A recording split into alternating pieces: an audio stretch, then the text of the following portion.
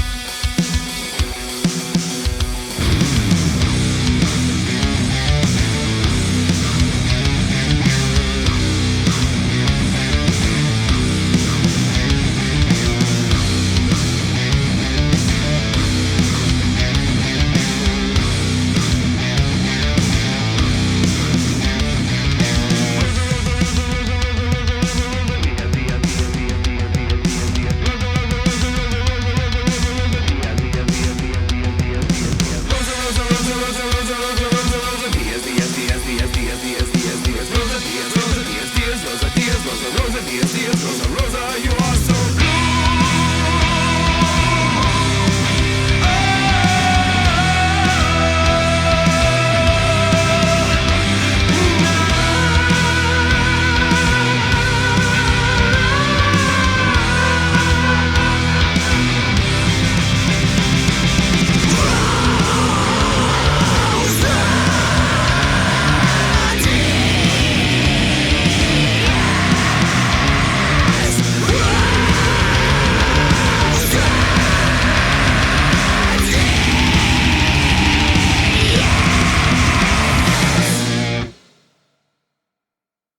Well, it caught me by surprise when I looked into the eyes of a girl so beautiful and so delightful. With luscious hair and crimson skin, her passion knows no bounds.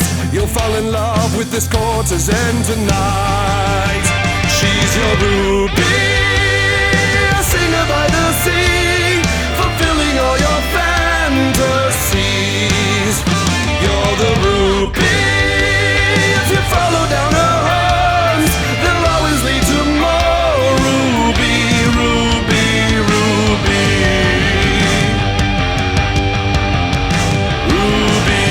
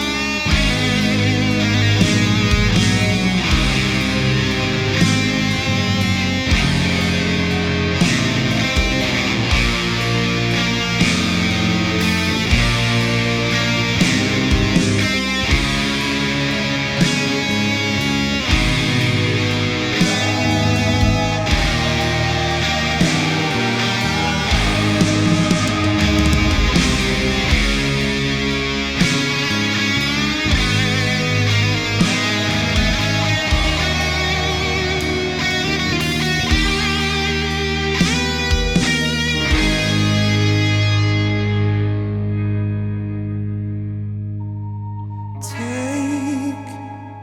away 1,001 little words that you say. Take them away, far from the place where you feel them today. Oh, see how they weigh like iron in your pockets on a warm summer day. Be free from the swing and be on your way.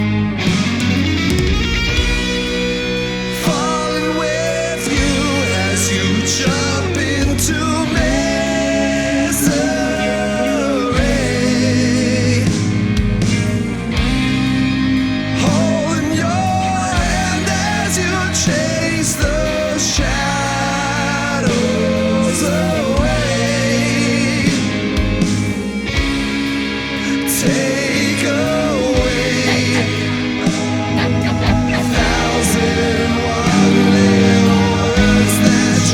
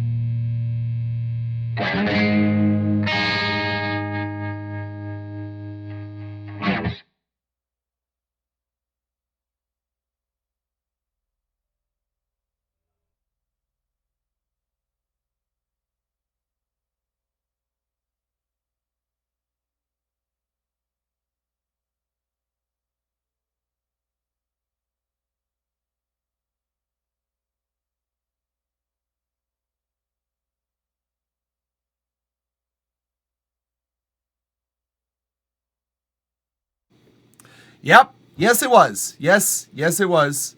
It was indeed, guys. I swear, despite this, I still promise you I'm an audio engineer. Which is funny because, I was just ranting while not looking at the fucking screen. How it sounded in tune to me, the guitar, but now is actually in. Rookie. Yeah. I have this blinking red light on my mixer that says, hey, you have a mute group on right now. Like you're muted, and on the microphone channel is also blinking red going, by the way, your microphone's off. But anything for a smooth transition for me. And then it ends up not being a smooth transition because my mic's fucking off. Thank you guys. What would I do without you?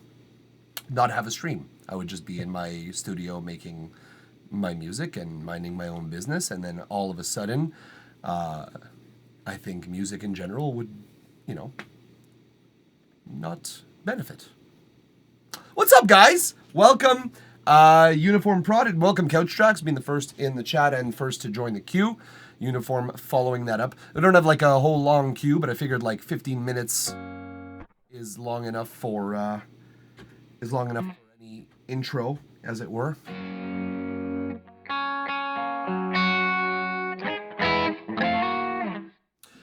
Yeah, okay, so this is in tune. That's good. That's good news. That's good news. How's everybody doing? How's your weeks been? I have to cook food. Couch Tracks, is it cool if I go first? Couch Tracks, Uniform's got to get in the kitchen, apparently. Couch Tracks being a real mensch and a true regular of the chat is going to allow for that to happen, so I'll just make that switch. Man's got to eat, yes sir, and if you ain't eating, you dying, I guess. But if you ain't cooking well, you ain't eating, is where I was going with that. But if you can't enjoy good food, although I know some people who don't really enjoy food and just kind of eat it for sustenance. And I feel like that sometimes, but like when I eat, I just want to eat well, It's going to be my 6th meal. Jesus Christ. Are you on like a workout plan or something? Let's, Uniform, why don't you throw me your track in the chat so I can pull it up as we talk about the fact that you have eaten 5 meals today and it is 4 p.m., and also the fact that you are a trained chef. That is something admirable to me. I've always fantasized what it would be like to work in a professional kitchen setting. I'm always curious, because I enjoy home cooking, but I know that being a line cook is a completely different experience. It's just when I see the movie Chef, I just want to do that for at least a couple of days a week, honestly. It's just like making people happy with food. I do that for my friends, I'm still 65 kilos, but I am pure muscle. Okay, so you bulking. You going for bulk. It's a lot of stress, for real. I worked in a lot of Michelin restaurants. Jesus Christ. Yeah, so the military-like kitchen ambience of a Michelin restaurant, I would ask you what that's like, but since you're pressed for time and you gotta be cooking your 6th meal, which we will talk about, by the way, I swear to God. I'm curious to know, Uniform, your perspective on kitchens and stuff like that. But before we get into any and all of that, no one is pressing me anytime soon. I mean, Christ, Couch, I'm in the restaurant world too. Mom owns a restaurant. Yeah, I think you told me about that. They make pizza, if I'm not mistaken, right? I'm gonna tell you after I cook food and come back. Okay, good, because I'm real curious. Like, I'm wondering, career-wise, if it would behoove me to like supplement some like sound contracts with maybe a couple like cooking contracts, like catering and stuff like that. If I could get a spot somewhere as like a chef assist, that would be great.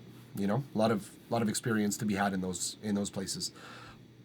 And we're here, and we have begun the stream. Sandwiches and soup, right? It was a deli style thing. The Starving Artist Cafe and Deli, right. I want to be a producer now. 16 hours a day destroying me. Yeah, see that is too much for me. There's no job that should dominate 2/3 of your day. Even if you love doing it, half of your day, 12 hours, is a lot, even if you love what you're doing. 16 hours is unreasonable. It leaves you only time for a healthy amount of sleep. Not cooking, not transport, not decompression. It's too little. It's just too little. But again, if you love it, it doesn't feel like too little, but then your body realizes, it's too little!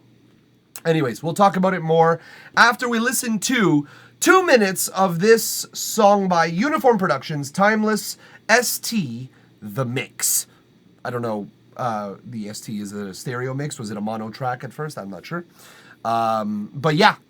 Let's go through this and let's talk more about restaurants and the song itself after. Whoops, I forgot my. Oh my God! I almost dropped my pen into my coffee, and that would have sucked. But I forgot my assistant to the regional manager notebook here. So now that we got that, let's go. Want space for rapper on top as a note. Okay, that's good. That's good to know. So we'll keep that in mind as we listen to make sure that there's ample space. Let's hear it together, shall we? Timeless ST Mix, Uniform Productions.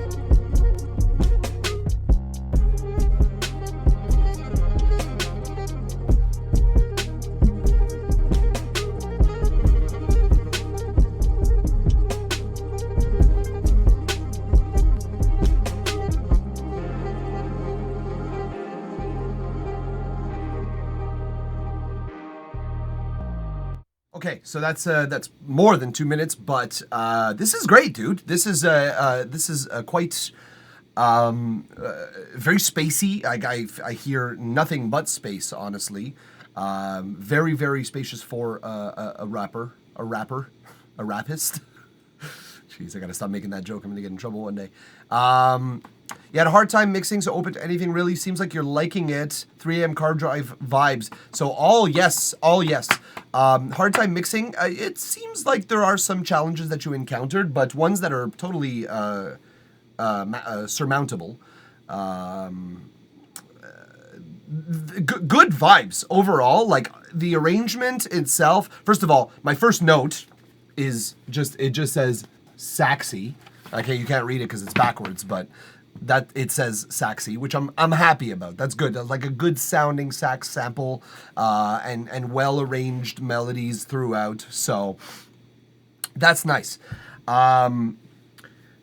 Now, let's talk about the mix itself, because I don't really see any issues with the arrangement. There's one moment where we'll get to, but honestly, everything flows one into the other, and that's why I think when you wrote "Seems Like You're Liking It," not gonna lie, because I was vibing with the progression. Everything was like going into the next section quite nicely, except maybe the drums. The drums don't have much variation, which is why I think you could maybe change up the drums in a very small fashion. You're gonna say the reverse part is too busy, probably. Actually, no. I'm kind of digging it. The arp, basically, it's like a reverse arp on a sax. I'm kind of digging it. I'm not gonna lie.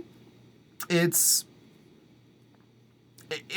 I'll get to it now. I'll tell you what. We'll start there. It's a very nice. It's a very nice contrast to the section before it. If I am understanding the correct section, what you're referring to is this.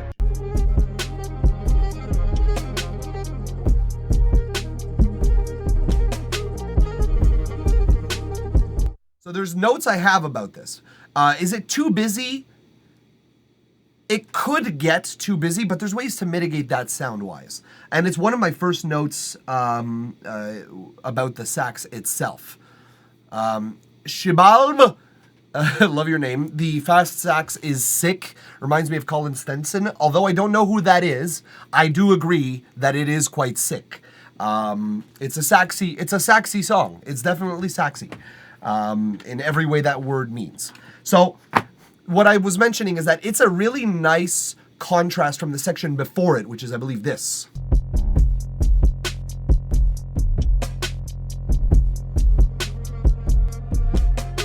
And it's like you did a transition, like there's not much of a transition. It's just the sax that kind of comes in and introduces itself a little bit.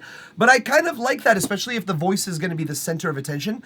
You may consider making transitions more of a point in this song, but that will all depend on the texture and the timbre of the vocals. If the vocals are doing enough section change indication, you might not even need sweeps and risers and stuff like that. You might not need it.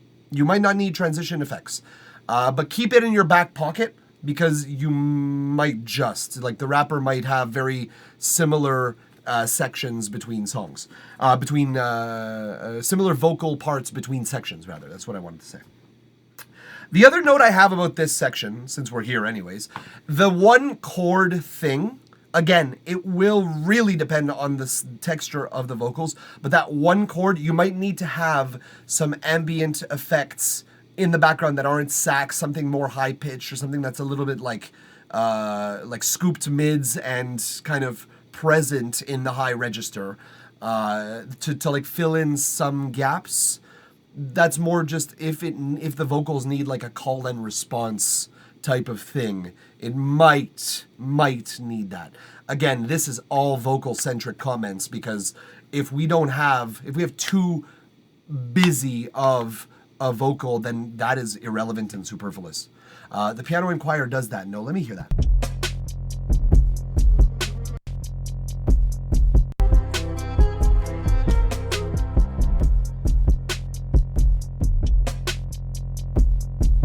Hearing no piano or choir. It's not here. Well, that's my point. It's not there. And that's why I'm saying, like, in this section, if the vocals are not complex enough, or if they leave a lot of empty space, you might need to bring those pianos and choir back only as a response and a call and response kind of layer to the vocals. That's all I'm saying about this section specifically. Go back just a bit. Yeah, so I know that they are in other sections, and that space is very well filled. I'm saying that in the next section, keep it in your back pocket to respond to the vocals should the vocalist or rapper or whatever leave too much free space. Just keep it there. Shibab, thank you for joining the queue. It seems like you figured it out as well. So we'll get to you in a couple minutes. So this is my quiet one chord section. Just keep it in mind. I will speak now about the sax, especially in the after the intro, basically right around here.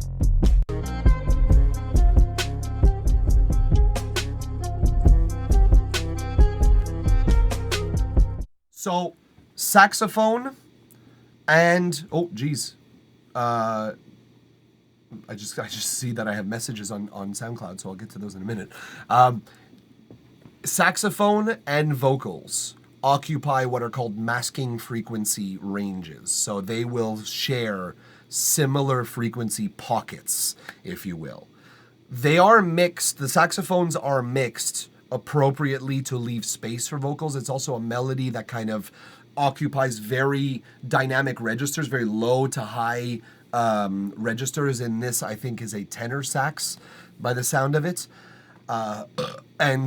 So it's just something you have to be aware of, that sax is a great choice, but one that may just step on, depending again on the singer and who you use, or the rappist.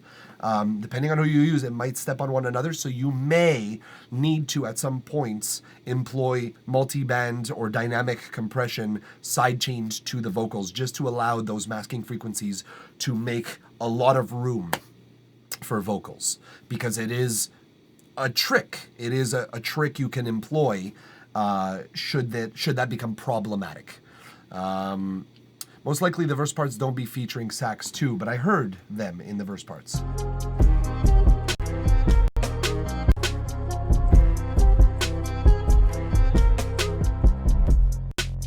Yeah, like, I mean, there's a very long section here where there is sax, and then it kind of cuts off Couch Tracks. So it's kind of like, I think it's going to happen. I'm just saying, be aware of it. A lot of this is going to be speculation based on how the singer fits into the mix. So you got to just be careful. That's all I'm saying here. Now, overall, the mix is a bit low, like volume-wise. I think I'm registering here at its most dynamic point.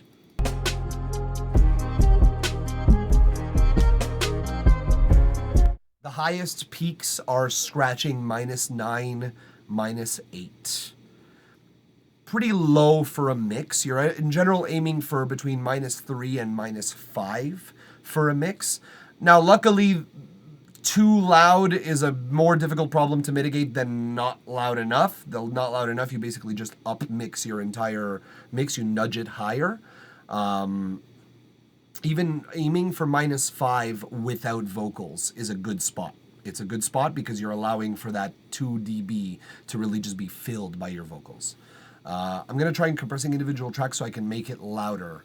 +3 LUFS or bust. Couch Tracks is not the time! Not the time! I'm going to compressing individual tracks so I can make it louder. I haven't done it before. So that's a good idea for some tracks. I recommend, and this is another note of mine, that you start with your kick. Because your kick feels oddly very dynamic, but almost to a fault, which is a weird thing to say for me, for a kick, because you want all the dynamics you can get with a kick. But that said, it feels almost uncontrolled, like almost untamed. And with a song like this, where everything is kind of sitting into a nice little spot, mix-wise, the kick kind of just coming out and being a little bit raw and unfiltered in a way is kind of contrasting from the rest. Couch Track says, I recommend to use as little compression as possible. Yeah, so personally, I have stopped using a lot, although it's still perfectly, like on drums, that this is not at all the case, but on a lot of my individual tracks, like on guitar tracks, for instance, very rare that I'll compress individual tracks, especially for like guitars and stuff, and like for like lead or rhythm accompaniment elements. I will compress more the bus. So like the ensemble, just to keep all of the instruments glued together a little bit better. But that's really what the purpose of the compression serves. Not so much to shape the dynamics, but to just there's a word in French called repatrie, which means like a repatriate or like recollect everything together in a way. And so you just keep the glue together for individual sections, basically. But Couch Tracks is correct in theory. You don't want to sacrifice dynamics for loudness. That's the opposite of what you want to do. You're much better off just turning up your tracks if you want loudness. If you want loudness only. And if you're looking to tame the beast, such as with your kicks, which you have difficulty with. That is a bit more on the compression side, but be careful. Don't necessarily remove your transients, your highest peak on your dynamic envelope, your dynamics envelope, I should say. Don't remove those. That's your bread and butter for a kick. So allow for some transient, but then compress it nice and quickly so that you get like a sort of like a.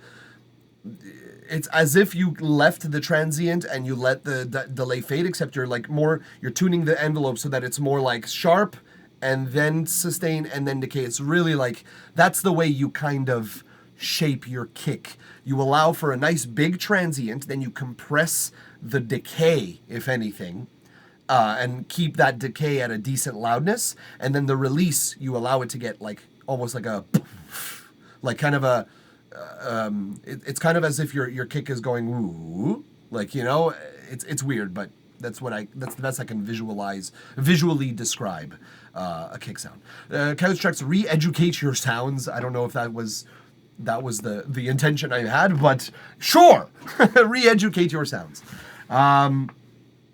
Let's see here. Okay, there's one last thing really that I thought as possibly problematic. But before I get to that, Couchtracks, there's an art to mixing under 0 dB with headroom, and an art if its own to mix. Okay, an art in its own to mix in the red, smashing that signal up and up and up. Yeah, I'm not a master of that art. I'm not a master of the smashing that signal up. Although I recognize that it's possible to do so productively. I know a lot of people who, like, instead of using a master limiter, they use a master clipper as their final plugin. Brilliant if you know how to do it, but I don't. Not yet. I don't know yet. But I'd like to learn, honestly. I'd like to get a little more loudness out of my masters, specifically. Sensu Music, thank you for joining the queue. We saw you did that, and for following the stream and supporting it in the way you do. We appreciate that. So, the last note that I have for your song here, Uniform. In that chaotic, saxy, ARP, reverse chaos section.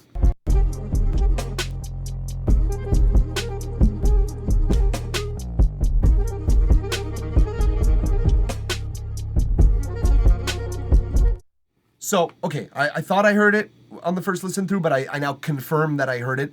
Watch your scales. No, there's some, I'm sure there's some intentionality behind, like, not following the scale that the bass, the root note is playing. I'm sure there's some intentionality behind that. But it sounds like you kind of just forgot to scooch back the regions so that they align with the proper chords, or you like doubled a region and then didn't finish the loop kind of thing. Because here what we've got in this section.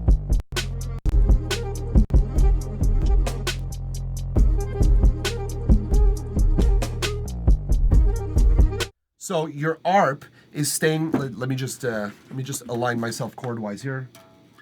Okay, it's F. So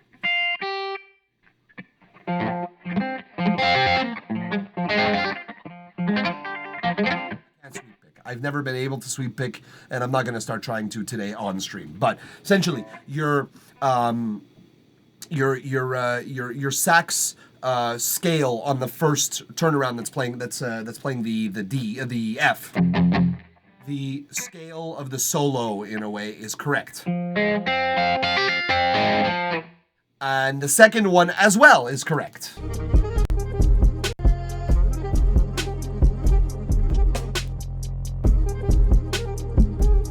It's implying the E flat. Whatever, you get it. You're right there. Then your bass goes down to the D flat.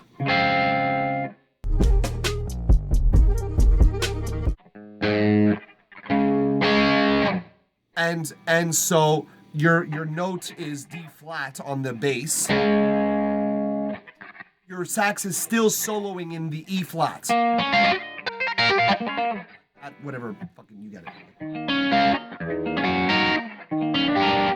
I don't know which scale it is. I have to listen to it a little more intently. But yes, I can play with the beats, sure. And you'll hear that my guitar and your sax will not align.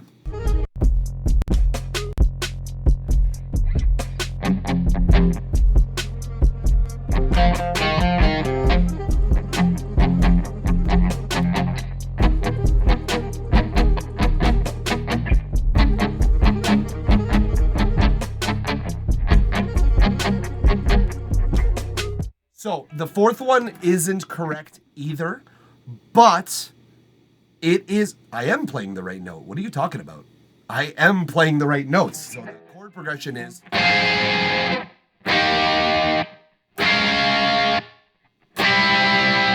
Very 1-7-6-5. It's a very standard chord progression, and that's what your bass is playing. That's not. I'm not playing the wrong ones. The ones that I know are correct are those that I'm playing. I don't think you're understanding. That's what I'm playing, the ones that are correct. So the version that you're going to change into, yes, so...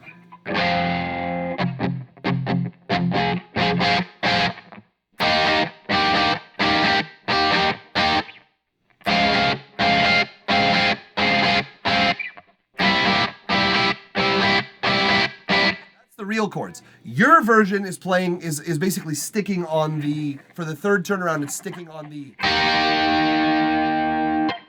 basically going.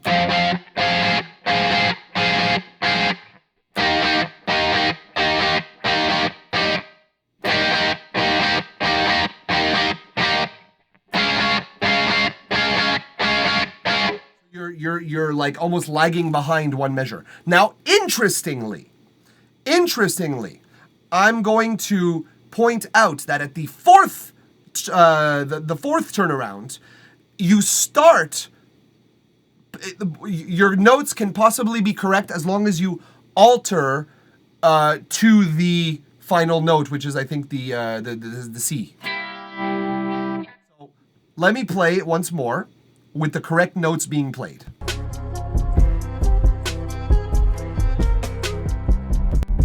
Except in the right section here.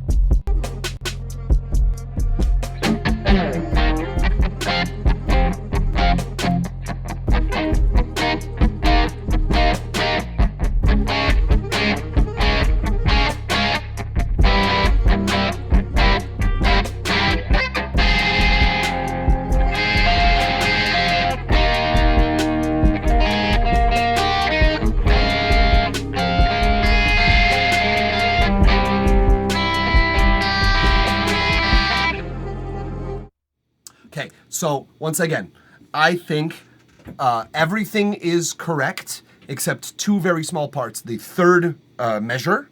The third measure needs to be the. It needs to be a scale.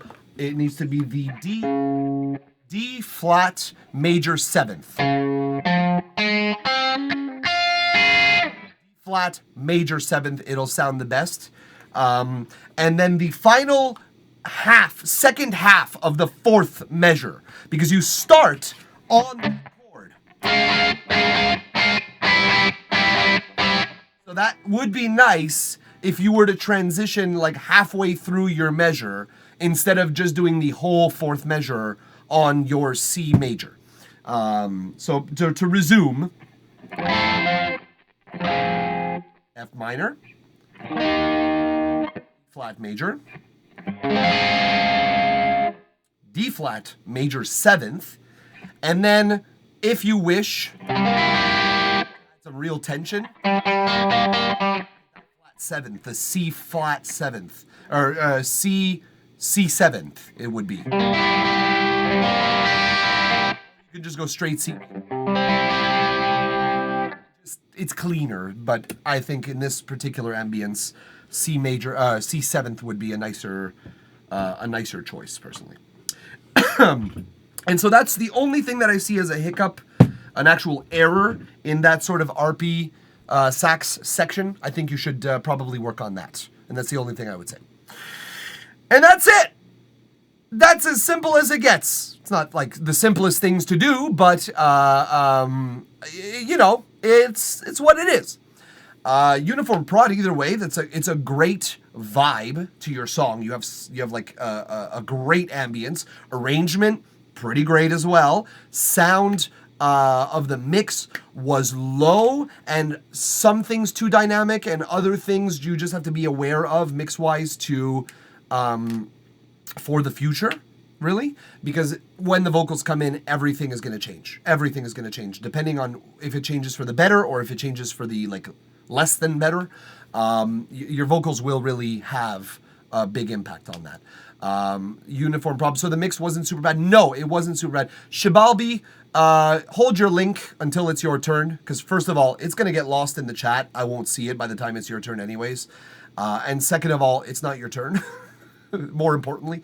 But yeah, the mix wasn't super bad. It wasn't super bad. No, it was actually pretty chill. So like, yeah. It's good. It's good. It's a good song. It's a good backing track, I should say. And I think with a little work, it'll be good.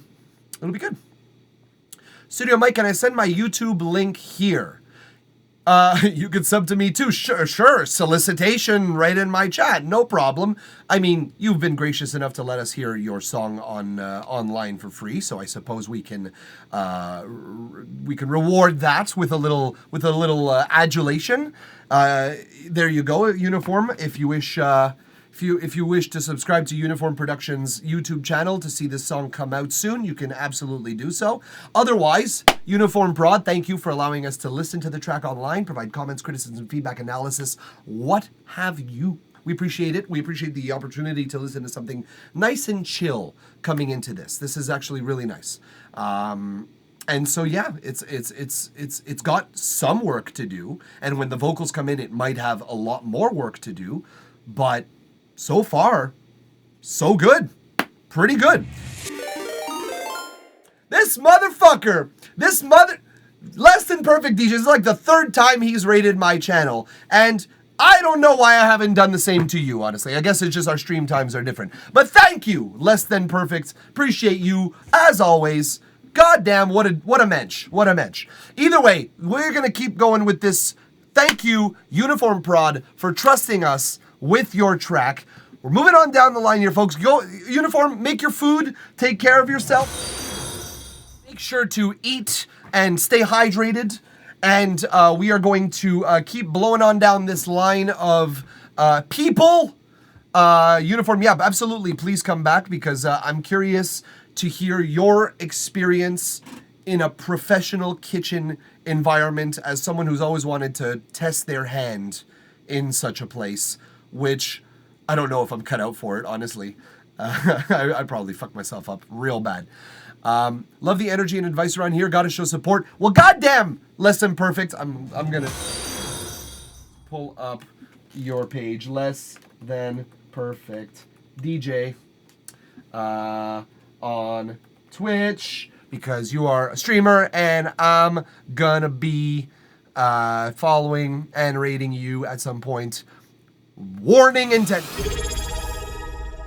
Beignet, subscribing with the Prime Gaming, as well as joining the queue. We appreciate you, Beignet, being here as always. DJ Donut up in Sean B Beats, appreciate the follow as well as our most who is it? 11 and Minkus, who also followed. We appreciate you guys supporting the stream in the way that you do. We appreciate y'all. So let's get this going here. We got Couch Tracks song pulled up here. And Couch Tracks, we're going to listen to approximately 2 minutes of this either way. But let's go. Guys, if you're in here for the first time chat from the Raider Minkus, appreciate you being with us. And if anybody who's in here right now hasn't already joined the queue, who is interested in getting a free 2-minute song review, Alex Pereira, Jamalal Hill, right here, the queue is right here. Command join to get in there, then hold your link. Okay, with a title like that, it better be Rhythm, Frog Rhythm. I don't know. Perhaps it sounds like a Riddy McSlippy. Sounds like a slippery rhythm track. Either way, let's Friddim. I like that. I like that very much, Minkus. I like some Friddim. So let's listen to this Friddim track? Maybe? Who knows? Let's listen to it together. Couch Tracks and Riddy McSlippy here on the Studio Mic stream. Let's listen together and enjoy 2 minutes of this, and then we'll talk about it.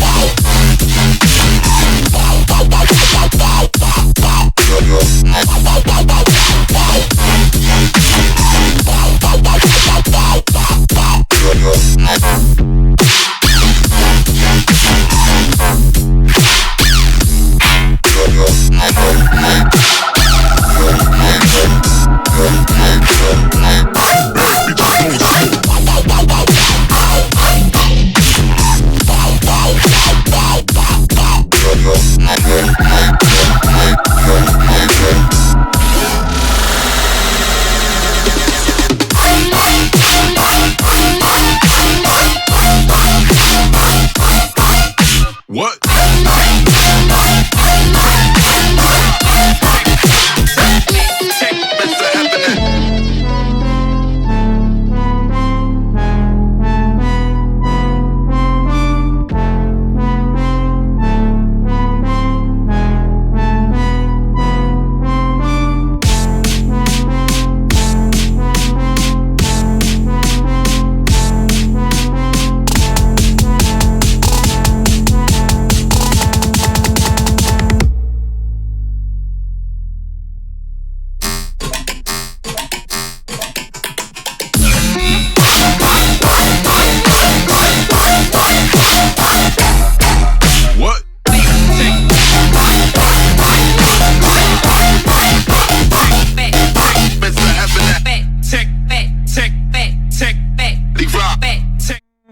So that's about 2 minutes either way, but I will say that will be a note last. I'll just write the last note. I'll know what I'm talking about. That is pretty good. That's some pretty good music, Couch Tracks. As usual, my issue with you is never creativity, sound design, or juiciness of mix. It never was, and I don't think it ever is gonna be, Couch Tracks. Now, let me take one last sip of that before we talk about something I think is important that we talk about by this point, Couch Tracks, as it is my first comment for every single one of your songs. I'm going to take you full screen here for a second. This is like a heart-to-heart with you, Couch Tracks, because I hear a lot of the songs where you like spit it out and then just don't touch it until you submit it here. So a lot of the songs that I'm hearing are, you know, first drafts or one of the few first drafts, which is fine. That's totally cool. It's like you're brainstorming and you want to hear what the ideas you have, how they can be employed more like poignantly. But at this point, Couch Tracks, I have to say, I'm worried about your ears. I'm worried about them because consistently, every song, my first comment is always your highs or your high mids, more specifically, are always too harsh, too stabby. They hurt my ears when they listen to them, okay? When I listen to the song, it's painful. I have to lower the volume because on top of that, your mixes are super duper fucking loud, which again, in and of itself, is not so much a problem. As a matter of fact, some may consider it to be a really good thing. I think it's good that you can accomplish such a feat, though I think -5 LUFS is a lot, as I've always said with you. But again, opinion. That said, something that's not opinion and something that is becoming more and more apparent as fact to me is you are either using speakers that are misleading you, or you are driving your ears to such fatigue, consistently, every track that I hear has way too much high mids. So it's either your speakers are just rife with high mids and they ruin your ears over time to the point where you think you need to dial up more, or... Shit, we haven't seen you in a bit. Welcome back. It's either your speakers are giving you too much high mids and ripping your ears apart over time, or you are using speakers that have not enough high mids and you're just dialing them in too high. But considering you've told me your, considering you told me your workflow process, I don't think it even matters how your speakers sound. I think either way, I'm concerned for your ears. Because every song you submit has this problem intact. And at this point, Couch Tracks, I'm like, hey, you want to keep doing this? Because I got tinnitus. This is a way to get tinnitus. And I don't recommend the experience of having tinnitus. I promise you, it's not a good thing. It sucks. It's annoying, and it's hard to ignore some days. And even when you're tired, it comes out even worse. And it's like possibly interfering upon your mix. So... you want tinnitus? Because that's how you get tinnitus. But at this point, I have to like almost enforce that you take ear breaks during your creation process. You spend 8 hours, take an hour off. Like, it's gotta be done for your health. Do you want ants? Because that's how you get ants. Exactly, yes. With the aluminum goose full of sticky chicken. I forget which one it was. But anyways, yeah, at this point I'm concerned for you, Couch Tracks, because your mixes are consistently showing that.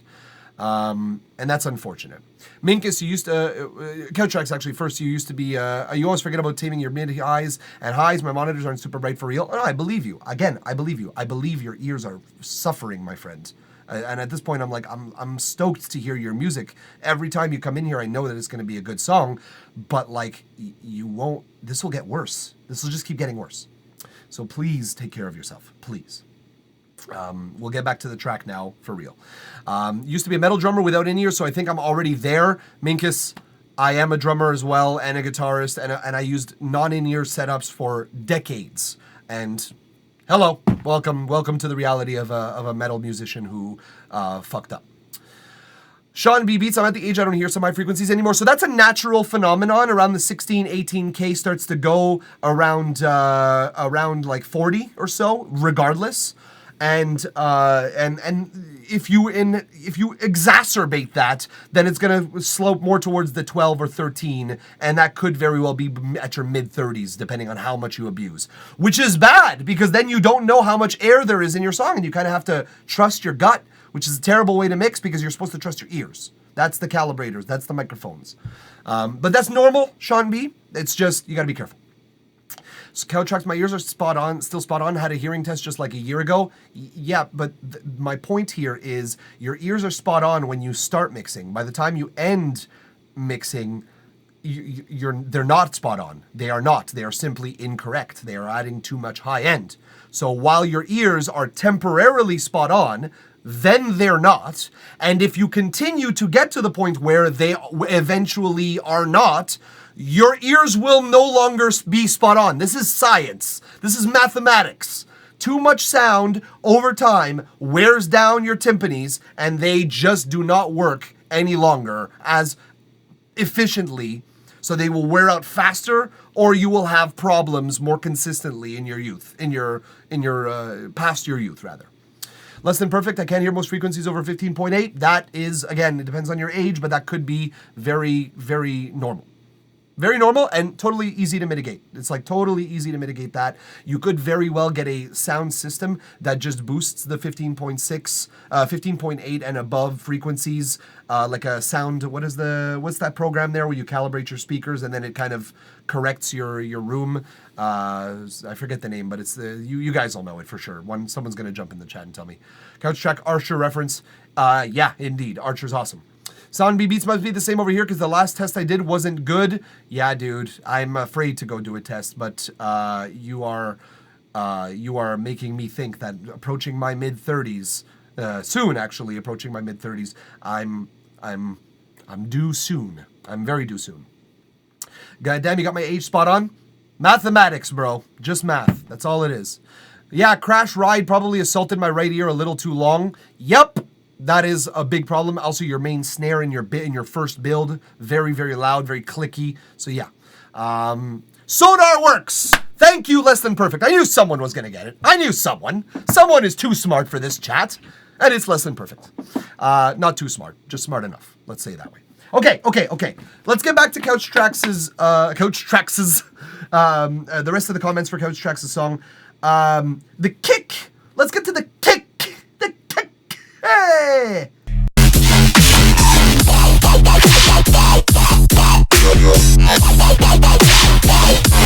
The kick already sounds kind of pre-compressed. It's almost like it's been pre-mastered before it hit the master. So it's feeling a little choked. It's funny, we were talking about kick dynamics in the last song for Uniform Prod's track. But I think this song has a bit of that phenomenon going on where it's a little bit too much compression going on. Maybe take off some of the compression on the kick, allow for a little bit more dynamics to like sort of really smash into the final master. That might help. That might help a little bit. It's just something to keep an eye out. I've said this before, Couch, and again, this is sort of a symptom of the track itself. I think your track has transitions that are good, and then the rest are kind of a little dry, per se.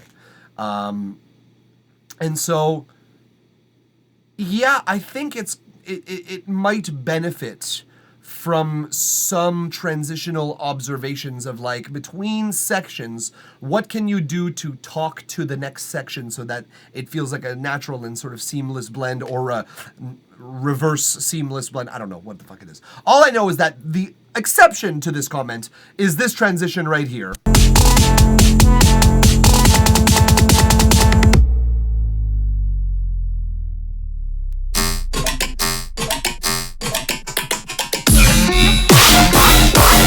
Great.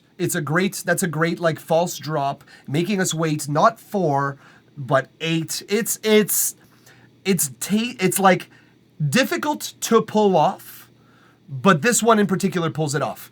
Now, on the other side of that coin is the build before it.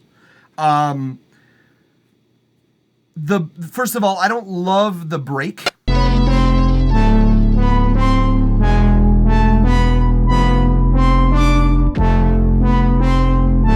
Bass and a synth, cute, no ambient effects, no sort of reverb effects or playing with delay. It's very, very simple.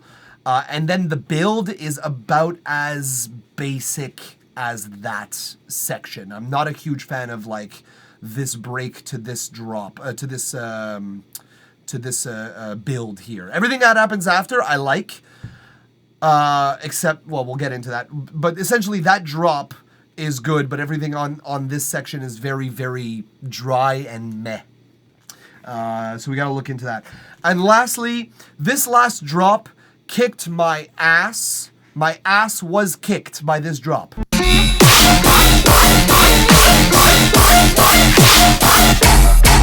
What?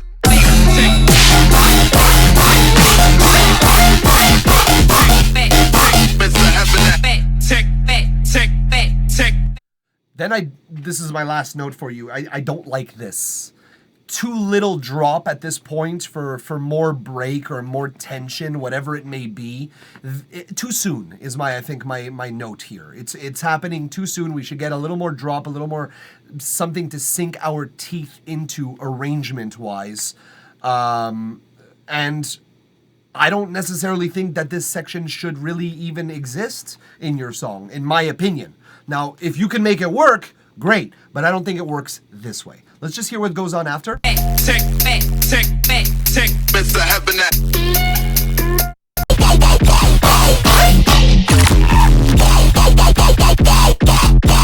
I think you're going to need to rework the order of this sort of from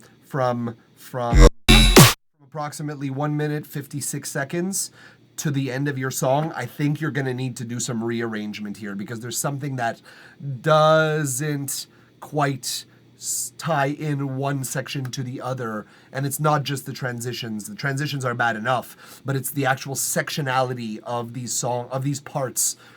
They're not flowing. They're not flowing. And I think you need some rearrangement in that section. I love that weird squeaky synth lead in it. Where is it?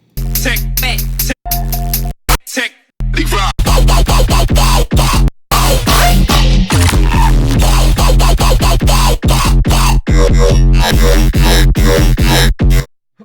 I mean, I like your synth design. I always have. This has been always the main comment that I have for you. Your sound design is excellent, top notch. Your mixing is usually pretty great. With the exception in this track of the kick that it feels really held back from the power that it could unleash upon the world.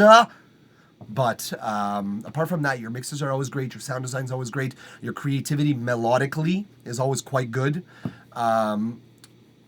We just have a couple of details to refine here in this one. And for sure, I haven't worked in it really. Okay, well, it sounds like that. It sounds like you got a bunch of like, here, I'm going to put this idea somewhere, I'm going to put this idea somewhere, I'm going to put this idea somewhere, but I haven't really decided where those things are going to go. I'm just going to like, it's kind of like when a guitarist records a riff on their cell phone, and then they have like 20 different riff recordings, and they're like, this is chaos. Someone just puts them all in the same project and goes, I got to do something with one of these each place in the song. Chaotic, but workable.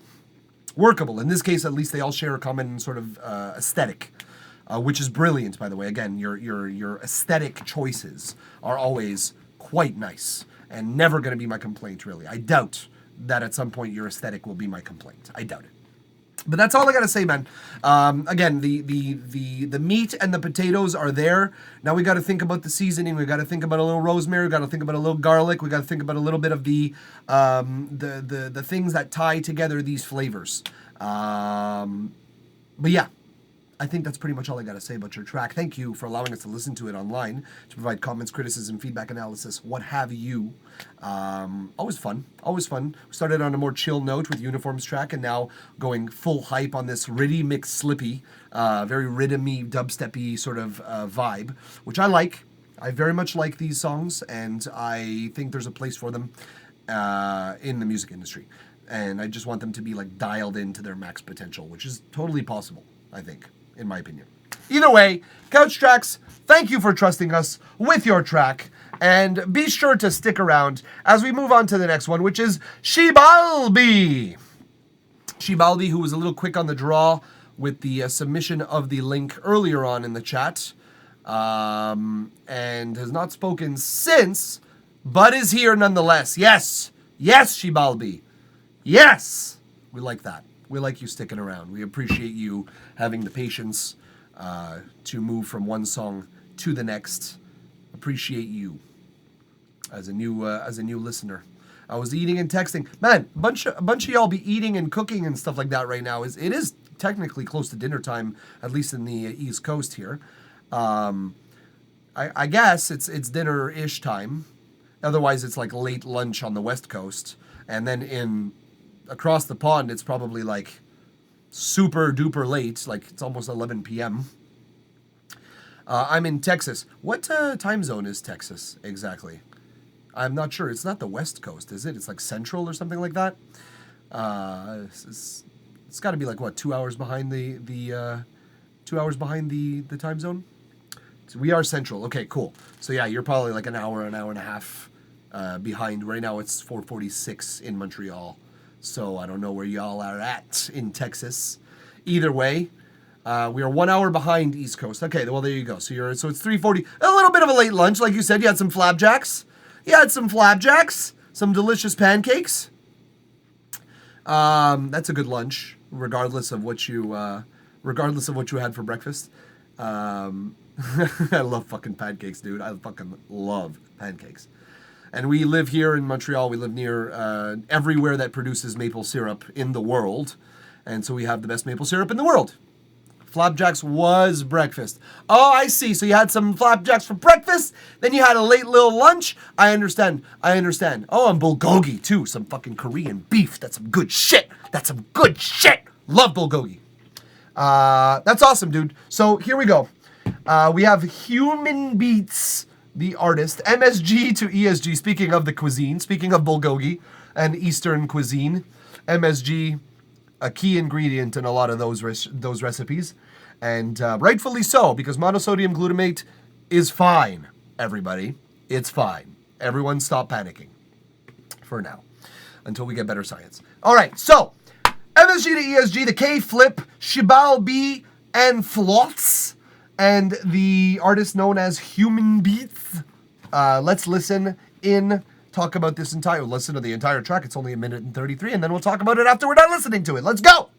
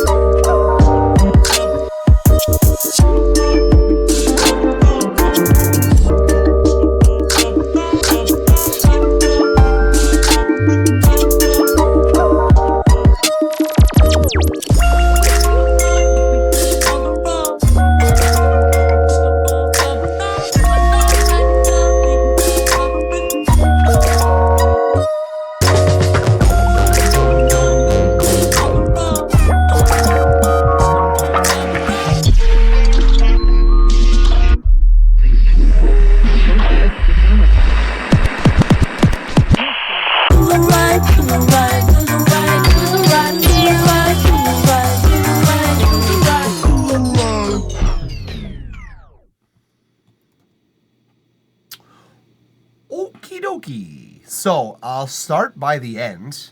A little backwards of an approach, I know, but I'm going to just say I'm not a huge fan of the ending. I can embrace chaotic endings.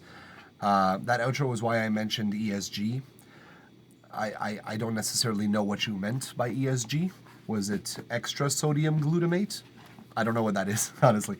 But that outro is not my favorite. I, again, can appreciate a little bit of chaotic endings, but the way that you executed that particular one was more sloppy than chaotic. It was more unintentionally chaotic. ESG is an old post-punk band from the late 70s. Well, I can get behind some 70s punk, sometimes. Very rarely, but sometimes I can get behind some late punk. And I'm not a huge fan necessarily of chaos for chaos's sake.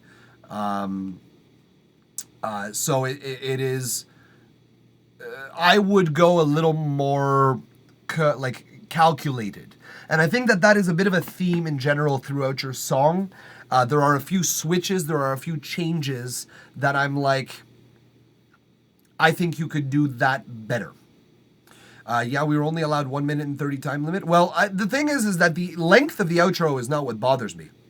The way the outro transitions from the previous section, the sound itself of the outro, the chaotic switch, the record, and then kind of just we're into something new, it doesn't do it for me. It is very amateur.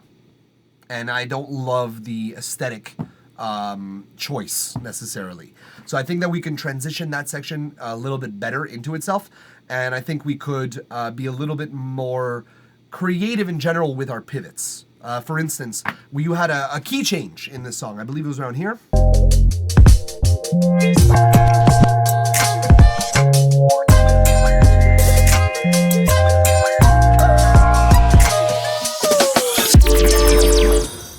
Not a huge fan of that pivot. So or lack thereof, actually. There is no pivot. So we need a pivot. We need something to pivot from one chord to the other. I'm going to go into it for a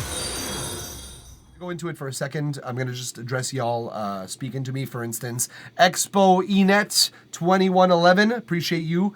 You can join the queue, Exponent.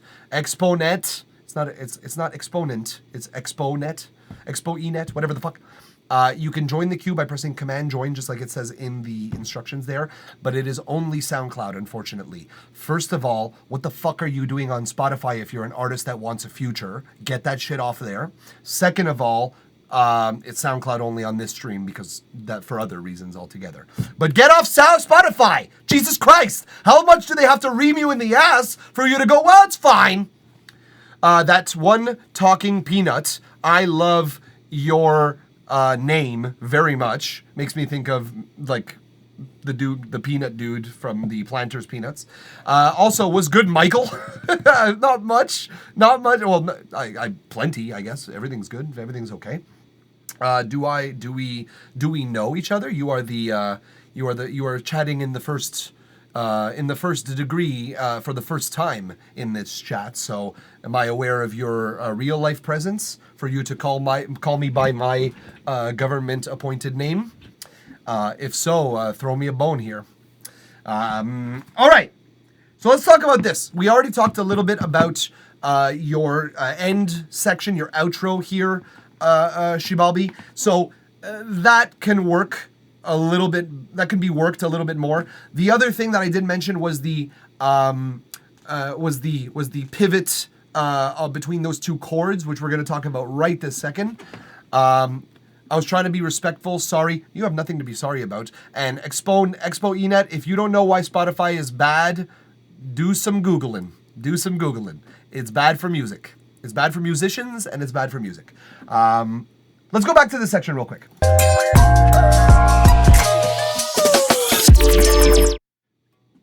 So the first chord is F sharp. I think.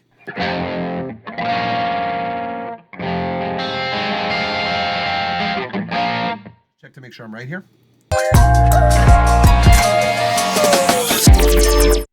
Okay, then the pivot. So it goes from F sharp, your chord progression is goes to the B flat. B flat minor, I believe. And that's a nice back and forth, 1 and 4. It's a classic chord progression, and it works great, and it sounds great. And then we pivot, and we go to, what's the chord here?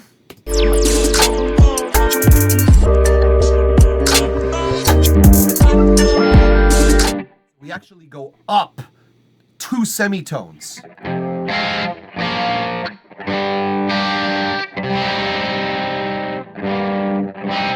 G minor, and then to the C minor.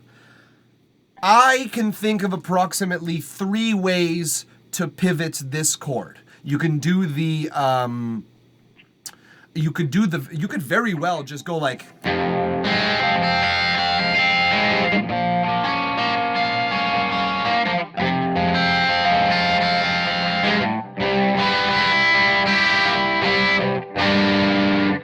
use that second note, the one that, or rather the technically would be the fourth note, but the fourth in your chord progression, the C as the pivot chord. You could just go from the F and then go straight to the C minor, which would be better, C or minor or major. But that's a good pivot chord in and of itself. You like take us in a different direction. Why is that a good pivot chord? Because it is the dominant F. It is the direct opposite chord of F.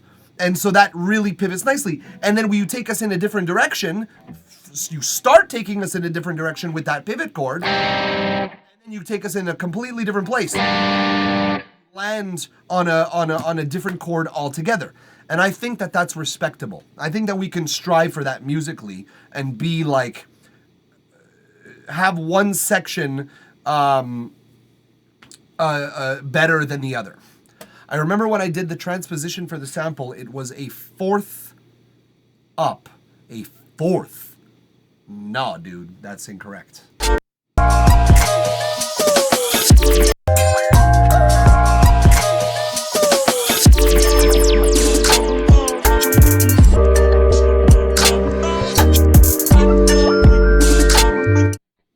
That's incorrect. That it's wrong. It's you're going from this, it's going down. If anything, it's going down 4 semitones. It's going down 4 semitones, but that is not going a fourth up. That is a different thing altogether. You are going two semitones up. Look, 1, 2. So like this, main roots note, F, 1 semitone, and there's the 2 semitone, and this is where your song is. No, it went down 5 semitones if I remember correctly. You are remembering incorrectly.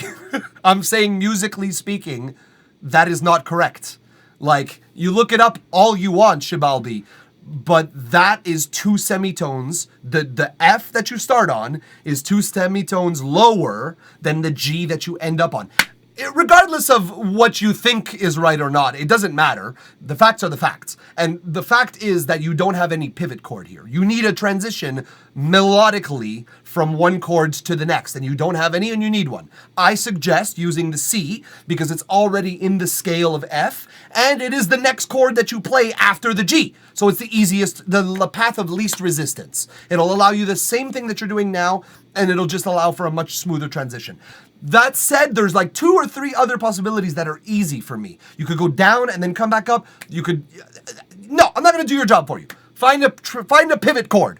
Find a pivot chord. If you need inspiration on how to pivot, listen to the Beatles. The Beatles are master pivoteurs. They are pivoteurs. They know not only how to transition, they know where they're ending up, and if the transition complements where they're ending up, they are... Just listen to the Beatles. Just listen to the Beatles. They do so much pivoting from one chord to the next that is almost flawless. Billy Joel also, funny enough, Billy Joel has some great transitions. Like Uptown Girl has 4 different tonics. It has 4 different root notes. And you never realize it because he pivots so flawlessly. And his melodies are just perfectly interwoven between them. Listen to some music, Shibalbi, is my point, and find a way to transition one to the other. It'll be better music, I promise you. I love your breakdowns, my dude. Thank you, Sean B. I appreciate that. Beignet, I ran out of barbecue sauce, so using McDonald's barbecue sauce with my sausage I just cooked. Hey, why not? Why the fuck not? McDonald's barbecue sauce is the baseline of acceptable, in my opinion. It's better with chicken nuggets, in my opinion, as well. Okay, around 1 minute, there's also something off here. There's something that's going on that is just, it's rhythmically a little bit off. How do I make the sample a pivot chord? I don't know. How did you transition? How did you transpose the original chord? How did you do it? Shivalbi, you can answer. How did you transpose the original chord into the second key? Like going from from F to G. How did you perform that feat of musical change? We're going to start there. Yeah, how did you do it? I just transposed it. Obeikolis! It's almost as if you had the answer all along. Like, just transpose it. Transpose your B flat and make it a C. Fin d'histoire, Colis. Sorry, I'm from Quebec, so I curse in French, but like Quebec French all the time. But yeah, dude, you have the tools. You've used them. You've demonstrated that you've used them in this track. Use them accordingly. Minkus, musical change, yes. Also, W feedback, appreciate that, my dude. Okay, around 1 minute. Let's go to 1 minute. Let's go around 1 minute. It's about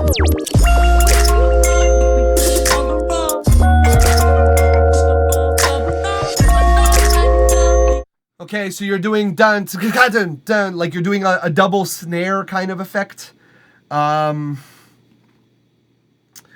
Something sounds timing-wise a little off. I don't know what it is, but it is sounding to me like removed from the suspension of, I don't want to say disbelief because that's more for movies, but removed from the suspension of our intellectual brains, and it's not accessing the emotions that I want it to. Here it is. Here I think it's fine.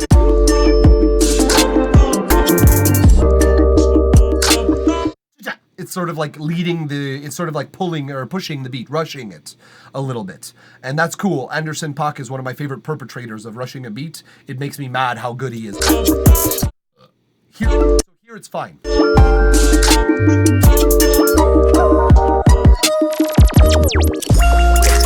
Again, no pivot, just next fucking chord.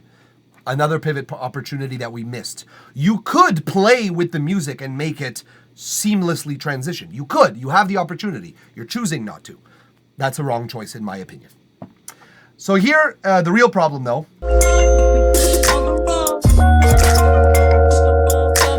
There. It's double. You're double rushing the beats. You're double pushing you're double pushing the beat. So you're going down, down, down, like one is extremely dramatically pushed and the other one is just a regular kind of push on that snare. And I think that extremely dramatic one on measure 1 out of 4, or measure 1 and 3 out of 4, it's offsetting me and it's making me less bonded to your song. Already that the song has undergoing many changes in chord progression, it's going changes texturally speaking. You are changing and giving us the emotion of change far too much at this point, to the point where I'm not connected to your song. You've kind of like you've dissociated me and not grounded me in your song so that you can then dissociate me. You've dissociated me first and then you continue dissociating me, and sooner or later I'm going to be like, well, I'm done with this track. It's too much delta. It's too much change going on at the same time. So yeah, that's something you're going to want to examine more closely and more in detail, because too much of that chaos, we don't bond to your track enough. And also, chaos is only as good as the order that you put into your song to contextualize the chaos. Otherwise, if you don't have the order, chaos is just chaos for chaos's sake, which I don't love. Sean B. Beats, you got me doubting which one I want to let you listen to now. I got a beat with a flamenco guitar played on a classic 60s guitar, or I have a banjo EDM, which I made on LTP's stream. I don't know who LTP is or what their stream is. I will say this, Sean B. We've got a method of determining if you are unsure as to which song you would like to submit. We have a method of determining which song we play. And it is by rolling motherfucking dice in this bitch, because we are D&D enthusiasts in this household. So I got a D20. We'll establish some parameters, and then we will talk a little bit more about like which one we do after we roll or before we roll, let's say. We'll just get to it. It's Less Than Perfect DJ. Thank you. I don't know all of the acronyms for all of the streamers, and I'm so terribly sorry that I don't immediately bond to those, but I appreciate the clarification, Minkus. And I just realized that you all are coming from that stream, so that makes a lot more sense. A whole lot more sense. So that, cool. Thank you. Appreciate that. Caro Tile, have you ever heard of a company called Games Workshop? That rings a huge bell. That rings a huge bell. And I don't know why I can't put my finger on it, but I think so. I think I do. I came from him, yeah. So yeah, there you go. Exactly. We up in this bitch here. You mentioned D&D. They are World of Warcraft. Are they? I thought Blizzard made World of Warcraft. I thought Blizzard Entertainment was in charge of World of Warcraft and StarCraft and all of those things. I didn't know it was Games Workshop. I was really sure it was Blizzard, but I guess I'm wrong. Anyways, there's something I will say in general. Here we go for Shabalbi's track. I will say this. Your kick and your snare... Well, mostly your snare, honestly. In this section, it's not so much of a problem because it is offset. But in this section here...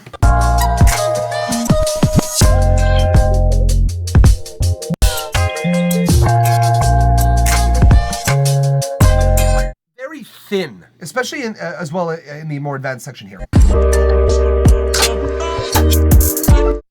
It is thin, but it is much louder, so it's not as much of a problem. Although I'll say throughout, your snare sample is just very snappy. It's very snappy and high-pitched. Call me gentle. I will just call you gentle. Do you want like gentile, like not a Jew gentle? Or never mind. I think you could find a better snare sample than that in a song like this. Correct me if I'm wrong, guys, but I think that better snaps and claps with a little more low-mid resonance might fit better for this aesthetic, since you have so much going on in the high range already. You have so much like blinking and sort of twinkling sounds and so much air and ambience in the loud, in the high end. This snare, no matter how loud you turn it, isn't really fitting, in my opinion, as it's not meshing as well as it could. Whereas for something with a little more low mids, I feel like you can snap it out a little bit more. Your kick has moments where it is weak, but I think it sounds now that they are choiced that way. So good job choosing that. Shabalbi got an ad. So y'all who know this stream know what we do when the person we're reviewing gets an ad. We play the ad song.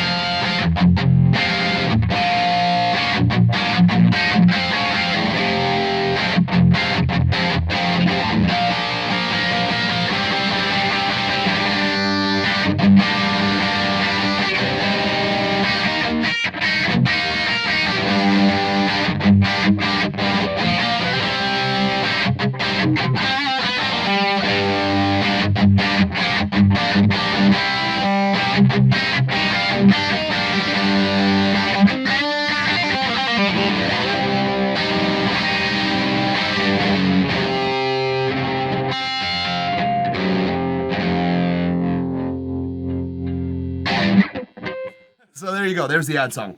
As I said, we don't review someone's song while they are in an ad period, but we appreciate y'all sticking out through the ad, so it's very nice. Caro, also, yeah, it is Blizzard. That's what I thought. Thank you very much.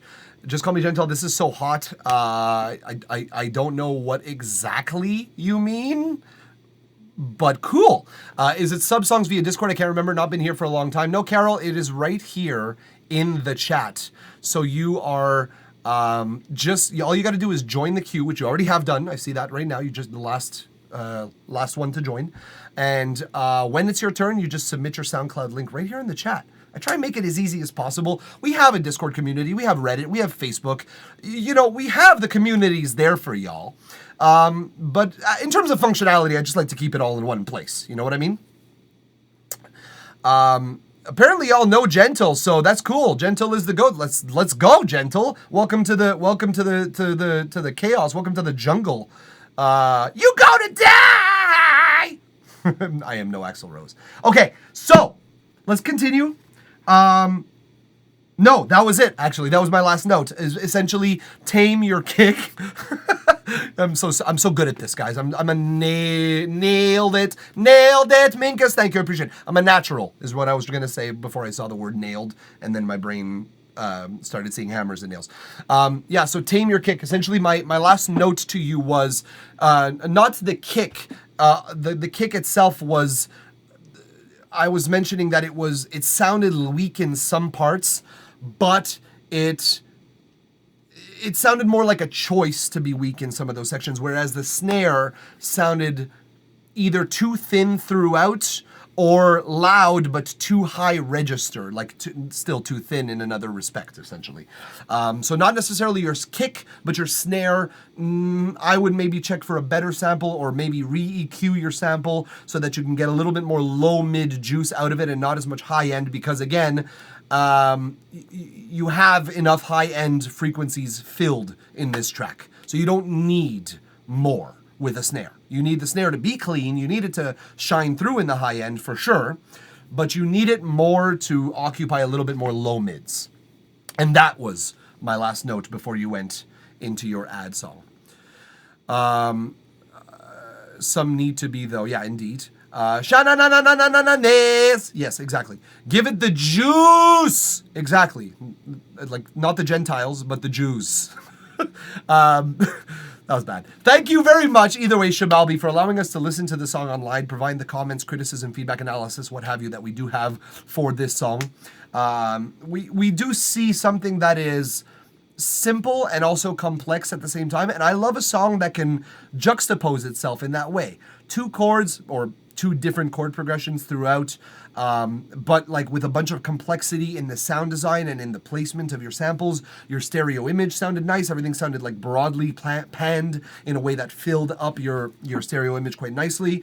Your mix needs a little touching, a little bit of work, but mostly I would say your arrangement, musical, not necessarily musical arrangement, but your pivots, your chord pivots need a lot of work, and your final pivot to the last section also needs some work, and that last section also needs some thought. It seems like you just kind of threw in a little bit of chaos for the sake of having it, and that's nice. When your song is already not chaotic at all, suddenly you throw us a curveball and we're like, oh shit, take us out of our comfort zone, and then you bring us back to the comfort zone, and it's nice. But this is not a song that features that kind of comfort. So I think you could do a little bit better to hone in that last section and create a little bit more order in that chaos. Either way, Shabalbi, thank you for trusting us with your track. We're going to move on. Stick around, Shabalbi, as we are talking to, next up, Sensu Music.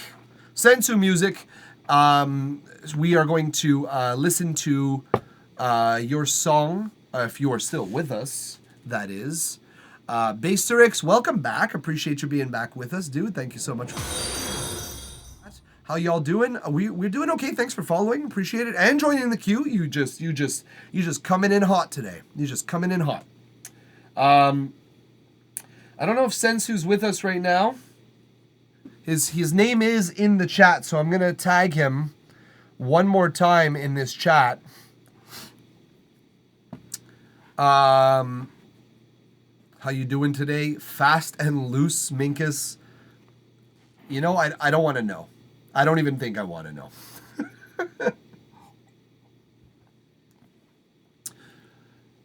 Minkus is feeling fast and loose today.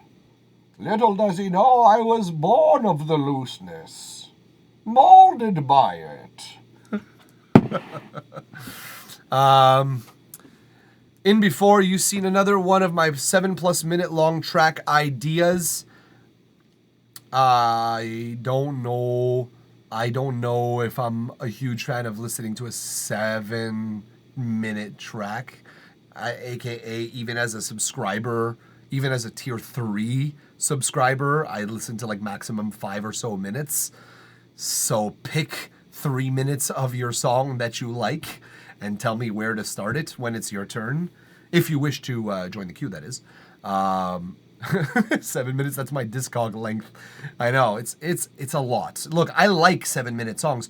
I am a huge Pink Floyd fan. I love Opeth. 7 minutes is tame for those artists. It's not that much for those artists.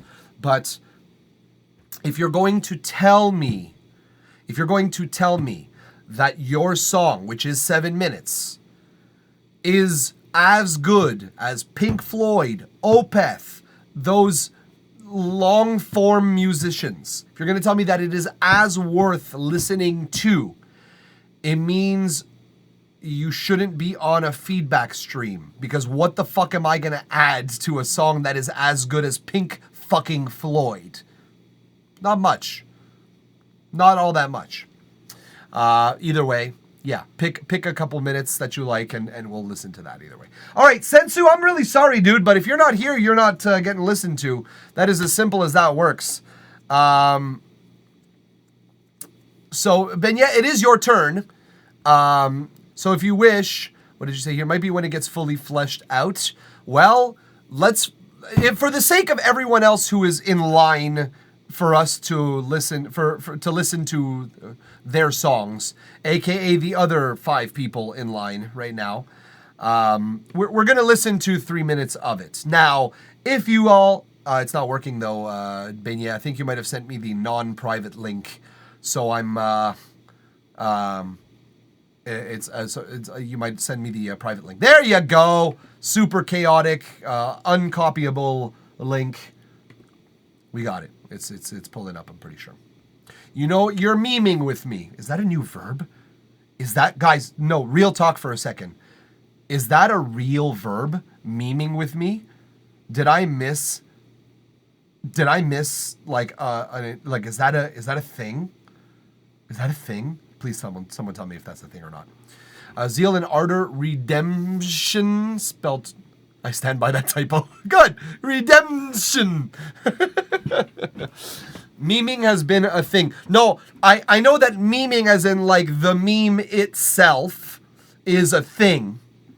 But like when someone says, I'm just memeing with you, it's not like I'm just joking with you, I'm just like messing with you. Is that a thing? Did I miss that? Did I miss that? Because I don't know, I didn't know that memeing meant that. Call me a millennial trash all you want. I did not know that. You can actually just needle drop though. That may be the way to get a gist of the 8 minutes track. Well, I'm not going to needle drop it. I'm going to go to about 30 seconds and then we're going to start listening to it as of that point. Because again, we have more than just people. We have more people than just DJ Beignet in the queue, and we got to respect everyone's time here.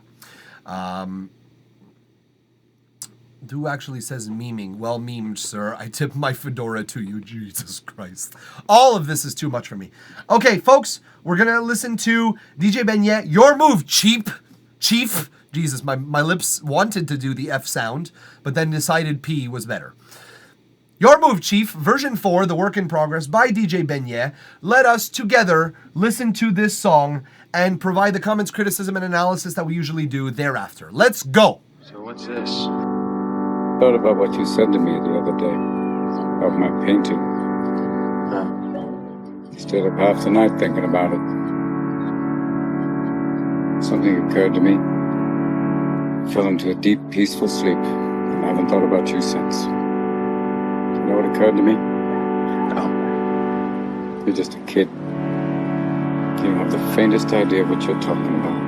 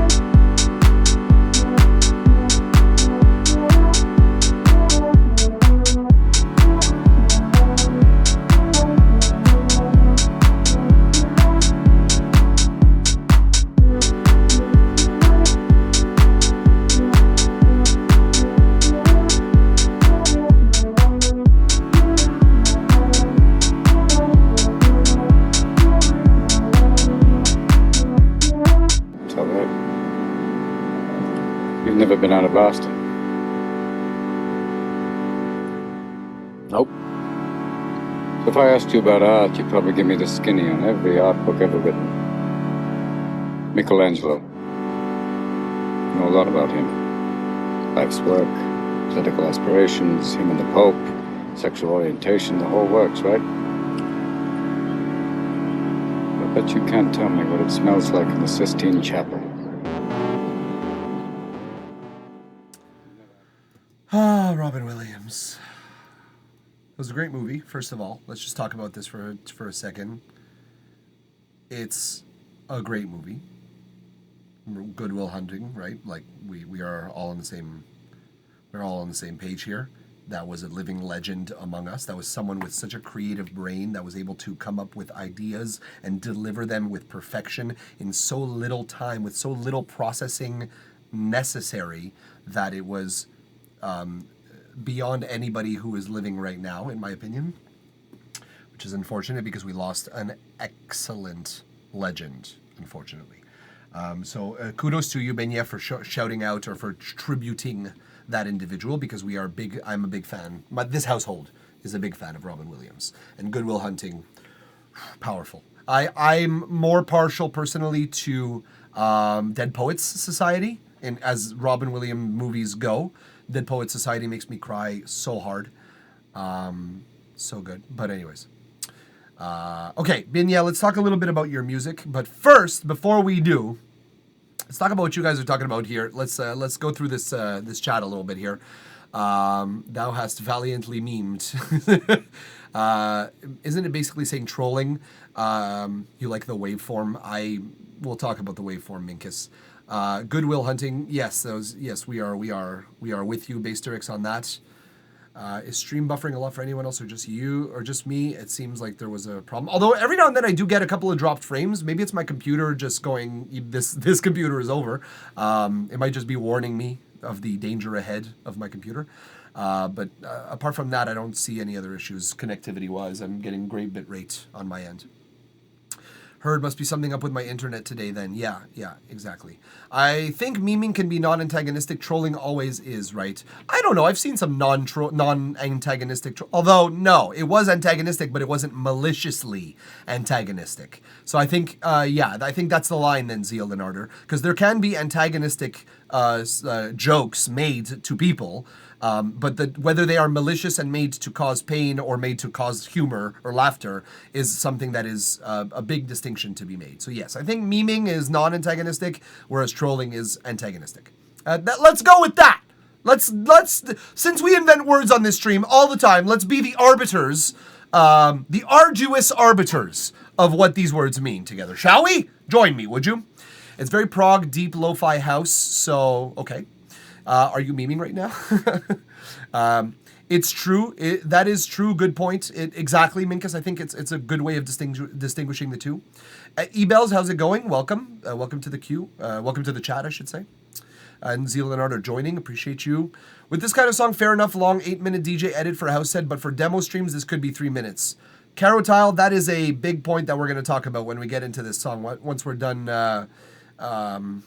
once we're done looking at what you guys are talking about here. Dem Satsi Nocien chords, absolutely. I know exactly what song you're talking about. Yo, I'm back, my Wi-Fi died. Sensu, no! No! Unfortunately, we skipped your name because your Wi-Fi unfortunately died. But you are a good sport. You just joined without complaining too much about it. We will get to you as soon as we are done the queue, unfortunately, as there are others who were here, regrettably. Play with viewers. No, that's you. It's 2 major chords. Major 7 chords DNA. Correct. Are you memeing me? Big same and thank you. DPS hit my feels, but in a different way. I see. I think it's funny Matt Damon wrote Good Will Hunting basically about himself. Yeah, it's a little bit egotistical in my opinion because he is by no means that level of genius necessarily. He's a great writer. He's a great writer and a fantastic actor. But to the level he's portraying his genius in Good Will Hunting is a little stretch in my opinion. He's a Hollywood actor, right? So that's how they see themselves. He's the only celebrity I still remember when I was doing and where I was at when I heard of his passing. That dude is my childhood. Yeah, I don't remember what I was doing or where I was when I heard of that, but I remember it being a significant moment where I was like, what? No. God, please, no. I love every one of his comedy acts that he's ever done, and most of his movies I'm a huge fan of. So yes, I understand. Love Robin. Put it in the Webster. Let's go. Memeing. New verb in the Webster, in the Britannica. Let's go. I have some ninths in there, but G and D. All right. There's dispute. Therefore, we're going to find out exactly which chords these are, folks.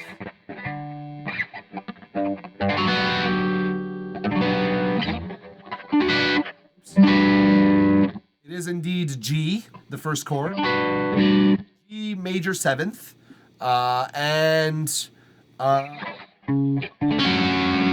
D.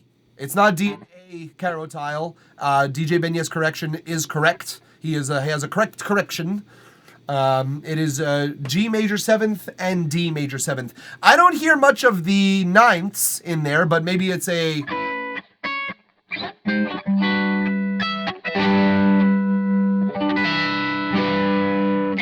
Maybe I just didn't hear them. I will be big enough to admit that I might have missed the ninth overlays. Perhaps. The chords war have begun! Do you stand by that grammar, zeal and ardor? Because I have words. But I'm a perfect fourth out.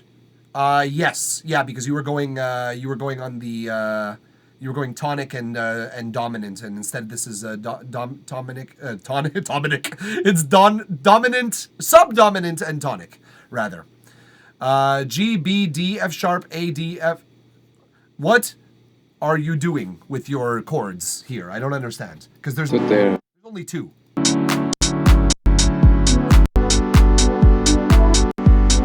Two chords. I don't know what you're doing. Is that the chord wars? Are those all of your like your regiments? And now suddenly you send, it's almost like chess. You send a G flat against B sharp, otherwise known as C. Just saying words at this point. That's all I do on this stream really, is I say words. Singular and plural about a farce. I write goodly. Okay, stand by. I stand by it. Yeah, it looks weird. 1 second. There you go. You have two regiments. Imagine understanding music theory. Couldn't be me. Basterix, I have a question.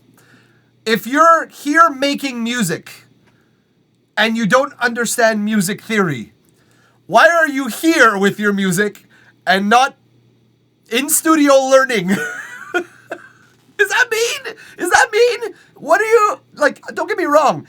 You could be a DJ and not understand music theory. That's why your name, Basterix DJ, sure. But if you're producing and you don't understand music theory, we're gonna have a bad time. And not you, we, the listeners, are gonna have a bad time. Eventually. Maybe in your first couple songs you get lucky, but eventually your lack of knowledge of music theory will come back to bite you. Just saying.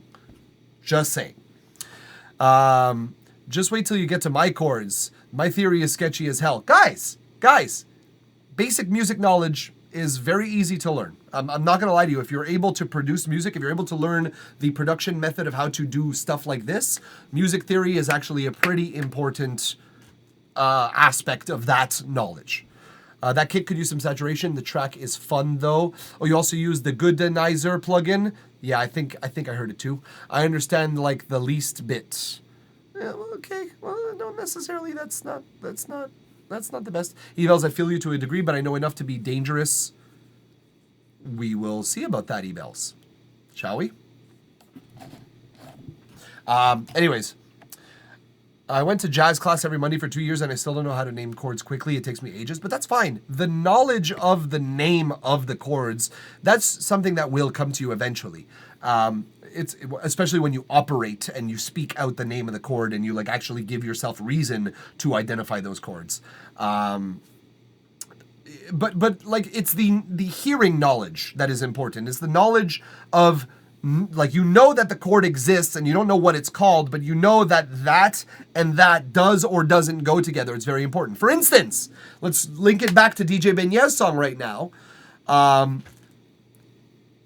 I think those two chords fit nicely together. I think they sound great. I think you could have a 2-chord song work.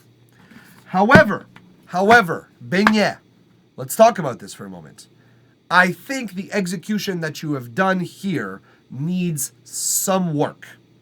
So the 2 chords, G major 7th and D major 7th. D major 7th being implied as your tonic, as your root note, and G major 7th being the sort of challenge, the journey, if you will.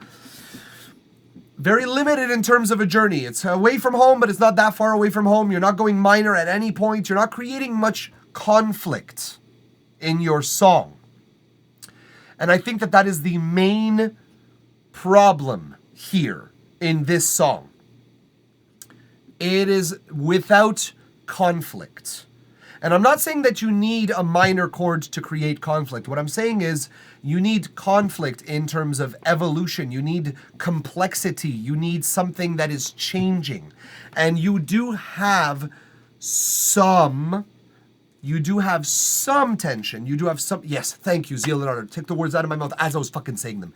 Tension. You do have some tension in there, but you don't have much. Moreover, the change, the tension that does occur, the delta that does occur over time, does not occur fast enough for me to really embark upon the journey with you.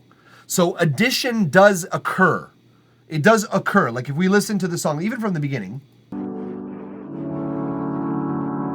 those 2 chords pulsing, then we get Robin Williams. Fell into a deep, peaceful sleep. I haven't thought about you since. Then we get just the chords again, but with the drums. We're a minute in, and we have not even heard the kick or the snare yet. I'm saying to you that I understand what progressive house is. This song is not required to be progressive house. The ideas that you're putting forth are not very progressive. Does that make sense? There's nothing new that I have not heard before in regular house songs. And there continues to not be over time. As in, if you're going to do progressive house, make it progressive. This does not progress. This does not evolve. And when it does, it's too late. It takes too much time to evolve to that point. For instance, why should I listen to this section of your song? Which is close to 3 minutes in, when a minute before that, all of the same elements are occurring, and there is no change between those 2 sections, except for maybe this section. Nope, not even. All of this 1.5, 2-minute sequence has no changes. That is not what progressive house... Gravity 2020, appreciate the follow. Thank you very much for joining us. That is not what progressive house is. It has to progress. It has to evolve. It has to take time, yes, but it has to use that time efficiently. And I don't believe that you're accomplishing that in this song, with all due respect. I'm not a fan of your transitions either. It's just kind of, this is what's happening in this section, and now this is what's happening in this next section. Not a huge fan. Like if we go from your intro, and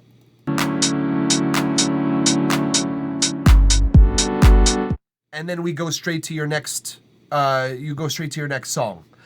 I'm not a huge fan of that. Because it's just like, again, if you're calling it progressive house, that's one thing, but like, it's not, number one. And number two, if it were, it would have a progression to the next section of the song. And I just see like a lack of what you are saying should be there consistently throughout the section that we've listened to. My point here is, Beignet, if this was the Pink Floyd level song that I was talking about before, it would have, the Pink Floyd awesomeness would have occurred much earlier. much, much earlier. And it hasn't yet. So I don't think your song needs to be anywhere near 7 minutes and 46 seconds. Dude, that is just, I think, indulgent, honestly. Cut your shit down, because essentially, I don't think necessarily that this is any portion necessary, this music, this song in and of itself. I don't think this is necessary for the music industry, is what I'm saying. You don't have anything new that you're offering. You're offering me the moment with Robin Williams and some contemplative lo-fi chords. Sure. But again, I've heard that in lo-fi. This song in its own capacity doesn't necessarily need to exist in this form. It's not required to exist. I say that again, respectfully speaking, because I think no matter what, shorten the fuck out of this. Each section should be half as long or more, or less rather. A third, a quarter of the time. Develop your sections, add on to your sections, tell the story, but by God, tell it. Don't wait for us to trust you with it. But also already planning on trimming it down at least a minute. Dude, listen to me. Trim it down by 4 minutes. If you can't tell this story in 3 minutes and 46 seconds, the world doesn't need to hear it. Okay? I'm just leveling with you as a person who really wants your art to be its optimal version of itself. The story you're telling here can be told in 2 minutes or less. It's not even, lo-fi is less active than this and more concise. It accomplishes the same goal while being a little bit more concise, personally. It's not necessary for it to be any longer.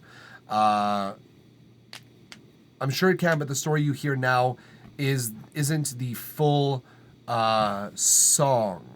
Isn't the full story. Well, let's hear the rest.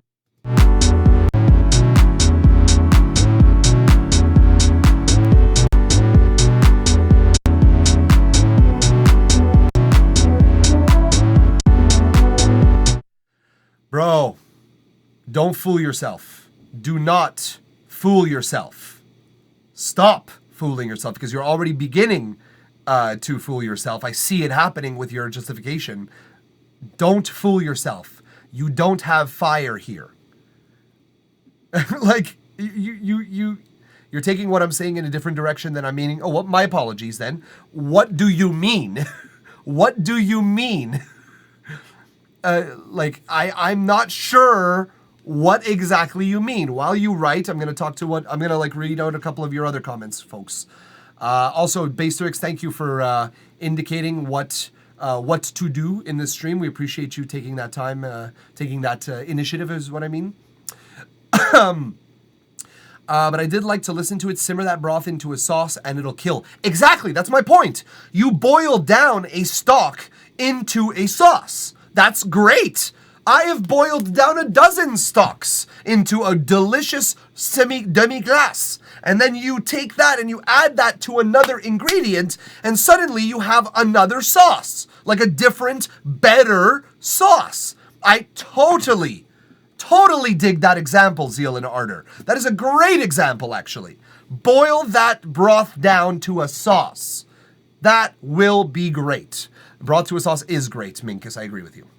Low Gravity. Hey, y'all, love the feedback I'm hearing. Very constructive. I've been producing for a bit now and just looking for some feedback. Excited to hear the rest of these songs. Stick around, Low Gravity. We got a couple. You got to add yourself to the queue, though.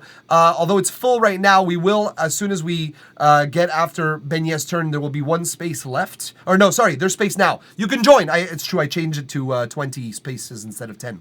You can command join in the chat, Gravity, and actually get in there so we can listen to your song eventually. You can easily go down to 3 minutes. Easily. So that's 5 minutes at least to cut out. Agreed. Sean B beats bruh. Right? You're talking... Oh, no. We'll clarify what he has to say very soon. It is a place in a long DJ sets only. Yeah, but even there, they're going to use it mostly as a loop on a layer for something else that they're playing. Like this will be the background feature, the transitional utility tool for other songs that will be put far more onto display.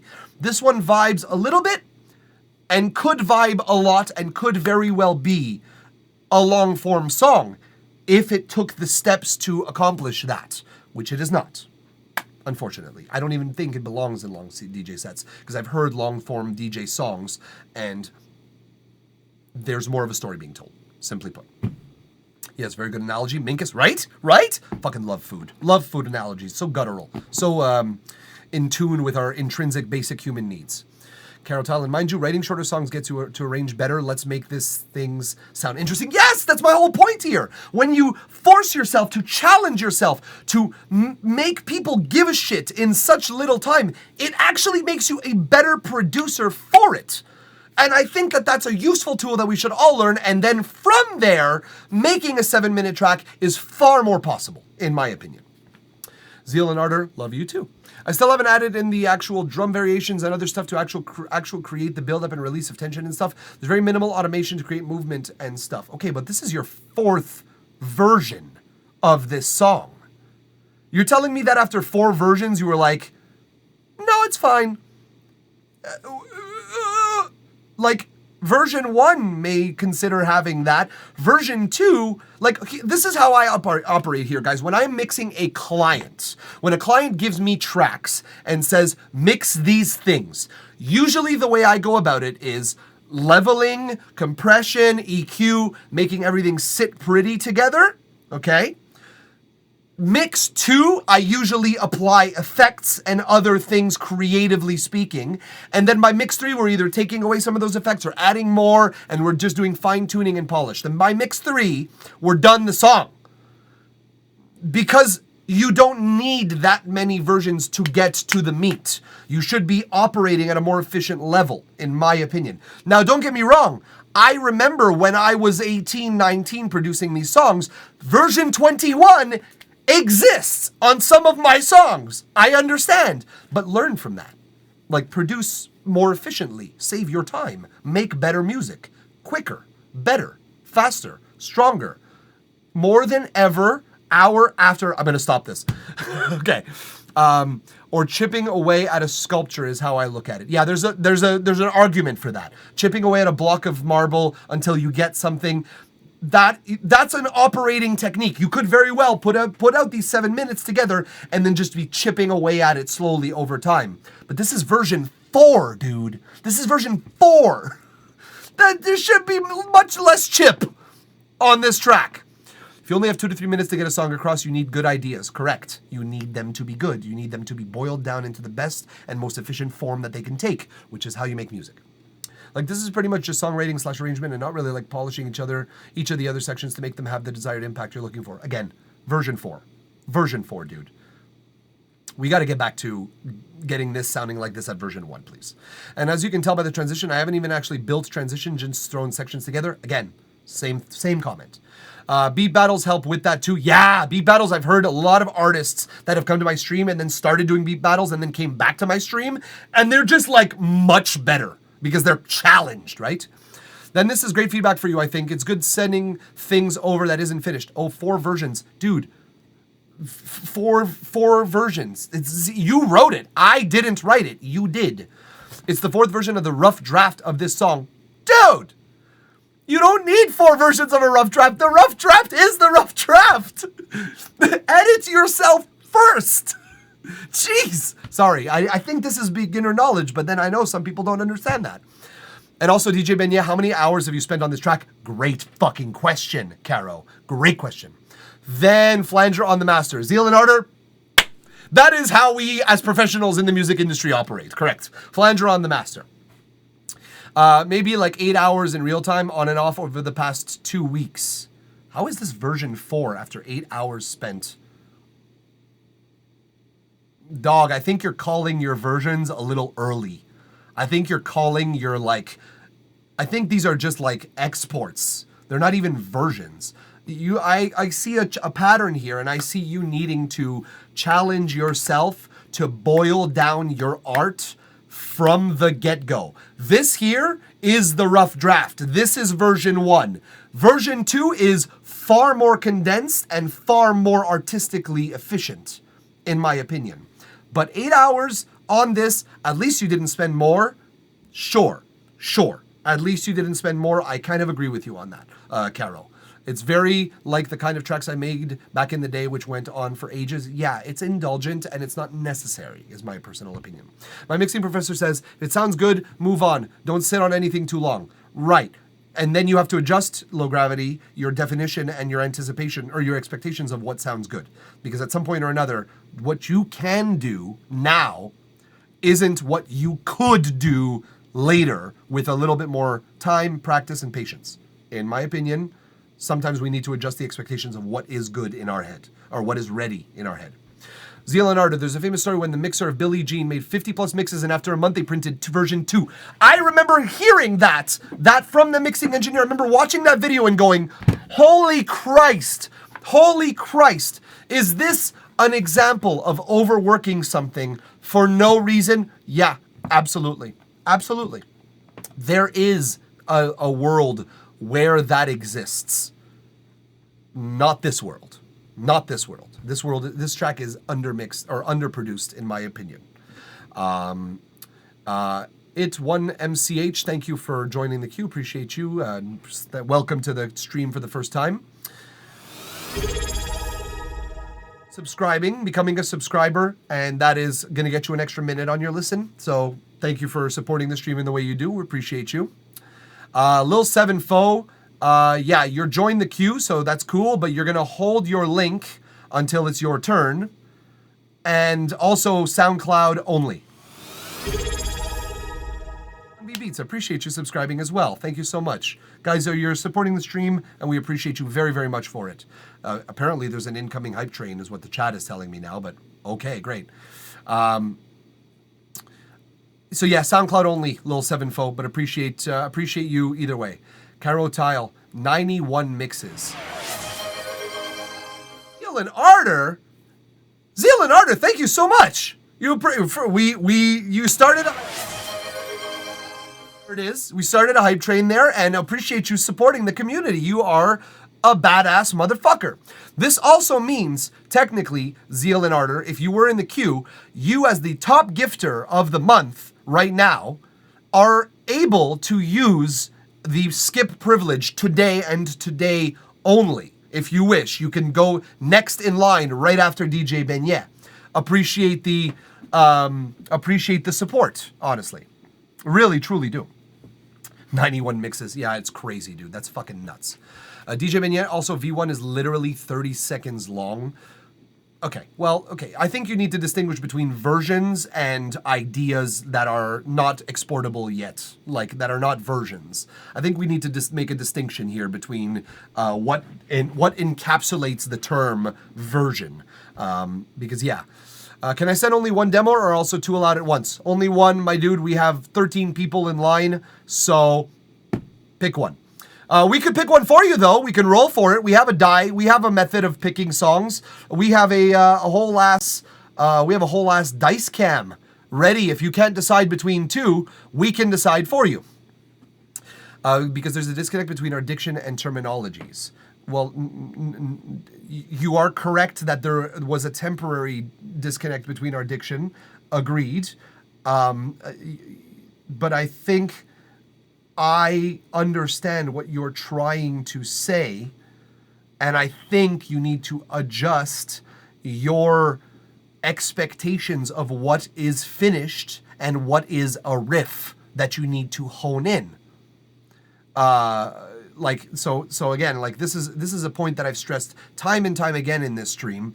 Why should people give you their time? Music is a time-based art form. It is not a piece of painting that is just going to be there no matter what the time. We have to spend the moments listening to it, using our time, giving our time to the musical artist. That's a valuable resource to people.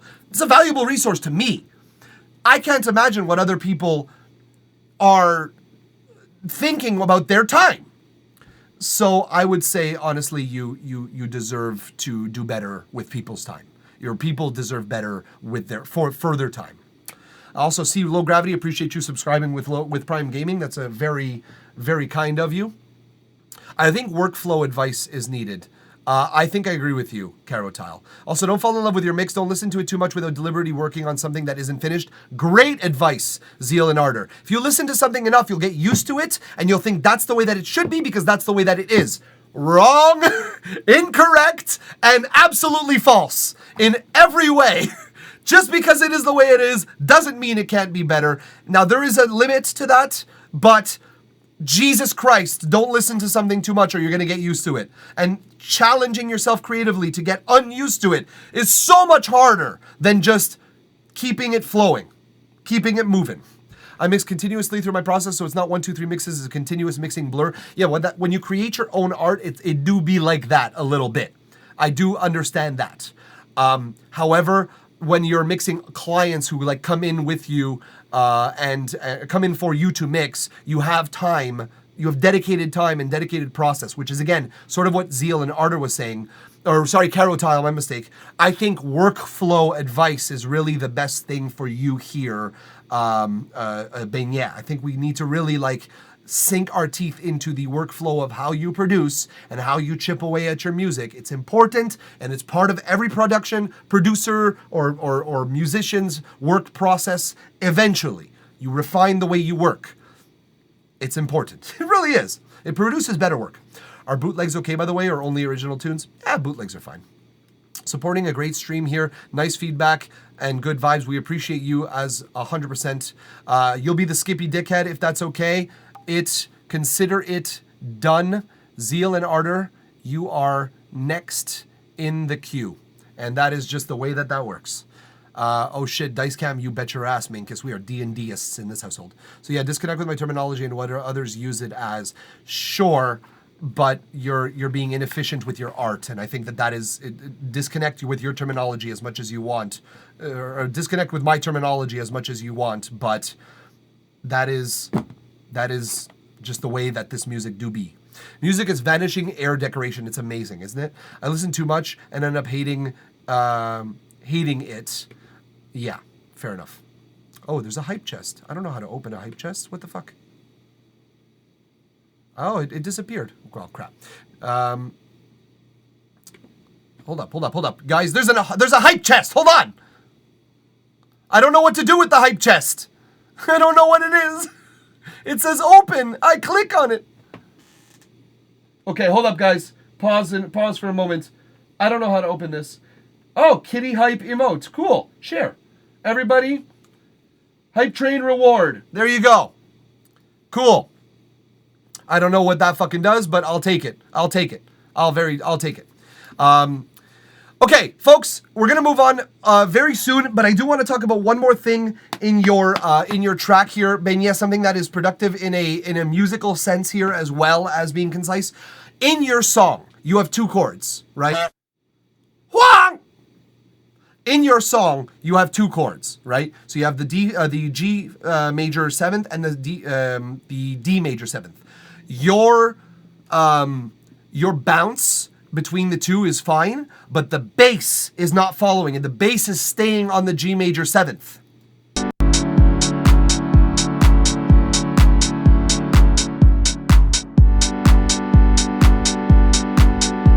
So if I were to exemplify this a little bit,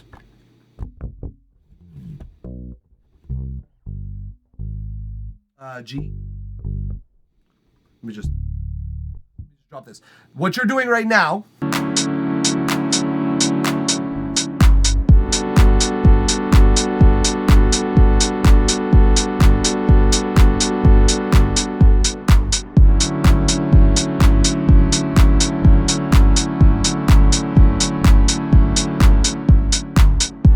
bass is just pedaling on that D major, on that D, and you should very well switch between those two notes.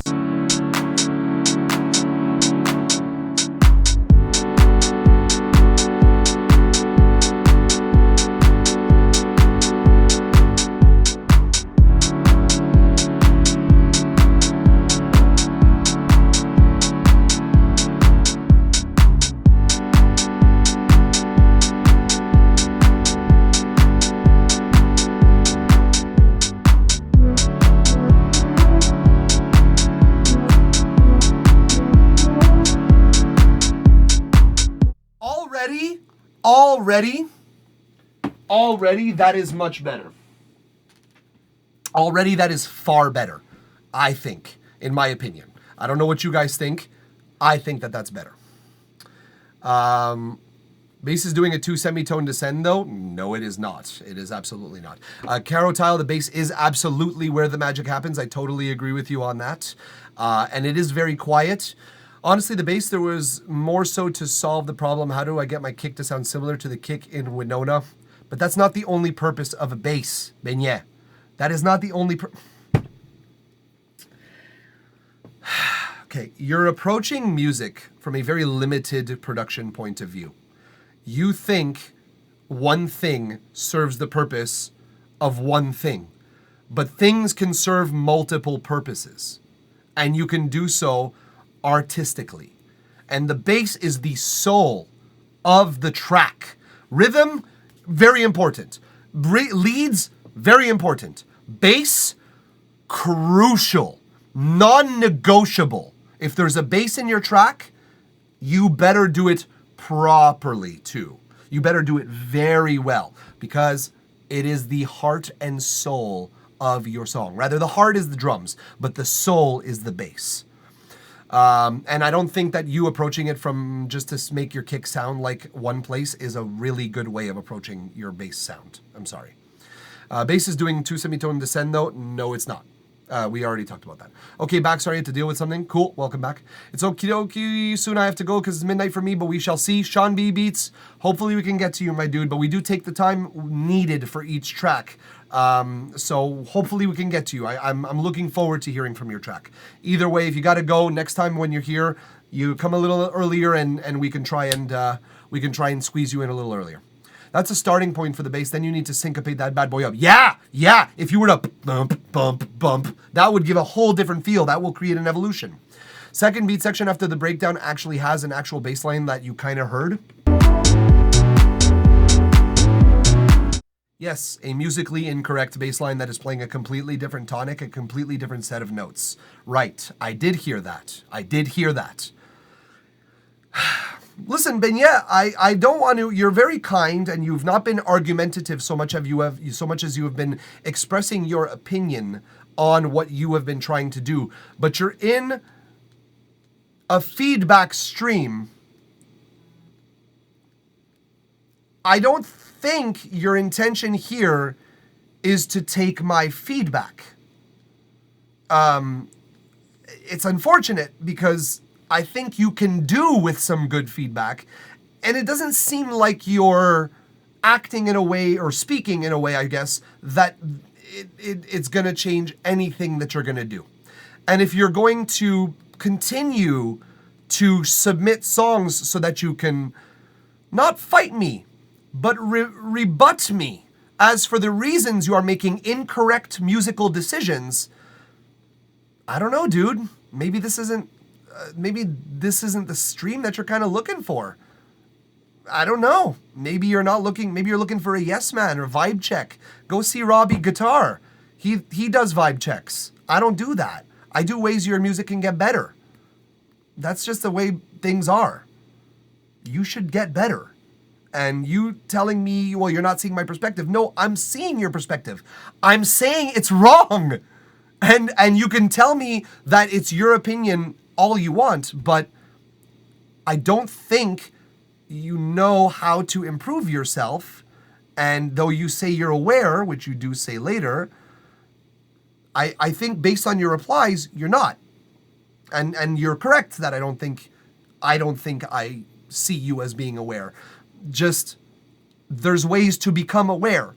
The bass tells the story and the heart of your song. Yeah, it does. It really does. Zeal and Ardor, you don't have to worry about the order. Don't worry about that, okay? That's cool. Melody too, of course. Yeah, melody tells a story. But the bass decides where that story is where the story's home is and where the story's home goes away. And that's why it's far more important to me personally. I'm a bass fan. I spend 80% of my time on bass lines. It's a good investment of time, honestly. Good bass lines will make or break a song. I'm just going to say I'm aware and leave it at that, though. You might say don't. Yeah, okay. Okay, that's very kind of you, sir, though thou shall no longer be memed on. Listen, Zeal and Ardor, if you want to go behind Sean B. Beats instead, so as to accelerate the process, I'll allow you to do it. Just speak now, and I'll make it happen. But you're right, as a great contributor of this stream, is to go next. That's just telling you. Feedback. She's resistant. Yes, they are resistant, and I think that's the best word for it. You're resistant to my feedback, Vignette, and I don't know necessarily what benefit I can bring to the table with regards to your music, which is fine, and I get that. But some of the crits are very valid, especially bassline. Although maybe it did change later in the song. It didn't change. He added another layer. He added a different layer, a wrong layer, because again, it doesn't complement his melody or his chords. It's not there for a good purpose. It is there to create contrast, but that's it. A unilateral purpose, just like the bass on your kick, to create a sound that sounds more like DJ Boring Winona's kick. Unilateral purposes are terrible ideas for music unless you have a very good unilateral purpose for it, which you do not in this song. So rethink that, please. If he or she is not taking his info and go running with it, just wasted everyone's time. Kind of. A little bit, honestly. True, he do vibe checks. Yeah, that's all he do, Minkus. That's all he do. His feedback. Anyways, I won't get into judging other streamers. If Robbie Guitar wants to come on my stream and accept my feedback for his stream, I'll happily watch his stream as part of his 2 minutes and tell him what he's doing wrong. That's mean, but whatever. You got great advice with your progress in mind. Yes. Absolutely. I think I agree with that. Any way to skip the line? Yes. You can either tip 500 bits or tip $5. That's a way. Absolutely did. Fix that line in a second. So summary for me, shorten song, introduce more interesting chords like minor, suspended subs, activate the bass line, all great resumptions. Yeah. That is exactly that. The different layer is meant to be the bass line. It is not accomplishing that goal, my dude. So rethink the way you operate, because your goals are not being met by your actions. You're aligning yourself with one thing, but your actions are not accomplishing that goal. Feedback, stream feedback. Exactly. Exactly. Biowolf asks, so thank you for skipping the queue. We will get that. We will get to that. What I will say is that because Biowolf asks just kind of skipped the queue, you are also in a skip position here, Zeal and Ardor. The skip is happening regardless. So I will basically allow you to keep your position if you wish, but Sean B. Beats, unfortunately, at this time, it seems like you are going to be skipped one way or the other, and it's going to be by Biowolf Ass. Are you in the queue, Biowolf Ass? No, you gotta, okay, hold on a second. Let me just add Biowolf Ass. Okay, so you are in the queue, and you are next. Either way, that's pretty much all I have to say about your track, Ben. Yeah, it's unfortunate that you are resistant in the way that you are to the music. Zeal and Ardor, if you choose, you can still allow Sean B. Beats to, you can choose for this to be the order if you wish. Sean B. Beats, unfortunately, someone who pays for the right to skip is just going to go ahead of you, and I'm sorry about that, but that's just the way it is. Yeah, Ben, yeah, I think you got some work to do in terms of the way you align yourself making music. I think your perspective, while understandable, is flawed. And as long as we keep discussing the semantics of which words mean what, we're not discussing how to improve your workflow. I think you have my main piece of feedback to you today is not to make your songs more concise. It is to recognize you might not have the best vision on how to make music. And I'm here to confirm to you, this is this, you know. Zeal and Ardor, either way, Sean is not going next. Sean is not going next. You have to take a look at the queue here. Look, the queue as it is. Minkus is going next either way. Look, hold on.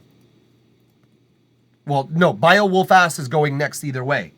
But if you look at the queue, Then one after that was going to be Minkus.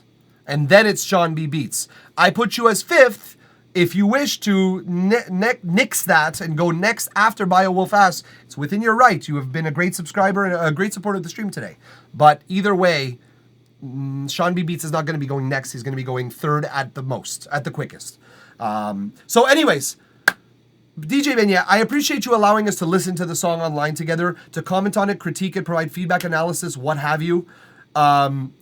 Okay, you'd happily be earlier, Zeal and Ardor. There we go. So Zeal and Ardor, you're going to be 3rd.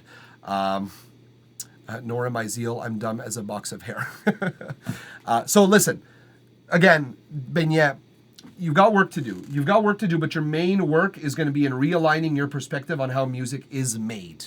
That is a big thing. That is important, because if you don't realize the mistakes that you're making and realize that they are mistakes, first of all, we've just wasted approximately 20 or so minutes trying to convince you that that's the case. And second of all, you're always going to be stuck in this zone of musical production forever and ever, because that's not how you grow. That's not how you learn new things. That's not how you apply the growth to the equation. It's just simply not the way you do it. DJ Beignet is gone, or she? No, he's not. He's still in the chat. Yeah, look, I knew it. I have eyes. I have eyes on everything, Caro Tile. I have eyes on everything. I have like a computer and an iPad here. I've got like my setup ready to go. So yeah, just trying to word my response, but in short, I was not my intention to digress us this much. Okay, so the road to hell is paved with good intentions, as everyone very well knows. But my point with this is, if you are given pertinent feedback that allows for you to gain the opportunity to grow, and you choose to justify why you didn't make that choice, you indicate to me as an individual giving you this feedback that there is no real purpose to me giving you feedback. You indicate to me. I'm not saying that's the case. I'm saying that you are indicating to me that what I am saying is going to be falling on maybe not deaf ears, but maybe earplugged ears. Shall we go with that? I don't know. All I know is, Beignet, we don't pull our punches here. We say what music should be and shouldn't be. And who am I to say that? Nobody, right? Like, I'm not a fucking worldwide million streams musician. I'm not. I just understand the principles of making music from most angles. And I think you could benefit from that perspective, because I've been doing this for a while and making mistakes similar to the ones you've made. I have 7-minute songs too. They'll never see the light of day because they're not done. And that's my point. If you're going to expose it to the light of day, you know. Take my track out. It's not going to be for today. That's okay. Better luck next time. But I love streaming the energy. All is well. I just can't hang around for another hour or more. Sean B, we appreciate your patience. We appreciate you rolling with it. You can command leave to take yourself out of the queue. No harm, no foul, no intentions, no badness. We just unfortunately didn't get in time for you, and we appreciate you being honest enough to admit that. And of course, looking forward to hearing you next stream. Either way. You have some solid advice here. My stronger advice is to sit down with those 2 chords and then see how you can write a B section or another section and write a cool bass line for each. It's a good piece of advice. Some new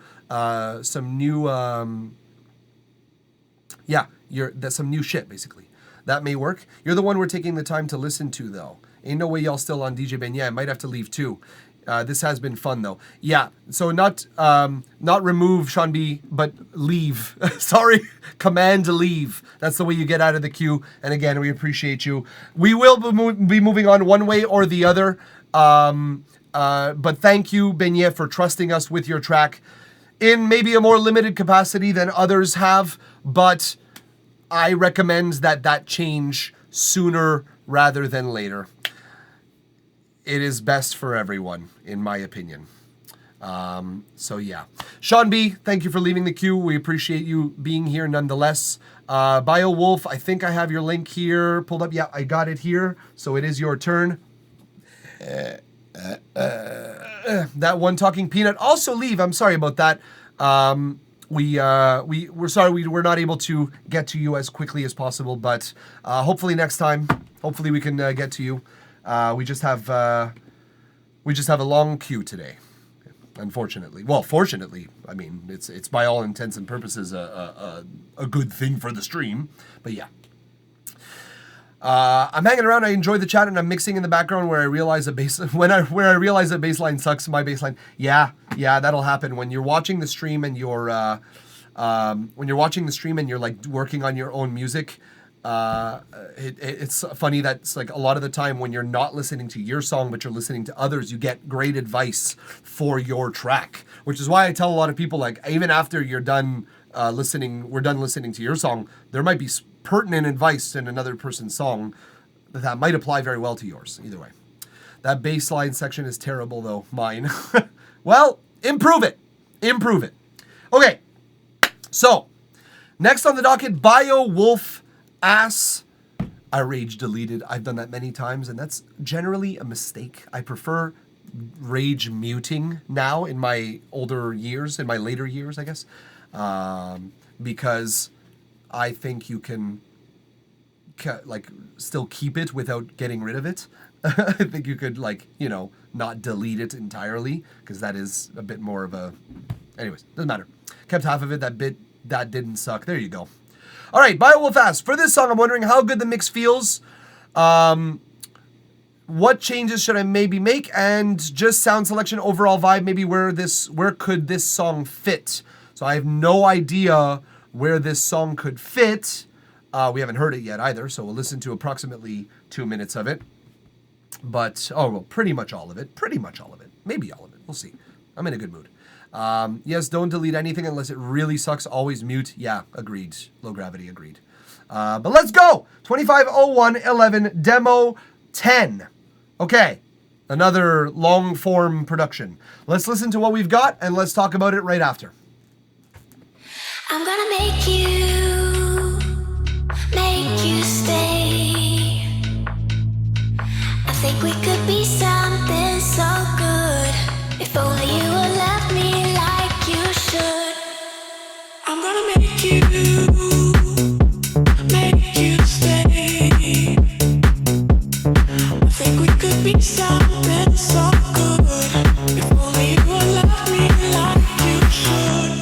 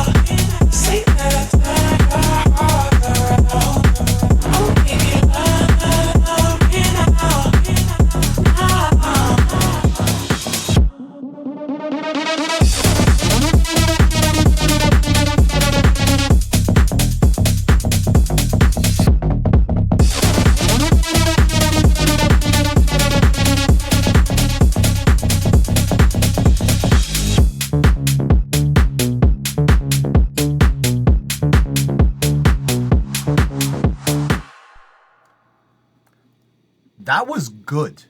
That was really good. Like, I like the minimalist aesthetic that is actually quite full on a frequency spectrum.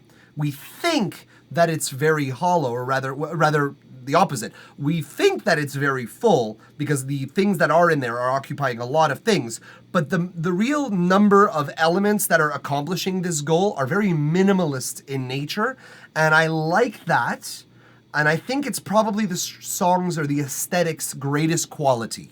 Like it's better half, if you will. Let's see what you guys are talking about here. Digging the gated vox. Yeah, so there's a section where those gated vox are masterful and are lovely. I love that section. There's one part where I will say it's kind of obtrusive to the actual vocal melody. We will get to that though. Ooh, I love it. Low gravity. Minkus be vibin' like a 14-year-old in a club. That's what that emoji, that emote makes me think of, honestly. I'm not that into house, but it's a vibe. It is, and I'm not like, I don't listen to house on the regular, but when I do, I can get down with it, and this is good house. This is good stuff. Ooh, that wandering bass would love some transient play. I agree with you, Zealanardo. We're going to get into that a little bit, Beowulf, I don't even know what this genre is. Close to house, I guess. Yeah, it's approaching house. It's sort of like tech house combined with house. If you need to put a label on it, you can call it tech house if you really want to, but it's not exactly. It's more leaning towards the house, but it's minimalist house, I would argue. By the way, before I leave, do you listen to the music channel on live or just off-camera purpose? Oh, it's off-camera purpose only, that one talking pundit. Although that would be cool, eh? Like we just listen to the stream. I'll never be able to repost such a stream because I'll get copyright flagged to fucking China and back. But I think it would be a cool idea if like we just share the music that we love and we just listen and vibe together. That's what vibe checks are for. Robbie. No. Okay. Stop being mean. Let's talk about your track here, because I do have some comments with this Beowulf. Okay, so first of all, those vocals at the beginning. Something so good. If only you would love me like you should. That it fits in terms of aesthetic, it fits, but the mixing of that particular vocal is a little tinny and a little bit shreddy to the ears. And then the next section, the male vocal comes in, and it's comparatively much better. I think it's the next section, right? The male breathy vocals kind of take the shift, if you will. They kind of switch shifts with the female vocals, which is cool. I'm not sure if I would invert those, but I think your female vocals are a little tinny and kind of hurt the ears a little bit. Very, very high frequency. Because I want to see what you think of Eloy. I'm curious, honestly. Throw it on. Throw it up on our Discord, dude. Honestly. I'm thinking this would fit in a club. Maybe it might. Sorry, semi-new. How do you join the queue? And someone's on it already. Basterix, the manch of the hour with telling people how to participate in the stream. We love it, man. We love it. Thank you very much for your support. Okay, so that's the first comment. The next mixing comment that I have is what we've already registered. We've already like sort of talked about it a little bit, which is the sidechain vocals. So let's go here.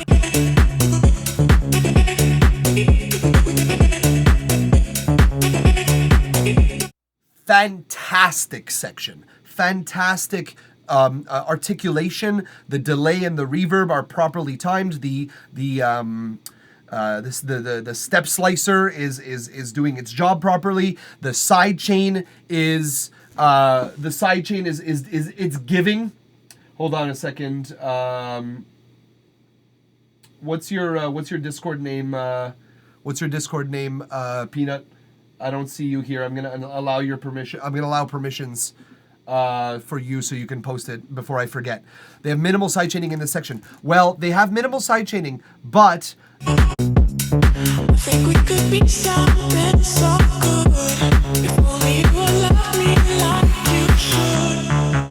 that section there, Peanut, you should have a permission now to share with it. Thank you for reminding me. I do have to do that at the end of every stream usually, but if you got to post something now and then you got to go, there you go. You should have permission to post some stuff. And thank you again for joining the community. We appreciate you, Peanut.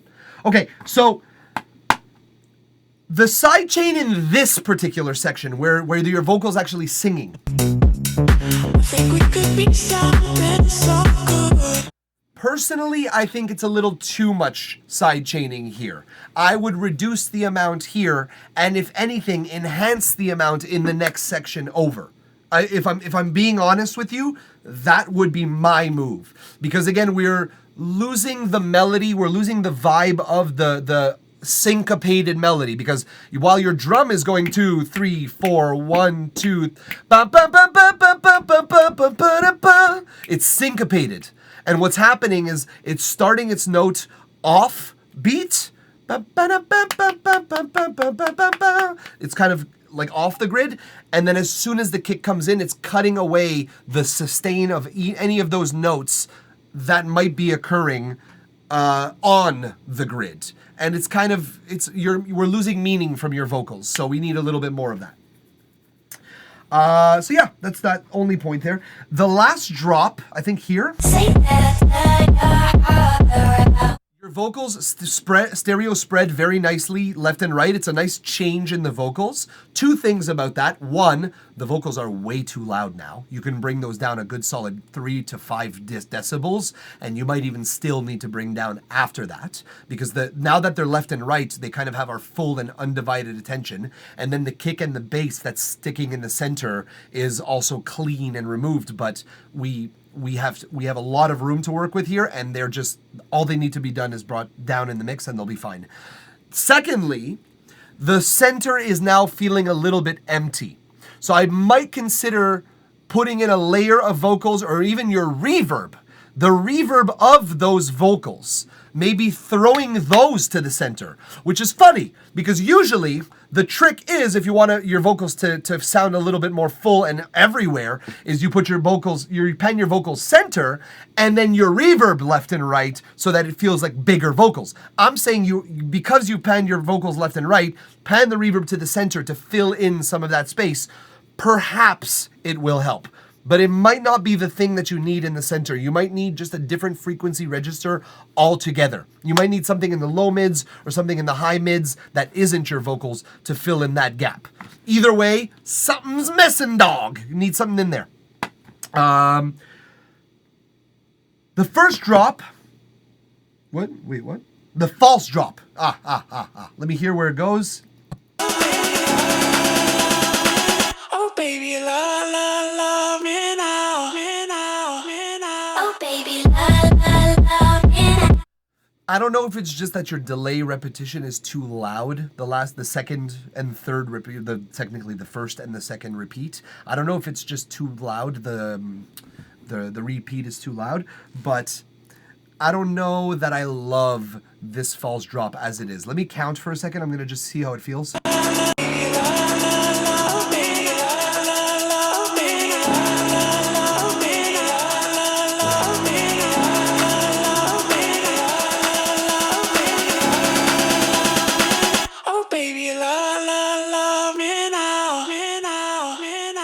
That's what it is. Measures wise, it's off. I think you're a couple of beats or even maybe a full measure off here, because it stops and there should be oh baby bandana. Yeah, it should just come in after 4 technically, so the timing is feeling a little bit off. Half bar off, is that what it is, Zeal and Ardor? Let me count again. I promise you I'll get it right. I promise you. Yeah, I've been working on the timing, couldn't quite figure it out. Let's try and figure it out together, shall we? Oh, baby, love, love, love me, love, love, love me, love, love me, love, love me, love me, love me. Oh, baby, love, love, love me now, me now, me now. Oh, baby, love, love, love. It's actually not a half bar off, Zeal and Ardor. It's 2 full bars extra from a 4 repeat structure. So 1 extra measure as a false drop, I would understand. 2 extra is too many, is 1 too many, I think. Because we're at, and even honestly, so is the 9th, but the 10th is really excessive. So yeah, you have 10 total bars here, and usually drops are 8. So that's where that math is kind of coming in. So if you wanted to do this right, you would basically have to cut after your 7th, and then you'll end up. So it's like oh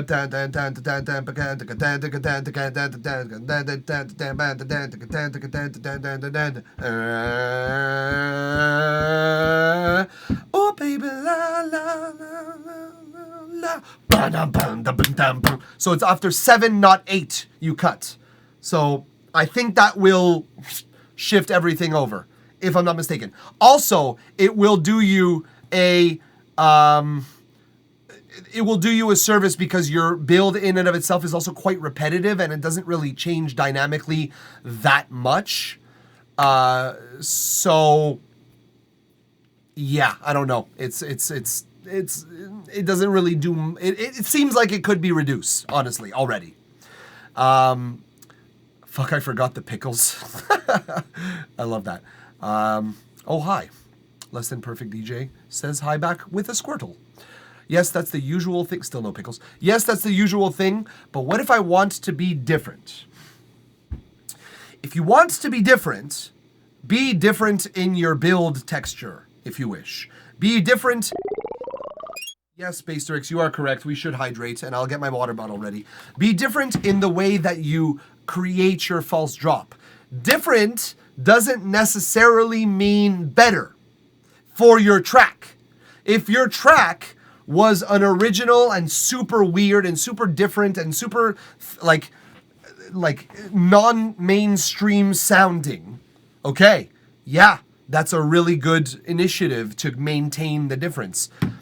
But this tension that you're holding us on is not executed. If you really wanted those 2 bars to be like, if you really wanted your build and your false drop to be a total of 10 bars, then there's ways to mitigate that. I just don't think that this is the way that you should be doing it. If anything, cut into your drop, right? Like, you know, I would still suggest backing it up by at least 1 measure personally. That's my own personal recommendation to you, Biowolf, because I think your song will benefit from it. But if you're going to do 10 measures, then cut 1 measure into your drop and like just suggest a few things. Just suggest something that is to come or something that we've already heard as like a transition to your drop. And then sacrifice a couple of measures from your drop because it'll feel better, it'll feel correct, and we'll just bond to your song even more. Okay, the last comment I have, I actually got it first of all in order to, this is the last note for your song, but I have to preface it by congratulating you on one thing, which is this.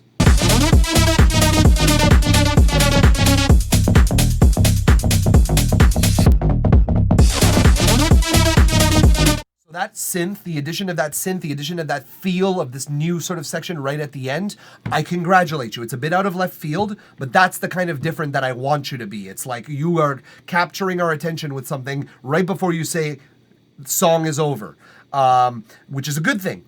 Now, 2 things about this. 1, that synth in particular is a little loud. So again, another 3 dB drop, maybe even 5. We'll see. You might calculate more or less, I don't know, but it is a little loud in the mix. It's popping out a little bit too much and dominating the rest of your instruments.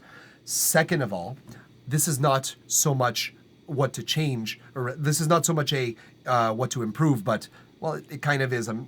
Listen, this riff, if you hinted at it some point in your song, if you just referred to it as like a background ambient, if you just heard like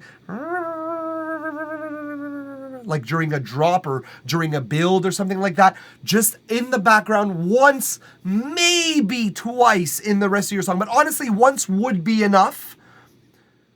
I think, yeah, cut off way down, exactly, like muffled and filtered with a lot of ambient reverb way back in the mix, just to say that it is somewhat familiar by the end of the song.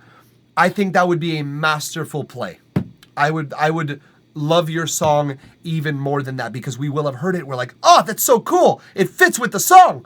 But wait a minute. Why do I think it fits? I haven't heard this yet. Then you go back and you hear the Easter egg and you're like, chef's kiss, masterful arrangement. You were doing that at one point? Well, I suggest that you carry on doing that at this point, because that's a great section. And I just don't want it to come out of fucking nowhere. I don't want any argument against this section because this section is great. I want it to fit in the song as much as possible. And that's the way I think you should do it. But again, that's a suggestion. It's not that the section in and of itself is bad, except for the volume of your synth that you should turn down a little bit. I think just make it blend, make it sit and fit with the rest of your song. Just make it masterful. You know, you have that very easy way of doing that. Make it masterful. But that's all I got to say about your song, man. Thank you for allowing us to listen to the song and provide comments, criticism, feedback, analysis, what have you, online together. A lot of good ideas coming from the community as well, coming from the chat for this song. It's really, honestly, a very decent EDM song. It's a very decent EDM song as it is. It accomplishes a point concisely. It takes me on a journey. It makes me feel different things for different musicians, different songs, different voice, different aspects of it make me feel different things. And then you just bring it home with a nice aggressive little section just to say, fuck you, song's over. Have a nice day. And I love that. I love that. So thank you, BioWolf, for A, supporting the stream in the way that you do by donating to Skip. And B, thank you. Jesus, I spit all over myself. Thank you for trusting us with your track. And now, Basterix, I will redeem your. You will be redeemed. All right. A little confusion as to who was going next and when Zeal and Ardor was coming in, but at the end of the day, he decided that he would rather be sooner rather than later, as was within his right to do so as our monthly top gifter of January right now. No one has gifted more subs than he has, and we appreciate you doing so. Zeal and Ardor keeps the lights on. Literally keeps the lights on. So we appreciate you. Clap, win, hydration, absolutely, Basterix. You gotta stay hydrated. I got my coffee here, though, so I gotta stay dehydrated, and a big old jug of water to stay hydrated. So we're offsetting ourselves. I'm also doing this, which is destroying my hydration in and of itself, but even more reason to do so. All right, we're pulling up your link here, Zeal. We're getting it ready. Perfectly balanced, exactly. Life is all about balance. Also, get them gift sub numbers up. My 5 is rookie numbers. Thank you. I appreciate the notion there, Zeal and Ardor. I really, yeah, I really appreciate that. Like, I work hard to make this sort of align with what I believe in about music, but also what I believe about the music industry. And I think that there's just a way we can all improve our music together and not have to depend on labels necessarily to do so. There's a mentality that by the time you get to a label, your music should already be 90% marketable. And if that is the idea, and if that is the only way to make it in the music industry, then our responsibility as musicians who are looking to be discovered or looking to gain popularity through our music, our responsibility is to be 90% of our best self, essentially. And so we together can accomplish those goals, I think. And all it's going to take is a little bit of patience, a little bit of support and love from the community, which you guys are today and in many streams have given. So we appreciate this. But yes, exactly. The idea here is let's make this stream the only thing that I need to do so that I can dedicate full time on your music. It's like the goal. I don't necessarily want to take corporate sound contracts and waste my ears on conferences. I don't necessarily want to. I justify, like in terms of justifying my finances, kind of have to. But my goal is to work in music full time. And I think I could do that. And I think I could help a lot of people in the meantime. So I think this is kind of a good platform for that. Also, get them gift sub number. Oh, yeah. Guys, just gift after my turn, please. Oh, Minkus, I'm so sorry, dude. We're going to get to you very soon. This is concerning songwriting. Mix is ass, but not the focus. Okay, I can help you with that. I love being able to help you with that. I have your song pulled up. We're going to get to it in a moment. I promise you that. Emotionless, thank you for popping by. We appreciate you. My mod, my love, my everything. Emotionless, ladies and gentlemen. The reason that I'm able to do this stream is because in our apartment, I have a whole room where I'm able to do so, not disturbing Emotionless, who lives with me, and I'm very thankful to be able to perform this kind of stuff. Though she is in France right now, so it doesn't really matter. Right now, I could yell as loud as I want, and it doesn't matter. But either way, love you, Emotionless. Thank you very much. Concerning songwriting is so funny. It is a term. This song is like 2. First half is German. If it's too long, skip to -2 minutes. So Zeal and Ardor, I'm going to give 3 minutes either way. So I'll skip to 1 minute. So we'll be able to finish pretty much 1.5 minutes. So we'll be able to skip the entire song. Hello again, just fixing bass issues, which maybe I did a bit better. Yay! For what it's worth, your stream is super valuable in my honest opinion. I appreciate that. We do our best to keep it valuable. It's okay, I've been in 7-hour feedbacks, nothing new. Your own room for this is huge. Exactly. I'm able to like get the proper volume to listen. It's for the ideal, to the ideal volume. I could play stuff. Usually I have drums set up right fucking here. And you see them in the corner. They're stacked in my vocal booth right now. But usually I'm able to demonstrate rhythmic ideas on drums. It's just very productive and fruitful to have a room for this.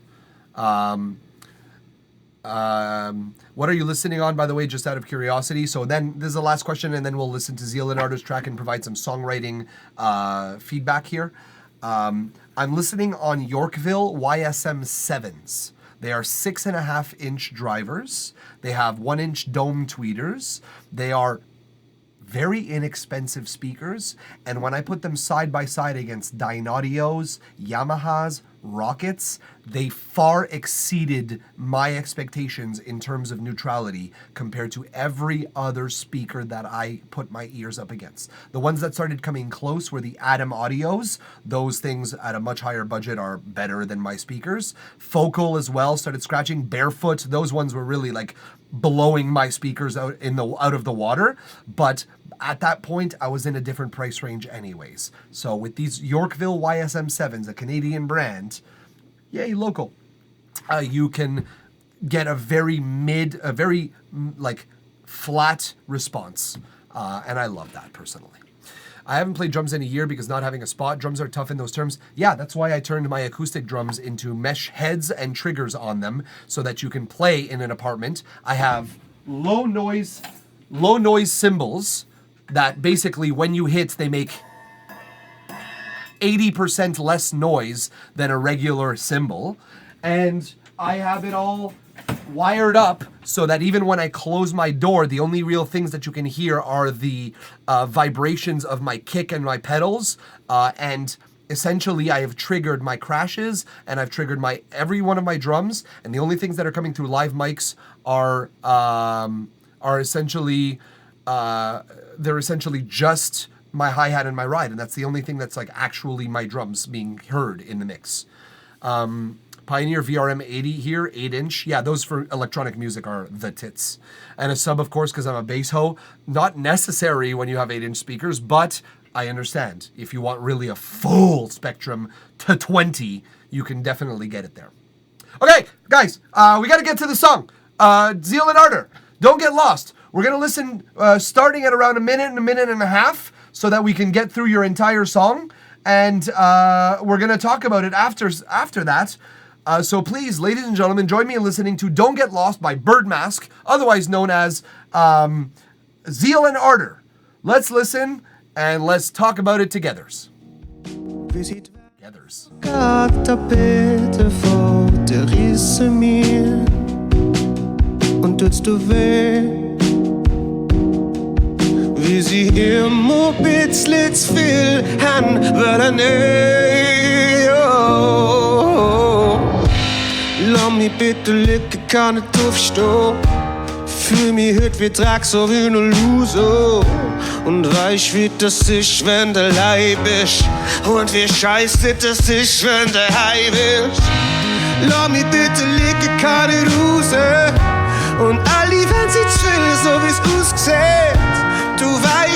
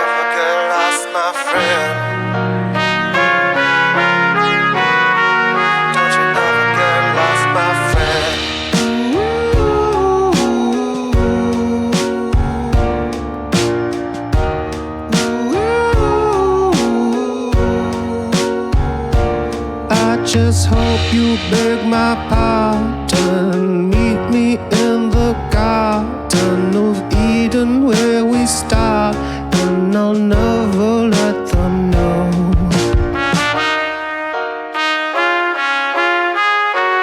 And you thought you were alone. It's all you've ever known.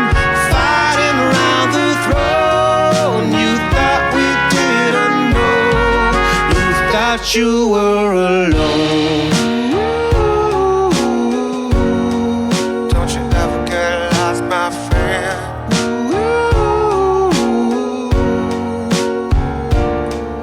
I gave up at the start, made me rip myself apart, hold my hair back when I barf, 'cause I'll never let them know.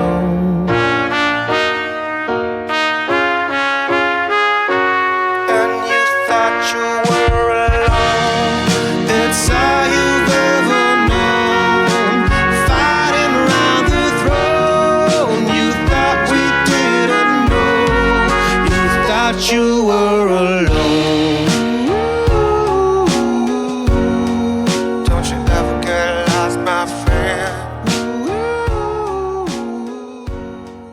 Don't you ever get A fade out these days is a bold ending because it's been done so many times that it better fucking fit perfectly for your song. In your case, I think it fits. I don't think it's a wrong decision. I think it's the easy one because it fits, but that's a sort of a, okay, we're done with the song. Let's just like not think about the ending right now. I just say cautiously, I'm just saying cautiously, don't always do this. In this song, maybe it fits. In other songs, maybe it won't. The mark of not knowing how to end songs, you called me out. Dude, that's what we do here. We call people out. We make people better at what they do. That's the drill. Okay, let's talk about this. So first of all, cool aesthetic. I like it. I like that the first half and the second half do have a bit of a different vibe, but at the same time, a similar vibe. You know, they have their own personalities, but they are two sides of the same coin. And I can respect that. It's very binary. I'd lean into that binary element songwriting-wise a little bit more, meaning you do have elements that are kind of one version of themselves in one section and another version of themselves in another section, but I would compare and contrast some things. Let's start here real quick. love me bitterly.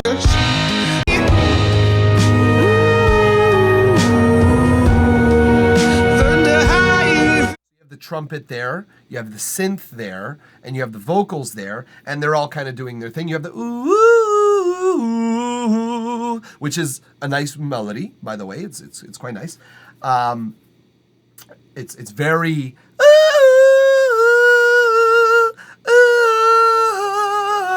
very Evil Morty, very Evil Morty, especially by the end of the song. Especially with that chord progression and just the piano playing the quarter notes, it gave me Evil Morty as fuck, which I don't mind. It's an aesthetic. I like it. Okay, so that synth, for instance, I didn't really hear it appear in the second half.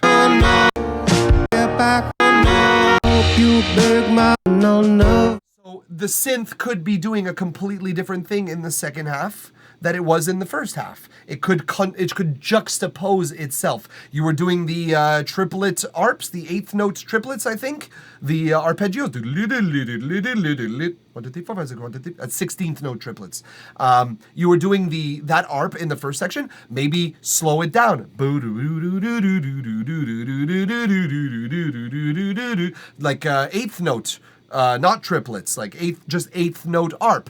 Create a similar yet almost oppositional feel to it with that one instrument. You do that with others, but I feel like there needs to be some cohesion there. We need to realize that that's happening. Maybe make the note length of the arps shorter too. Good point. Sure. Yeah. Short.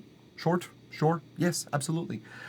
Okay, so let's get into a couple of my notes, because that was my first note, is the binary sort of influence is not lost on me, but I think it can get lost on a lot of listeners, which is, you could improve that. Either way, we've talked about that. Let's talk about the volume, the vocals, pardon me. So just performance-wise, vocals, I think you need a couple of other takes. I think you've gotten some really good stuff in there, and then you've got stuff that's just off-key, namely the woo. You can't afford for that to be performed more or less. You've got to record 1 or 2 good takes of that, even if you want as many takes as you want to record of that, but you need a couple of good takes from that, and you need it to really punctuate, I think. There's scratch vocals for sure, not sending this to the label like this. Okay, cool. As long as we're aware. Cool. The increase in tempo between section 1 and section 2, also not lost on me. Good move, I think, because the first section, it did have more of a triplet feel. It did have more of like the subdivisions between beats were accentuated far more. The syncopation was far more present, so that slow pace did not feel quite so slow. Whereas in this second section, it's far more quarter note oriented, and it will feel slower. So it's a good idea to speed up those BPM. Now, the difference, I'd say, is for me, I would slow it gradually. I would speed it up gradually. Whereas you switch over here suddenly and we're in a different BPM, I think when the piano kicks in on its own like sort of thing, speed it up gradually here. Listen.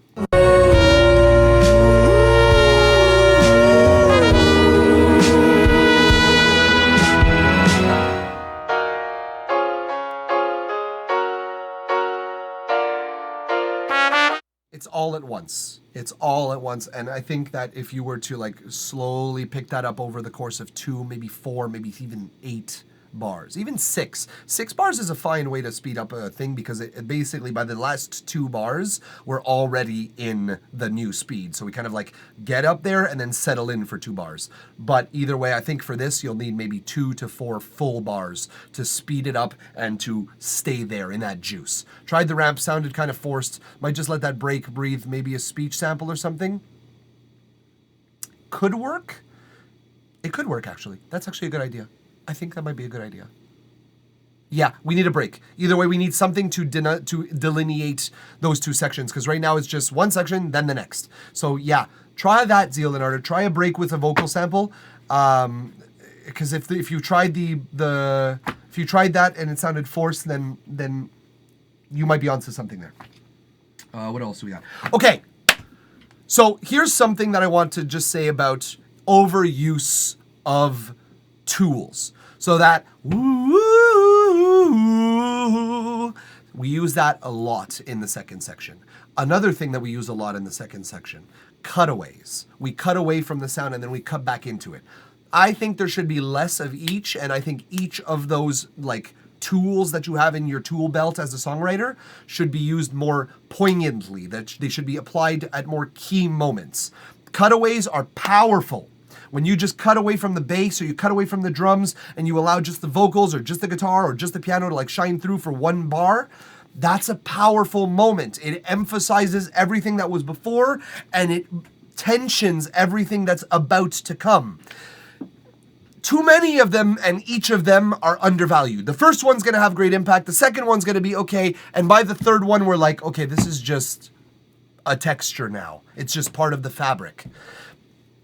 I don't think cutaways should be part of your fabric, because the song itself doesn't necessarily, it doesn't lo-fi hard enough for that, if that makes any sense whatsoever. Your song is far more active than lo-fi. It's a bit shoegazy, it's a bit shoegazy, but not to that extent, I think. Absolutely, it's a crutch of mine. Okay, well, crutches are fine when we're hurt, or when we are repairing, when we are mending. So mend and fix it. What did I say? Ooze should be more spacey. Yes. Okay. So I talked about the ooze being very prominent throughout the second half, which I do still maintain. You could probably do with stripping away a few of those ooh and like leaning into the ones that you do. And the way that I would recommend that you lean into it is you make those oohs far more spacey. Far more spacey. Like you make them Kevin spacey. Maybe not that spacey, but you make them far more reverby and delay, and even maybe some swirling phaser or flanger chorus. Chorus is going to be your friend, my dude. Even if you wanted to apply phaser, flanger, or chorus, or all three, but only to the reverb, that's a great trick too. Like that is a recommendation of mine. Valhalla cracked as we speak. Cool, good. That's a great one. So use that. Fuck with the reverb. Make it sound cool. If you want, you could even panning your main vocals or your reverb, or both, panning them reverse of each other. Make it spacey, dude. Make me feel like those vocals are part of the fabric of the song and they're not a vocal like lead moment necessarily. Though they should stand out. They should stand out in a way that makes it just intrinsically part of the song. I haven't mentioned anything about your mix except for the vocals being a little bit loud, but the trumpets are loud at various points. The vocals are loud at various points. There are a lot of things in your mix that need improvement. So I think you should definitely examine that. Obviously, if this is a rough draft, then we don't need to look at that today, but make a good mix, and then we can talk about this song again if you come back on the stream, for instance. Make them a lead pad. Exactly. It is a lead pad. That is exactly the words that I was looking to define exactly what you're talking about. So yeah, that's a great idea. Love the idea of panning the lead and the verb separately. I might need to try that one on my own songs, dude. That is a universally useful tool to have in your songs, especially if you're trying to amp up the space. Something that one of our previous submitters did was spread their vocals left and right, and what I suggested, put your reverb in the middle. Opposite panning for reverb is a great trick to make both your vocals and your reverb pop just a little bit more. And what you can do there, you could turn the volume of those down a little bit because they're just popping naturally, and then you have place to dance and to like sort of make your mix sing, because you could basically, you don't depend on volume to make your vocals the lead centric part kind of thing. This is just tracking and no revision on the mix. Okay, that's what I figured. So we won't talk much about the mix. I will say one thing though. It might be a consequence of your just tracking, but I don't hear any bass on this second half of the song.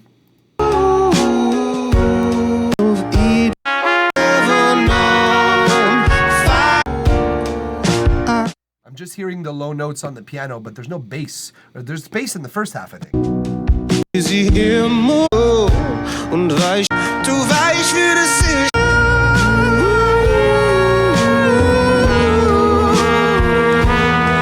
Okay, there is some there, but there's very little bass in your song. That there's definitely some sub bass existing in this section here, but there's very little throughout. I think you need a bass line, dude.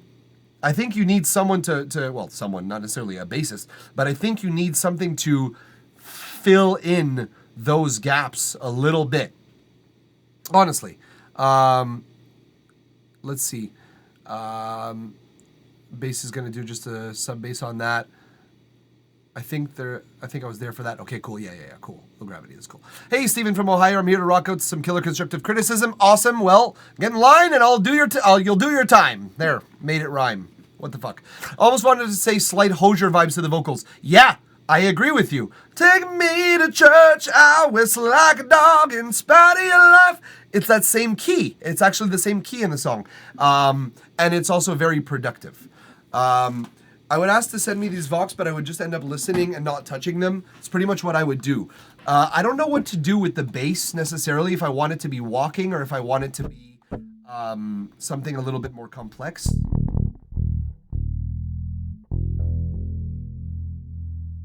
Yeah, so it's an E flat, right? Yeah, okay, that's what I thought.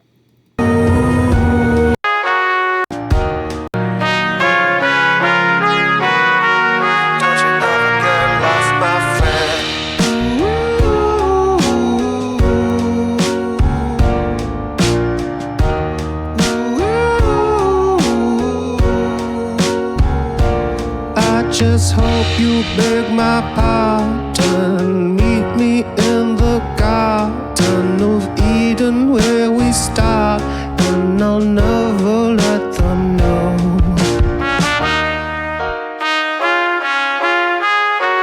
And you thought you were alone. It's all you've ever known.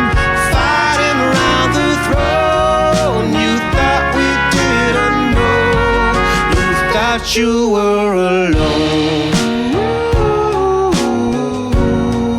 Don't you ever get lost, my friend.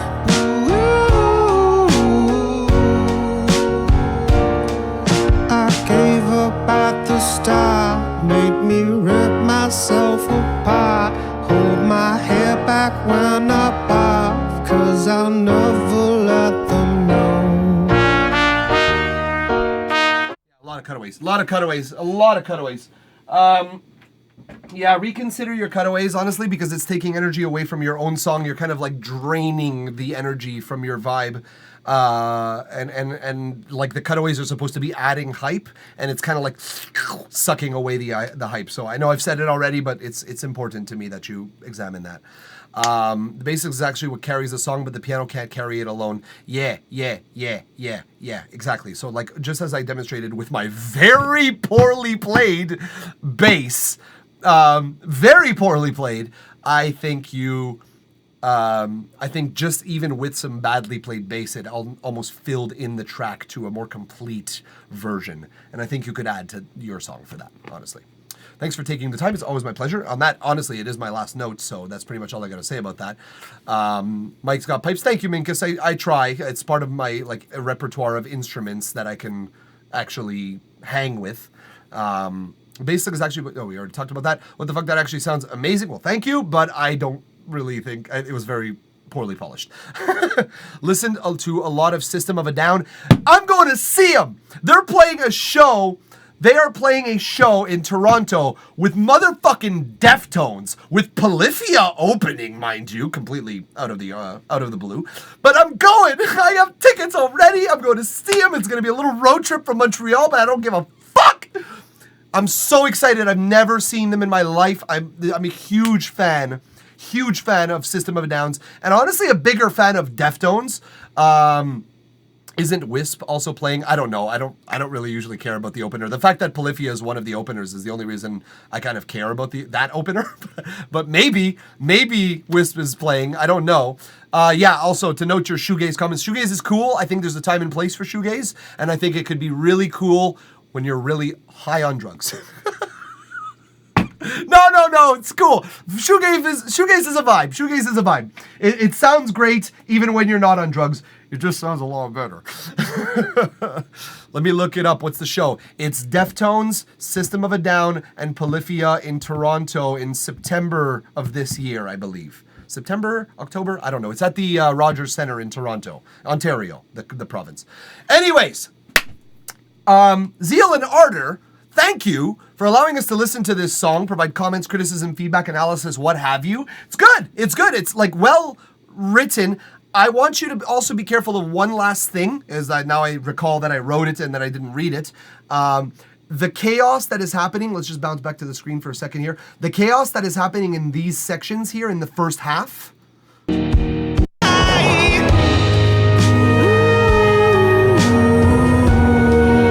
Not impossible to make them all fit in your mix, but it's gonna be a challenge. You just have to be careful. That's why I didn't really talk about it, because songwriting-wise, everything kind of had its own place. But if you don't mix that properly, it's gonna be as chaotic as it is here, which is not, in my opinion, the final version of that song. That is just my own prerogative.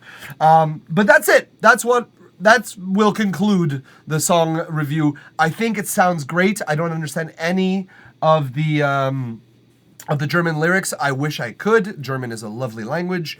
I'd love to speak it. But it's really cool. It's a really cool piece, and I think you need some work tweaking, really, which is a good thing. If you just need some work tweaking, then you've got at least the meat and potatoes, the bones and the bones and the meat, I should say, of this skeleton, of this humanoid This metaphor has gone on far enough. Thank you for trusting us with your track, Zeal and Ardor. Thanks for the spin. Of the wisdom to know that I won't mix it myself. Hey, I mean, you could try. You could certainly try, as my favorite DM likes to say. But I would recommend you getting someone who's like really can lean into this. Now, Zeal and Ardor, if ever that's something that you would like to do, I provide mixes to songs like this all the time. Have a couple on my list actually that I got to do. Might do it online actually. My client who lives here in Montreal, last time I mixed their shit online, he flipped out. He loved the process, so I might do so online. My point with this here, Zeal and Ardor, is if you wish to have a professional mix your song, I could potentially be that professional for you if you would require it. But we could talk off stream for that either way. Thank you for trusting us with your track in the meantime. And Minkus is up next. Another pair of ears also can bring great things. Adrian Bushby is going to do this one. We'll hit you up for the other things, though. I am not familiar with the name Adrian Bushby. It rings a bell. Where am I? YouTube, maybe? I might have seen a YouTube thing with him on it. But good that you have someone. Good that you have someone. Either way, the fact that you have someone on the assignment, is good stuff. And if I'm being honest, like I'm a rock musician in particular, and so my mixes might reflect a little more aggressivity than you might be going for this song. That said, always happy to try. Either way, for the next one, sure. Minkus, your link is not working.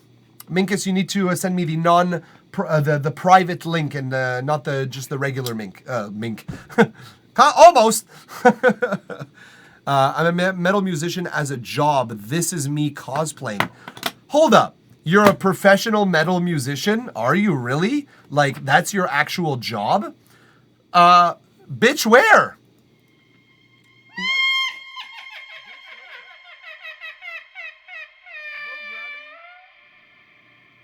Skipping the queue. We appreciate it. We're gonna still use the queue for Minkus's track, and I appreciate you waiting until Minkus's track to do so. We can get down with that for sure. But what will happen now is that you will skip ahead of the rest of the queue here. We got you coming right after Minkus at this time, which we appreciate you very much, Low Gravity. Not only are you supporting the stream in the way you respected Minkus's request, which is kind of you, because Minkus has gotten skipped a couple of times at this point, so that's very nice of you. We're pulling up the track right now. The track is not found. Maybe it has been removed. Minkus, your links are not functioning, sire. Perhaps you restricted the private links a little bit too much. I do not know, but it is not working. Google Zeal and Ardor. I will, as a matter of fact, while we wait for Minkus's link to function. I'm just gonna open that up. I'm telling you, Minkus, it's not working. Like I'm trying to pull up the second link that you sent me, and it's leading me to the same page.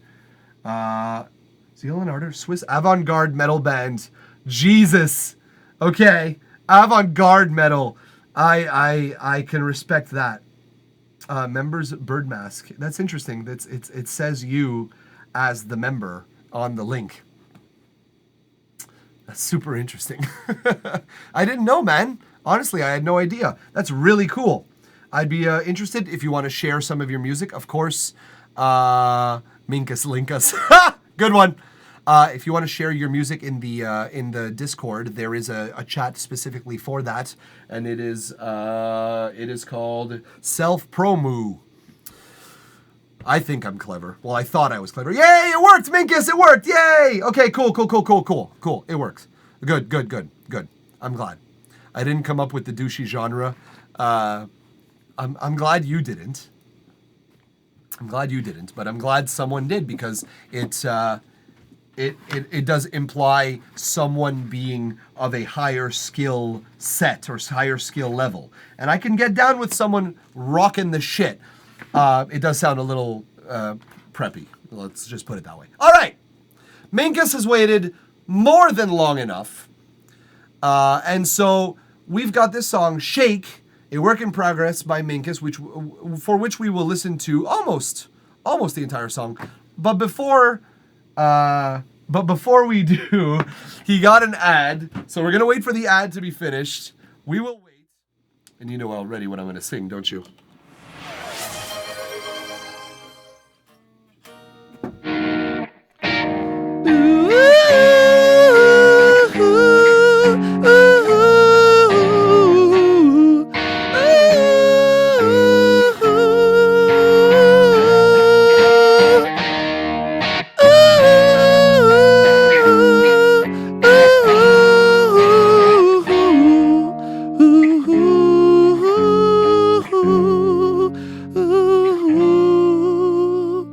Minkus is now a subscriber.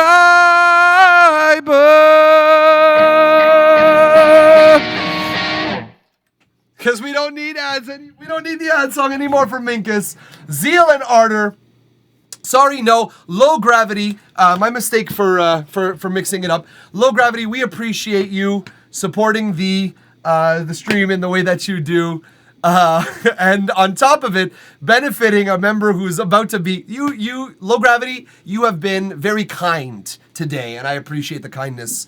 Now you want Low Gravity to go. I understand, but he did so strategically in a way that you benefit from this, and we will listen to, not only skip all ads for you, listen to the entirety of the song, and we will do so right fucking now, which I totally respect. Low Gravity, you are the kind of people that we need in this community. So we appreciate you being the way you do and supporting the stream in the way that you do. So let's listen to Shake by Minkus, the work in progress. Let's just listen to it and see what we think.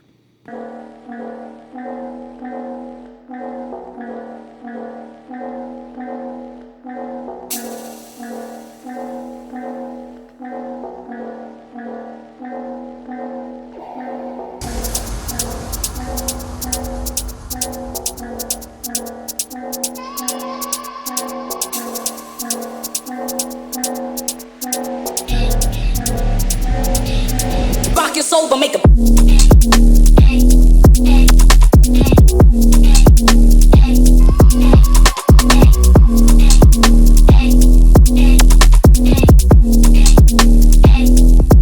rock your soul, but make a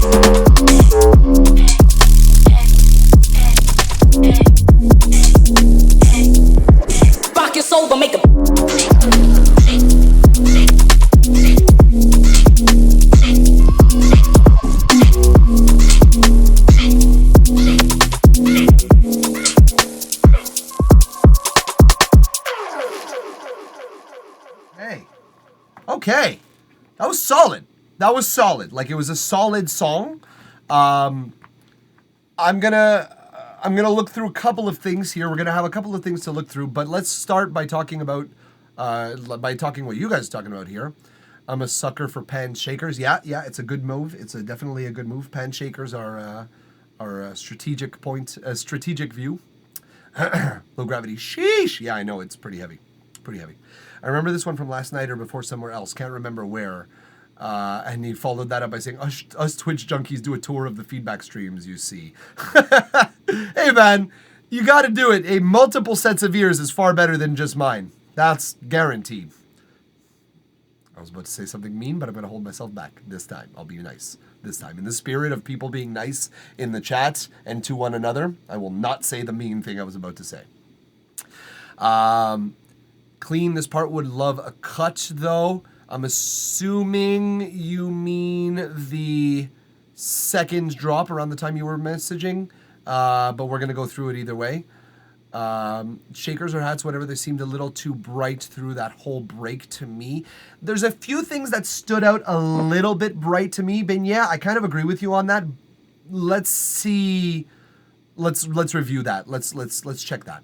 Ooh, that stanky resonance, golden. Yeah, there's a lot of really good resonance play in this song. I will say that. Sounded fairly solid to me. Minkus can do my bass for my song I'm working on. I mean, the bass was by far the best part of this entire song, for sure. It slaps, to be honest. Is that lead 100% wet on early reflections? My only thought seems a bit harsh in the high end, though my atoms are really bright naturally. Also, I think the intro could be shortened. You need different perspectives, absolutely. Wait, you mean you didn't tell? You mean to tell me you didn't mean that? I'm confused what you mean, Binya, by what you just said there. But let's go through it here. So I actually agree with Low Gravity on this one. The intro could be shortened, or at least it could be made to be a little bit more interesting in that period of time, because I don't think it's particularly long. It takes what? Your soul, but make a within 30 seconds, and there's the build that is within the build, it doesn't bother me in theory, but I will say this, and it's one of my notes, it takes a second to get somewhere. And so maybe there are elements here that we can add in this section that keep it somewhat more flowy and interesting. Because once we get to the drop, we're like, oh, what intro? Oh, hold on, what? So yeah, it's something to consider. What do we got here? The drop itself is badass.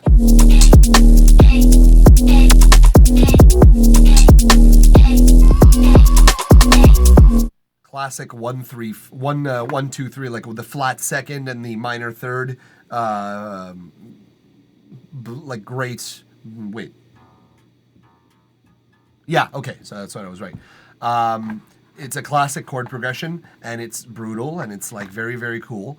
It just doesn't change much. Your drop doesn't alter itself much. And then once we come to the second drop, I'm kind of like, that is the alteration, and it shouldn't be its own drop. I'm kind of thinking you do away with this whole first break. But before you do, let's just listen to see if those shakers are too loud.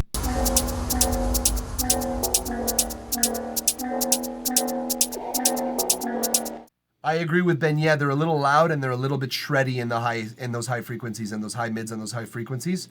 But yeah, I don't think that this entire break is even necessary, honestly. I feel like an automated low cut. Yeah, agreed. And you could even exactly automate it over time so that it kind of unfurls and unfolds itself to greatness, if you will, into the shreddy frequencies. That's fine. That actually kind of feels like a riser. But I think that you can pretty much do away with this entire section. Like, it feels like you could very well keep this song a 2-dropper. It feels that way. Like, maybe turn this into just 1 or 2 bar break instead of it being 4.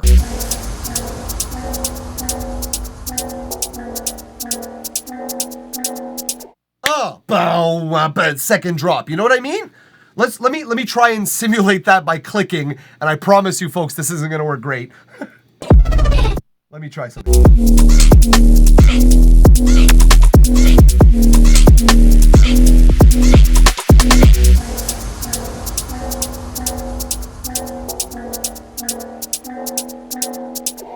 Your soul, but make a.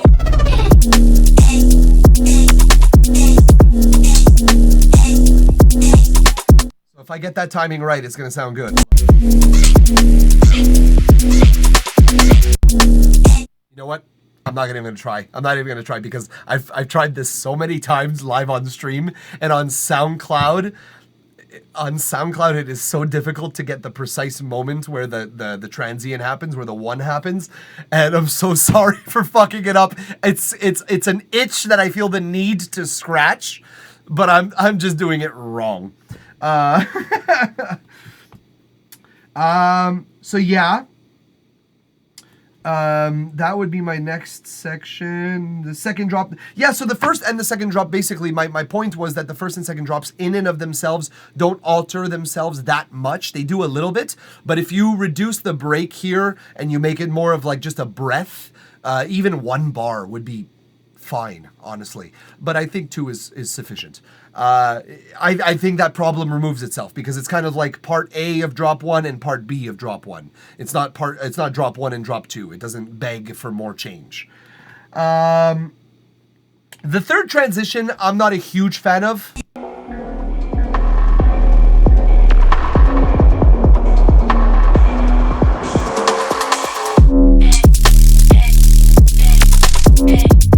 Though I like the second drop, I will say that the drop itself does feel far more coherent to me as a second drop goes. I like the sound of it, but the build for me is not doing it for me. It's just very basic. If anything, I would like for like something like a muffled drum, like just to go like do ka ka do do ka do ka do do, like sort of like an emphasis on the spaciness of the drums and then build up, but I'm not a huge fan of the way that you're doing it right now. It's just your drum beat. You hear the cymbals in the backgrounds. I think you could select different samples, almost doing like tribal drums kind of, but like super spacey, super like distortion, spaciness, reverb, delay, everything you got. So you could like make this feel a little bit different from your other percussion loop, which we've heard the entire song. We don't need more of it. Another vocal sample. Yeah, so I hear that you got that rock the field to make a you got that a little everywhere, right?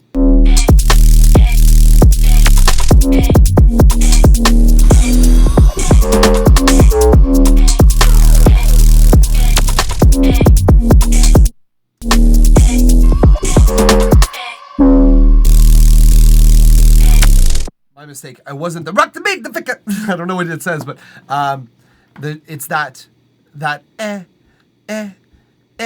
It's kind of, maybe there's a different sample that you can use. Maybe there's something different or something like different you can do to the pitch. Maybe you octave it down or octave it up.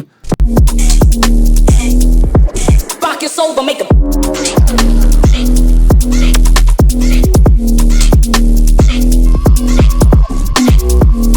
Yeah, the shake sample is very loud and very shreddy. It's. I think you could very well EQ that properly. But anyways, that alternating sort of like offbeat, not offbeat, but like 1 and 2 and 3 and on the ands, great emphasis. It's fantastic. But I think in order to make that kind of like amp it up a little bit, maybe like make it go change the formants a little bit, maybe change the pitch altogether, maybe like I don't know, change it up a little bit. You can use the same sample, just the repetitiveness of it doesn't do it for me. I think finding another shake sample would work better. It's pulled from the pre-drop sample. You could find another sample if you wanted to. Although I gotta say, I'm okay with the sample. I just don't like the way that it's necessarily sitting in the mix. I think it could stand out a little bit less. It could do with standing out a little bit less, in my opinion. And that's it, though. Honestly, you've produced, like, I've said this a couple of times to some submitters. I've said this a few times. The aesthetic choices that you've made are quite nice. The feel, the dirtiness, the griminess, the fullness of this is quite great. It's giving dubstep and trap kind of collaborating as one genre vibes, and I can dig it. I like both of those genres, but it sounds like or more importantly, the arrangement, once condensed and once really honed in, will really reward you, and you have like an excellent structure here to work with, and the sound design is fantastic. Carol Style says it's a good track, Minkus. It is. It actually really is. It just needs those extra tweaks and drops of love in it. But yeah, man, solid track. As I said from the beginning, right before we started talking about it, it's a solid song. So I'm happy with that.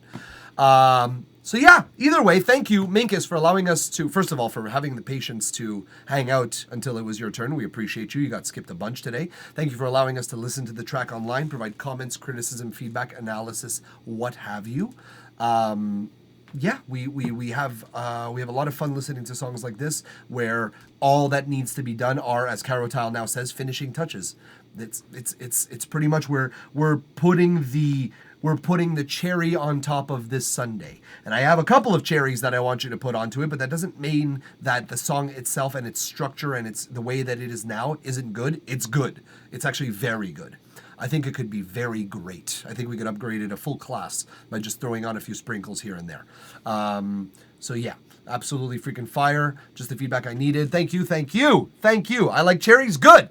Then you're going to love this. So thank you. Either way, Minkus, for trusting us with your track. And as we move on, please stick around as we listen to Low Gravity's song now. Low Gravity, also big ups to you for empowering this stream. And Melody thinks we should hydrate. I tend to agree. Minkus also appreciates the sub. Which I also appreciate. Let's not lie. So we both appreciate you very much, Low Gravity. And you are up next, and we're pulling up your song right now. That was a pretty fire track. If I do tend to agree with you, Low Gravity. All right. So this is pulled up now. So we're gonna just jump onto yours because we do still have a couple of people in this queue. Now, as for whom stayed around and who did not, we will soon find out. For instance, I have a few names here that I see that I have not spoken in a while, so we'll see. But maybe you guys are still in the chat, maybe, and I respect that, and I appreciate you, and I love you all for it. It's no good. I don't know what I don't like, but yeah. Okay, well, we will be the judge of that, Low Gravity. We will, as in me. As in all of you as well. I don't know what I don't like is how I feel a lot of the time. Yeah, I know what you mean. I just had that experience yesterday. As I was recording a cover of a song that I liked. I was listening to some part. I'm like, I don't know what it is. And then this morning I re-listened to it. I'm like, oh, my vocals are all sharp. That's what I don't like. Re-listening back to it, second pair of ears, as always, kind of helps with that. And that's what we're here for. So without further ado, Low Gravity, let's listen to the Happy Pop song, version 2 by Owen Tracy 909. 909 was sick, though. Dance and EDM track with a sick cover as well. Let's listen to it, and let's talk about it after. We're going to listen to the whole thing because you're a subscriber and a dutiful one at that. Let's go.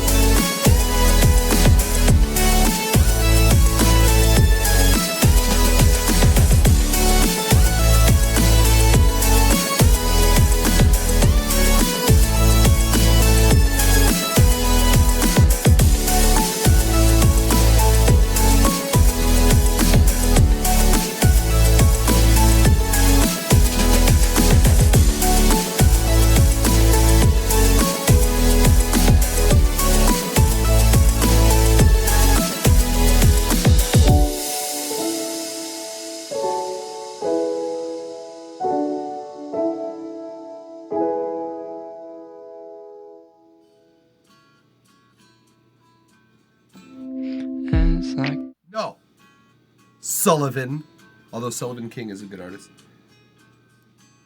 Yeah, it do kind of be fast car-ish. I will not lie to you. I forgot about that riff. It's not the same. It's the same chord progression. It's not the same riff. Yours is da da da da da da da da da or whatever, and Tracy Chapman's is da da da da. But yeah, this is it does sound a lot like it. I will not lie to you. I think you guys are right on that. Because it's the same chord, it's in the same key. It's which one is it? I want to say A. It is A minor or A major rather. So it would be Yeah.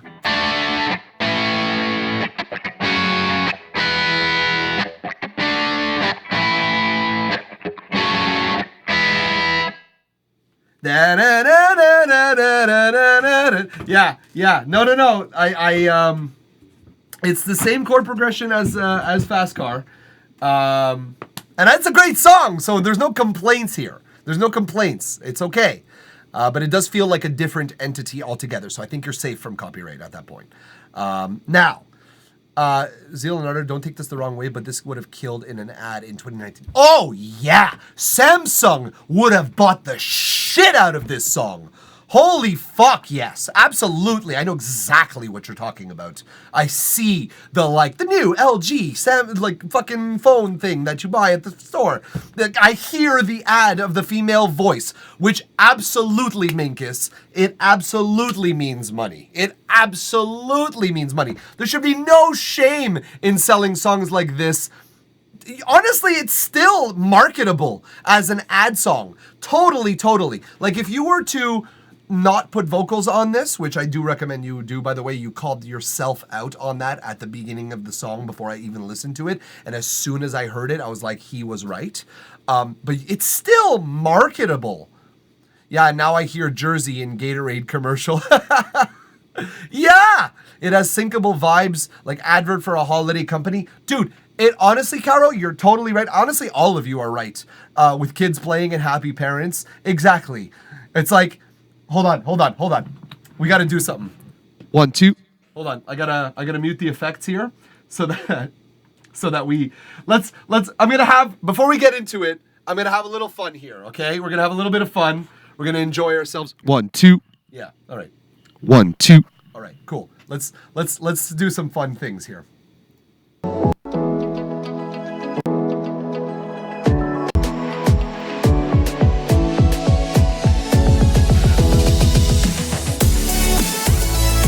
Don't get caught up in the day-to-day pains.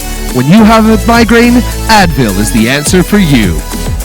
Advil, the solution to living with headaches and not dealing with your problems like an adult and drinking water. Right? Right? If a list of side effects can play over it, then you've struck gold. Yes, Minkus, exactly. Yes, absolutely. Okay, so now that works. So it's totally marketable. I'm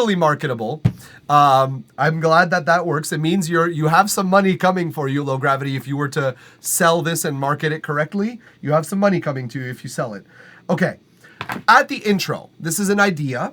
I think it's important because your intro is otherwise quite repetitive. May cause death and loss of legs. Awesome. Well done. Okay. Ibuprofen won't accept my dubstep links. I think they would go for more like bubble dubstep, kind of like really bubbly sounding. But anyways, let's talk about this here.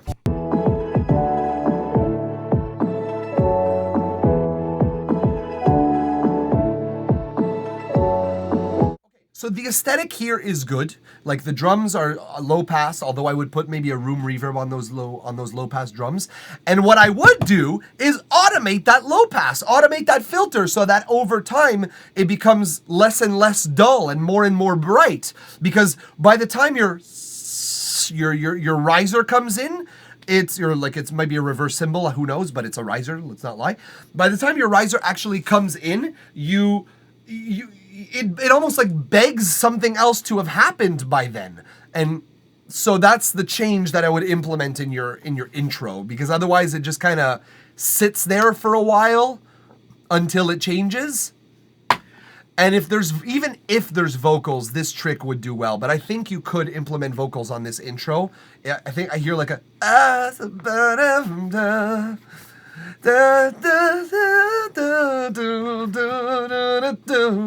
like those kind of like male breathy vocals kind of thing. I'm not doing them very good justice, but yeah. All right. So next, I wrote lead. So that's actually what I meant, is the vocals could very well sit there. You could also do something a little bit more like electric piano-ish lead or organ lead, kind of something synth. If you want to go synth-based, you couldn't totally go synth-based, but like something that just fills those low and mid frequencies that vocals would. Trumpet, saxophone, maybe trombone might be the move, honestly. A nice aggressive punchy trombone, maybe French horn. I don't know. Brass is just I should have just said maybe some brass. I don't fucking know. Something lead oriented. When we get into the drop, I'm enjoying myself.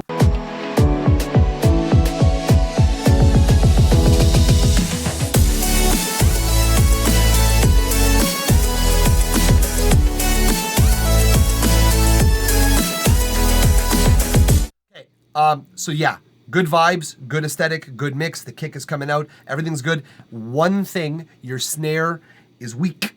And for this sort of aesthetic of music, your snare kind of has to be almost on par with your kick. So you're going to want to bring that far to the front because we want that juiceness. Yeah, juiceness. You heard me correctly. You want that juiceness from your track. So yeah, that's pretty much it. The other thing that I know that I don't like, you said that you don't know what it is, but you know you don't like it. I think you have not enough first drop. Your second drop is long enough. Your first drop, considering how much build we have before it and how much break we have after it, you're not earning the amount of tension that you're building compared to the release that you're giving. And I think that is arrangement-wise something that will empower you to like your own track more a little bit. Especially if you have vocals. If you double the length of your drop and the first half of your drop has only what it has here, and then on the second half you implement the vocals that you had in the chorus or in the build, boom. It's very formulaic, but it will very much work. Very much. And I think that will give your song a bit better flow as well, because we don't have a whole lot of drop for the tension you're building here. So yeah. Not enough bang for your buck, basically, is I think the way that I would like summarize. The other thing, if I'm not mistaken, let me hear something here. Great move with the acoustic guitar, changing the texture altogether from something super digital and super processed and coming into something super analog-y. Great move. I think that's fantastic.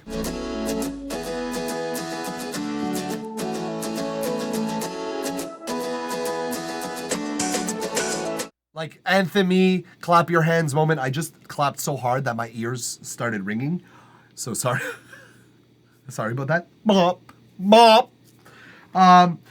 It's, I believe, in the second drop.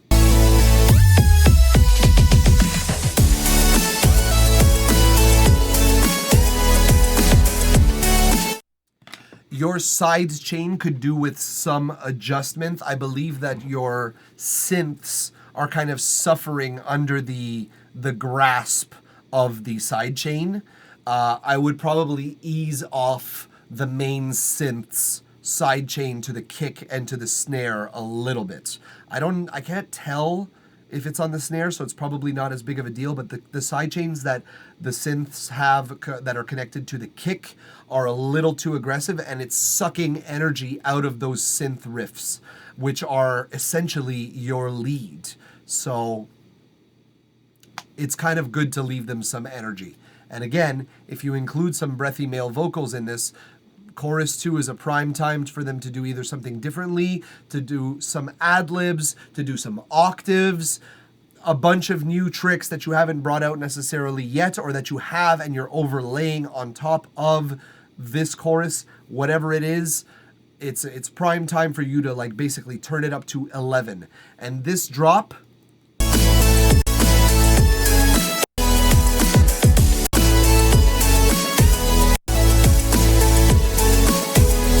if I'm able to click between two drops and not be able to pick them out except for visually where I'm clicking, that is a problem. You're not rising your song, you're stagnating it by copy pasting a drop. So new elements definitely have to stand out and have to build your song over time, not drop them. So maybe come up with another trick, come up with something that you've already played in your song at some point and re-implement it here, but in a new and original way. Because it's good, but it just has to be wow at the second chorus or at the second drop, whatever you want to call it. It has to be bigger than what it is in the first chorus. Especially if you're going to like add a lead element like vocals or something like that. It kind of has to step up its game. There's got to be some ad-libs or something crazy. But yeah, I recommend that heavily. Good news is that that's pretty much the last thing that I had to say about your song. We appreciate you allowing us to listen to it online, provide comments, criticism, feedback, analysis, what have you. We have something very workable here. Something with which the Lego bricks are arranged into walls, is how I would say it. Now we need to build a fucking castle out of this. And already the walls are coming. You've gotten several walls together, so you have like sections of your castle built. And now I just want it to be a fortress, if that makes any sense whatsoever. So yeah. I think that's pretty much it. Gotcha, definitely going to look back on the sidechain. There are a few spots I'm not so confident in. Minkus, rightfully clapping, agreed. Guys, by the way, it's stupid, but if you want to redeem some of your channel points, if they're just accumulating, you can do so by clapping audibly, just saying there is a reward for that. Heck yeah, thank you so much for listening. I really appreciate it. It's all my pleasure. Low Gravity, thank you for allowing us to... No, I already did that part. Thank you for supporting the stream in the way that you do. Hey, Minkus. That was fast. Thank you for supporting the stream in the way that you do, because you are allowing us to continue doing so by donating subs, by skipping the queue. As regrettable as it is for everyone else in the queue, I think everyone understands that without that sort of support, I can't do this. I physically can't pay rent, so I appreciate you guys doing so. And thank you, finally, for trusting us with your track. We're going to be moving on here down the line, folks. Stick around, of course, Low Gravity, as we listen to probably not Expo Unet, because I don't think that they're here anymore. We might be skipping them. I'll check the queue in a second. But let's give them a minute if they are somehow still here. With a nice colorful flag on top and beach balls for your castle analogy. Yeah, exactly. I want the works. I want the works for a song of this caliber that has such Samsung or LG G6 vibes specifically. I want that to be that good in a way. I think Expo has gone as well, Caro Tile. And I'm gonna check this chat for a moment. Hey, he ain't her. We're going to skip to the next one. It is actually your turn, Caro Tile. Give me a second, guys. What I'm going to do is I'm going to pull up Caro Tile's song right now. I'm going to preload it. And we are about to listen to this. I promise you, Caro Tile. I just got to take care of something on the personal side of things here at home. So give me a minute, and I promise I'll be right back. I'm going to put some music on standing by for now, but we'll be right back in a couple of minutes. Promise, we're going to finish this queue like we do. Be right back.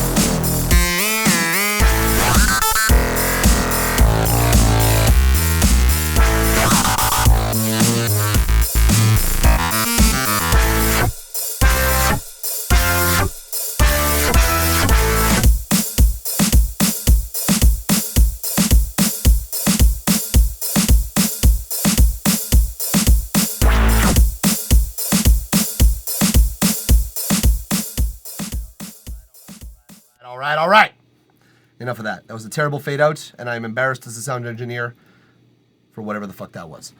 But we're back. We're back. I appreciate you guys being patient and allowing me. Well, a loo break is one way of calling it, I suppose. But shall we carry on, folks? We got a bit of a queue here. We still got about a half dozen people, including yourself, Caro Tile. So if you're ready, I am ready, and I am not just ready. I'm ready, Freddy. SpongeBob. I can't get enough of that joke, honestly. Caro on. Yes! Yes! Dad jokes all the way. All the fucking way. Love it. Well, let us Caro on. Let us do this together. And let us listen to this entire song, pretty much. And we'll talk about it thereafter. Take My Hand, version 2, by Corserine. That's actually a pretty nice artist name, I will say so myself. In any case, you've waited long enough. Let's listen to it together and talk about it thereafter. Let's go.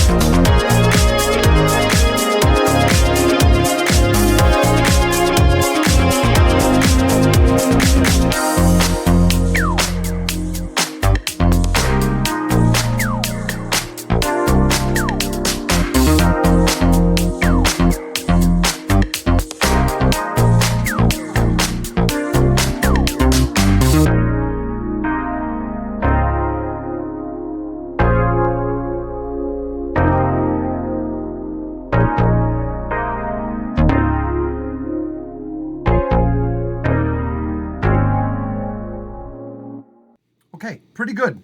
Pretty good. The vibe is there. Again, like you're expressing, you're telling me a story, and I can get behind your story, and I can follow the story, and the story does change, and it has a little bit of flux, it has a little bit of color to it. It has choices that you've made that are productive to themselves, if that makes any sense whatsoever. Before we jump into what I got to say about this, let's see what you guys are talking about. Guitar tone abrasive, maybe too loud, not sure. I know, yeah, okay, we'll talk about that. But yes, you are correct on that. It's not just the tone or the volume either. We'll talk about the performance. Switches keys between verse and chorus. Natch. Or mode, if you like. I heard it, but I didn't realize it, which is, for me, a victory. So, you did it fine, I think. Default vocoder preset. Slick, though. Maybe. Vocoder is some sample I got, but I wanted more of that, to be honest, and less intro guitar. The outro guitars here is fine. Just outro can cut. I also agree. We will... You seem to realize a lot of the things that I'm going to say yourself, so, like, there's not much that we can do. Syncopated bass wants a kick. Yeah, where you're talking about here, right? There is a kick. It's just high passed, and I don't know why we high passed so early. Honestly, we could have very well taken this into a really cool, like sort of funky, groovy, full like guitar, bass, and keys trio, if you wish.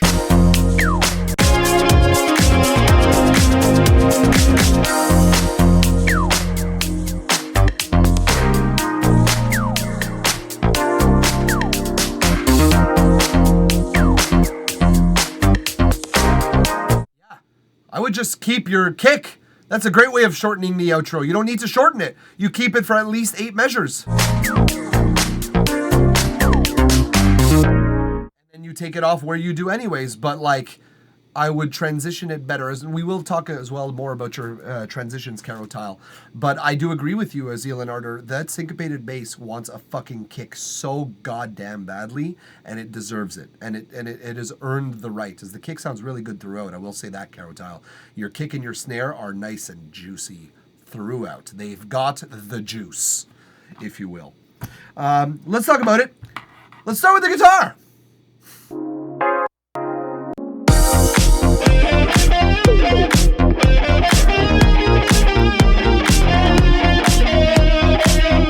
Okay, so I don't think, I was going to say the performance is off, but I don't actually think that the performance is that off. I think your region got tossed over very early. I think the region for your guitar is very early, like almost an entire 16th note ahead. Almost. I'd probably like a closer to a 64th or a 32nd note, but it is far ahead, and it is annoying. It is annoying. The guitar tone being abrasive, I don't think so. I think it fits. I think maybe edging off of the highs. Here's a fun fact. Guitars like this, you don't really need to, you could high pass around 6 or 8K, and it'll be fine. It'll sound fine. You won't need those really super shreddy high frequencies and high mids. I don't think you need it. I mean, playing it behind, it's definitely early.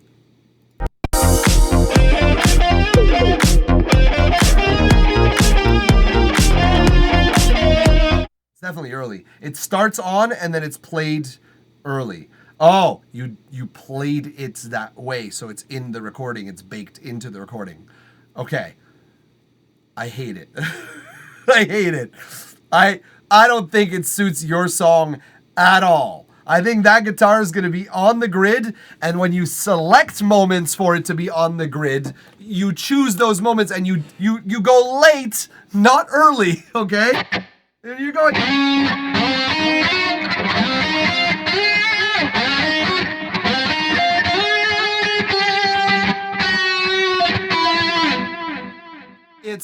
It's got to be intentionally played late, but not early. Early sounds like I'm saying this respectfully, Caro. Early sounds like an amateur guitarist. Late, you can swing it. And when you're playing notes early, it's because you're basically to that point where you can kind of, it's your sweep picking, basically. That's where it's kind of the delineation between that for me. Every note unmuted, and as long as the next note determines. Every note unmuted, and as long as the next note determines.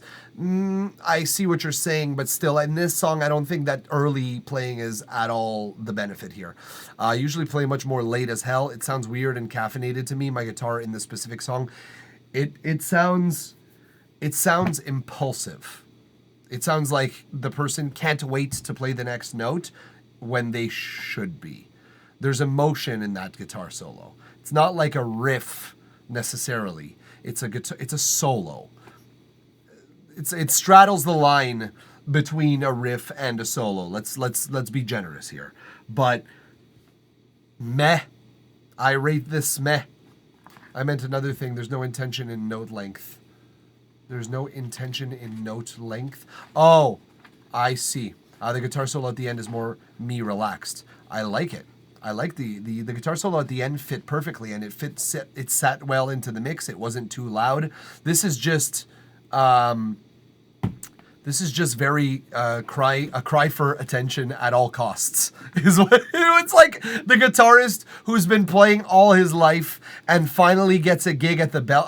I say the Bell Center because that's the big venue here. But like finally gets a gig at Wembley and is just so desperate to impress all the 80,000 people at Wembley that they kind of fuck it up.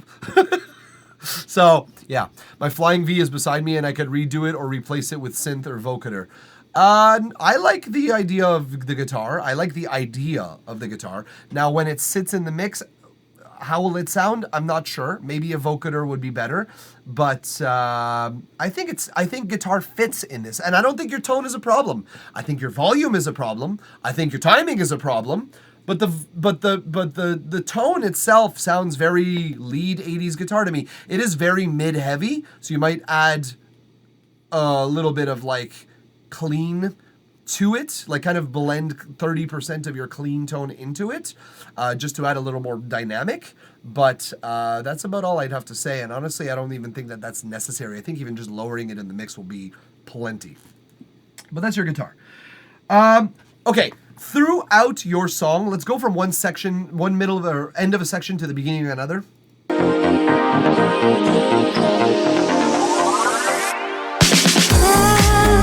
One example of the thing that I'm not trying to define here. That's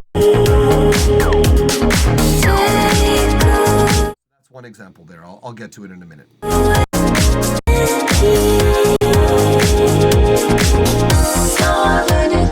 That's another example right there. I'm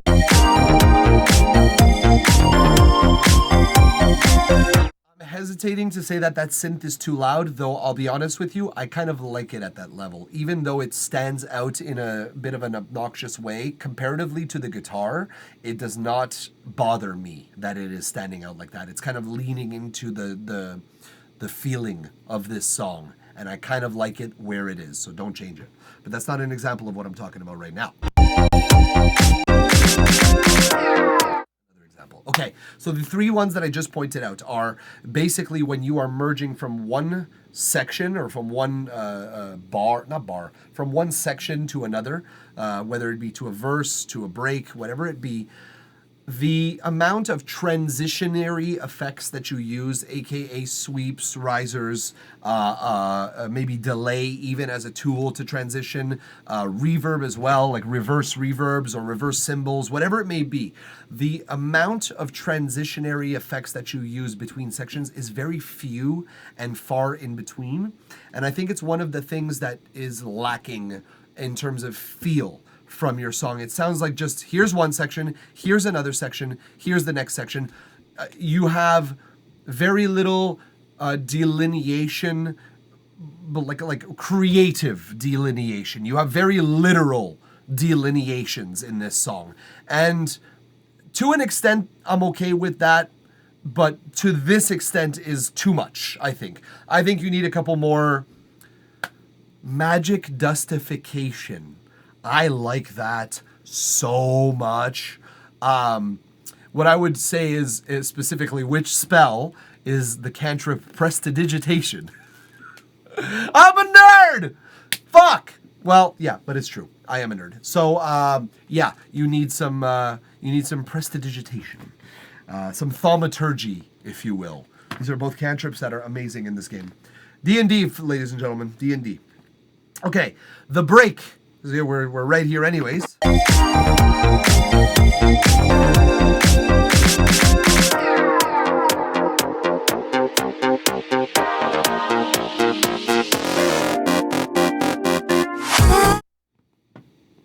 It's okay, but it's just okay, this break. It's a high-pass drum and it's a high-pass synth. And then you have a sweep. One of the rare times that you do have a sweep, it's coming in at a section that is just okay. So it's kind of the only reason, in my opinion, that this section is okay and not unacceptable is because of that sweep. So I don't know. It's just meh. I know that a break belongs here. I know arrangement-wise you picked the right section for your break, or the right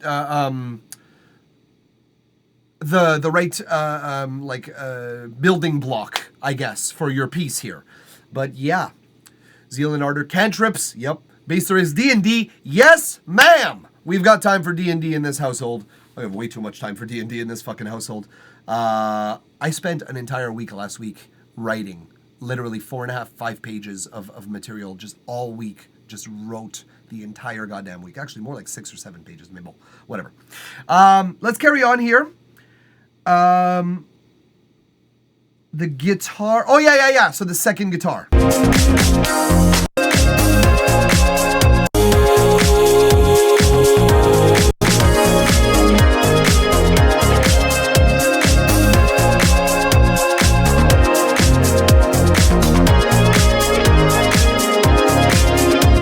I'm going to say something to you here, Carol. When you're playing guitar, you have to be careful if your vibrato fits in the section or if it's taking attention away from what it is you already have going on.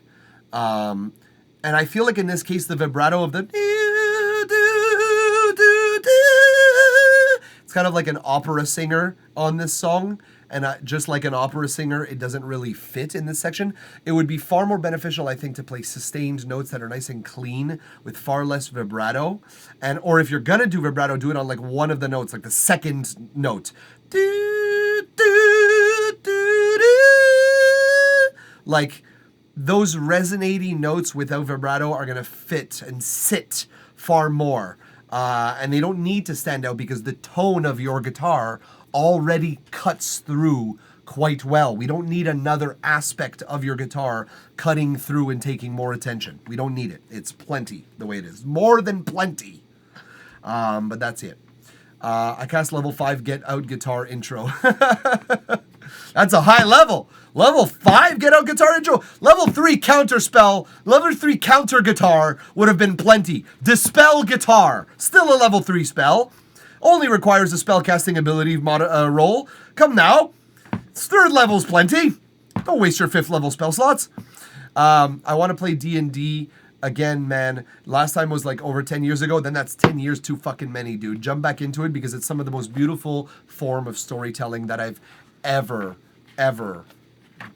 been a part of and watched and listened to and read. It's amazing. I do like vibrato. You do like vibrato. We can say that with confidence. We do like vibrato on guitar. We hear that. We recognize that. We cast Mixic Inspiration. Ha!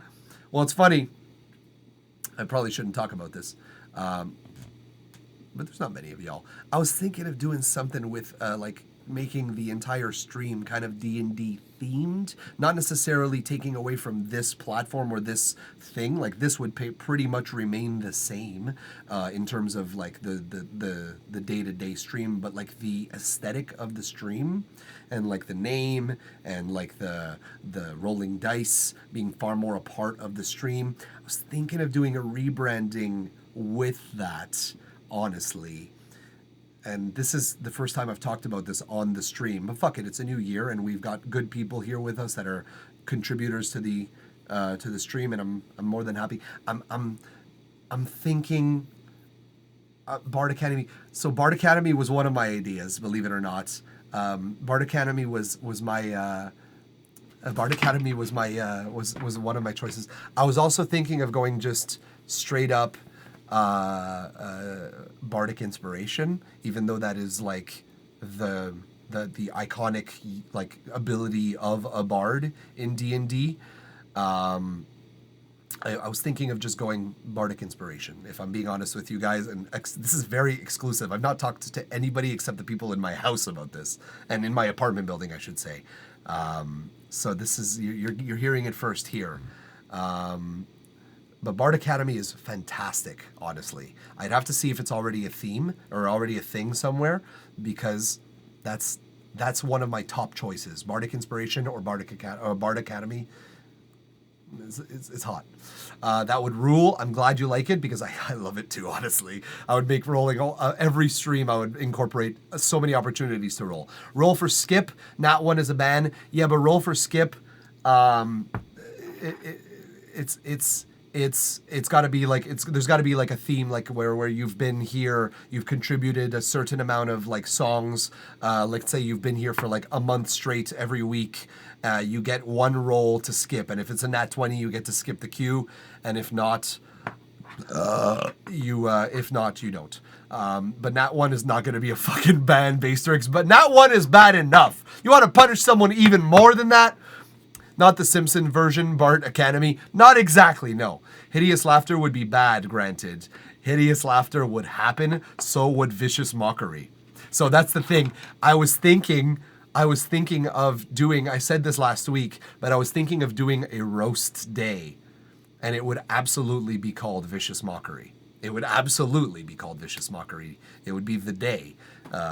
Like there would be the Bard Academy, the title day, and then the roast day would be Vicious Mockery. And then who knows, maybe we do something like Bardic Inspiration Day, where we just say nothing but positive things about songs, with just like a hype day. Or, you know, we just listen to songs that we like together or something like that, and we just praise them and admire them together. If I could do the stream full time, that is absolutely the way that I would take this stream, in that direction, because D&D has become so much of a part of my life, like an unmistakably huge part of my life, and I would love to blend the two concepts together, Bard being my favorite class as well. It's just, I've never played a Bard, which is the craziest part. I love Bard so much, I've designed so many characters, but I've never actually played one, which is nuts to me. But yeah. Because I'm a human bard. I'm literally, like, that's what I am in real life. A variant human bard. I've got the feet. I've got everything, trust me. Hideous Laughter would be bad. Thunderclap. Something like that. Something like that. Exactly. You're onto it. You're onto it, Zeal and Ardor. You're onto it. I love that you're onto it. I love that you're nerdy like I am. And I'm loving that that vibe would be probably at least accepted by those who like the stream. I will say this, Carotile, that was pretty much the only other comment that I had. The outro, I think if you do what we said before, which is to like extend the drums into this section and then cut them only for this section, I think your outro will be fine. But otherwise, right now as it is, it drags a little and needs to be adjusted.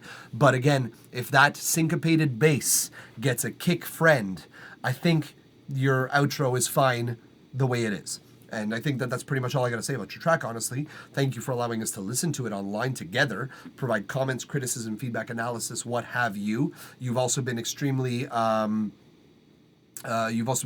helpful with other people's feedback as well. You've been reconnaissant of when some people weren't really happy with the feedback that I was providing, which is fine. But here we are. That's not bad feedback. Fairly minimal. Less guitar intro, embellishments, synco kicks. Yeah, honestly, dude, there wasn't that much to say. Like, I swear to God, like this is your like 1, 2, 3, 4, 5 with the outro. And one of them is actually a compliment, which is the second guitar fits better, but vibrato, basically. That was the only thing I had to say about that one. So it's like very little to be done. Your aesthetic is nice. But yeah, it's essentially you don't have much to adjust, little tweaks, and then you have a really nice aesthetic that you've built already. So you've done the hard part. You just need to basically fix the things that I don't like. So fix them. Such a dick. Okay, thank you either way, Carotile, for trusting us with your track. It's always a pleasure to have you on the stream, and I'm happy that you're subbed. We got to listen to the whole song, and we got to you got to skip some ads too during your time. There's also a musical joke with long and short rests somewhere. There is absolutely going to be a joke there. Mixing was always my weak point, so good to know that's decent. Embellishments are the thing that takes lots of effort. Yes, because it takes lots of effort. We're going to go ahead and skip the cue while we keep talking to you. But it takes a lot of effort specifically because you need to know when it is appropriate to have them and when it is appropriate to not have them. When it is more advantageous to just have a crash instead of a full-out riser. When it is appropriate to have a pitched riser versus a bass sub impact at the end of a rise. You know what I mean? Like those effects are very complicated to weave into your song, to sew into the fabric of your song, because it gets cheesy if you do it too much. So tastefully doing so is a difficult task, honestly. So here we are.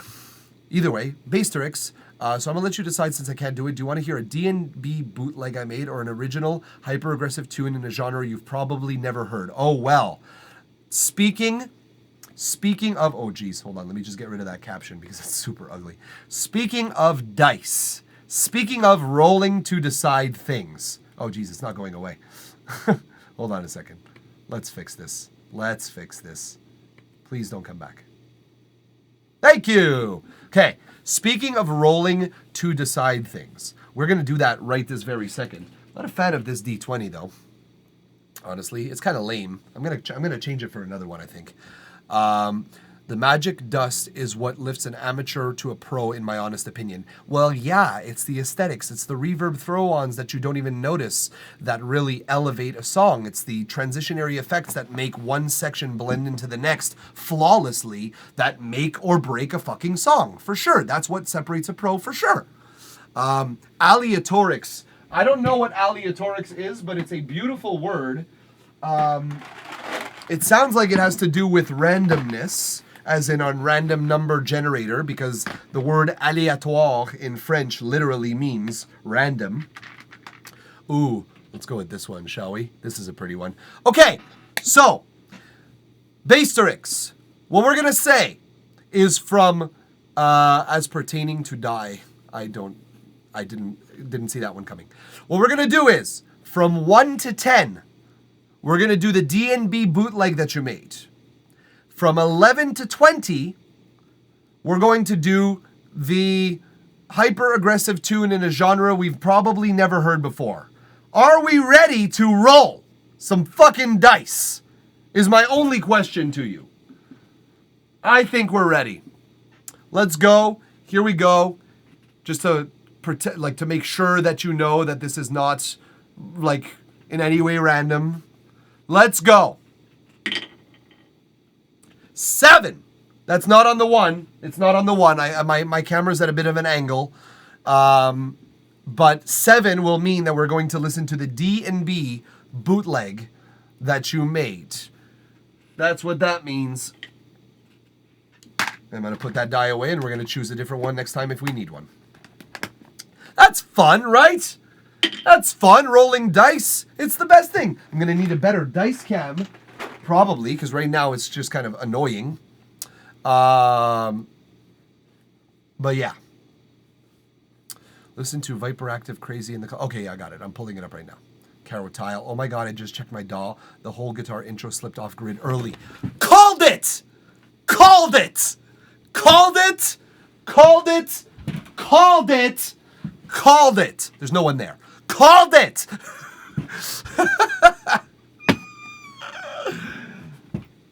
I don't mean to say I told you so, which is why I say called it instead. It's consistently early, which means I dragged it off grid. God damn it. Boom! My ears don't lie. Okay. There's nothing, by the way, just for the record, it doesn't matter. None of this matters. It's just, I just like to know that what I'm hearing is not lying to my brain. If that makes any sense whatsoever. That happens to me sometimes in FL shifting instead of zooming. Oh yeah, it happens. I can see that being a problem. Zealand Art of the grid is for cowards. No click recording every instrument one after the other. That is balls. That is so hard. That is pure feel and pure like depending on each other's instruments.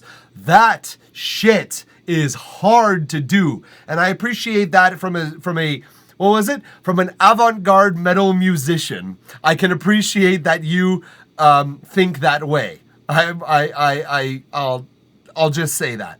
But that's hard, dude. That's real hard. Without a metronome is one thing, as long as there's a drummer. That's one thing, but no grid whatsoever in the project. That's tough, dude. I'll burn it anyway. Hey, you were right. I was wrong. Yeah, but it doesn't. G-Chi, thank you so much for following the stream. We appreciate you. It doesn't matter, Carol. It really genuinely does not matter. The grid is for cowards. Shout out Car Bomb. Don't know what that means. That is how Lulu happened. We all can be the table. What? Grid? There is no grid? Not seen Tron? I've not seen Tron, actually, believe it or not. As a loop artist, that's second nature to me at this point. I mean, yeah, I exactly. I'm kind of like on the grid as well. Okay, so everything apart from the drops is from the original tune. So you can kind of disregard it more or less. You need to listen to Car Bomb ASAP then. Minkus, you know where to put it. Music chat, baby. Any music that you want me to listen to off stream, throw it on the music chat. And G-Chi, thank you for joining the queue. Appreciate you. Car Bomb ASAP, geez, no worries. Here we go, folks. We got Basterix with us for this D&B bootleg. Let's see if they copyright block me on Twitch and YouTube later. Who knows? I don't think so. But let's try our luck. Hung out with them in Gojira's studio in Brooklyn. Oh, I'm so jealous that you were in Gojira's studio in Brooklyn because Gojira is amazing. Oh, okay, let's listen to Viper Active, Crazy in the Club, the D&B bootleg by Basterix, disregarding everything but the drops.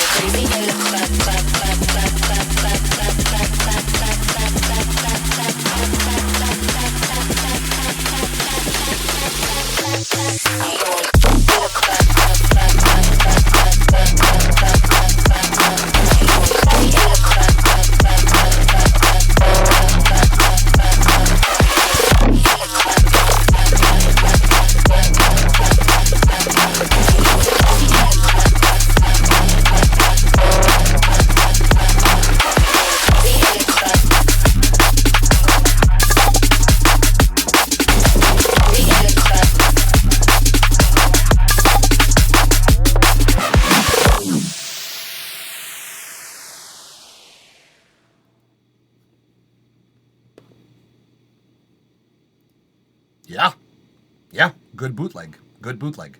I don't know the original necessarily. I don't have much to say about this. There's very, very minor notes. But it's excellent. The drop itself is very brutal and very juicy. I'll say there's some little notes here and there that I would say. Again, it's not very much, but it's some. G. Andy, Yeah, any genre, absolutely. Minkus, blah! Yeah, I know. Gotta roll blah. Okay, so there's something that I noticed in the early drop that changed up afterwards, but there's this whistling of a high octave frequency. And it's only in the left. And I'm wondering why that is so, because then it proceeds to the center anyways.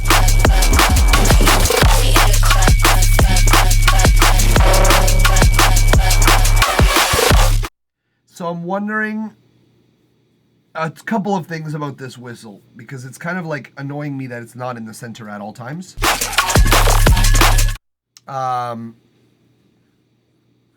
Zealanarder, if you're looking for the Q function, it's just Command Q, by the way. The next is for me to move on people.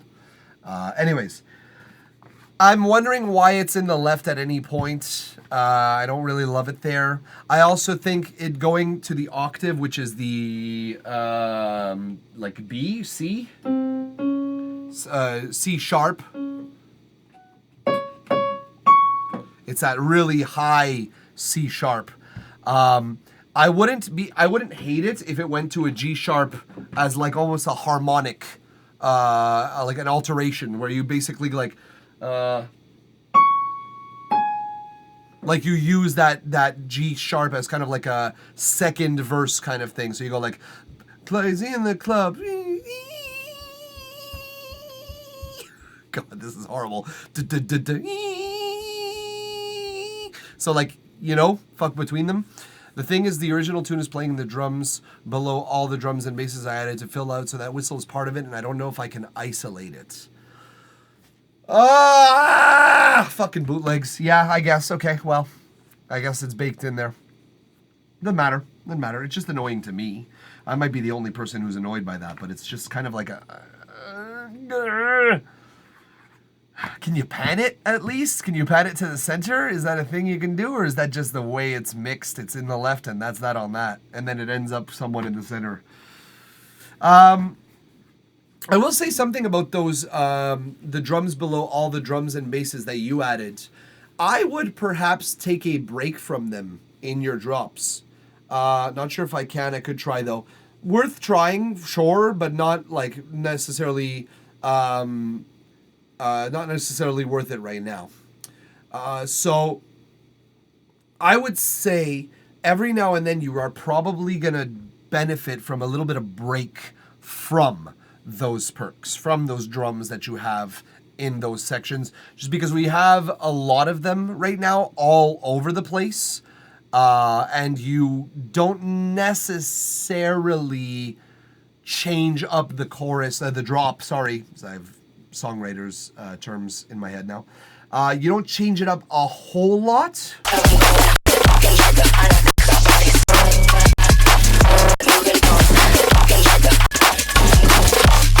Except for the vocals, really. I'd say maybe, yeah, taking a break from the perks at some point or another, create some dynamic contrast, because, and this is my next note, a lot of that chaos that is in your song, it's baked into the original track, right?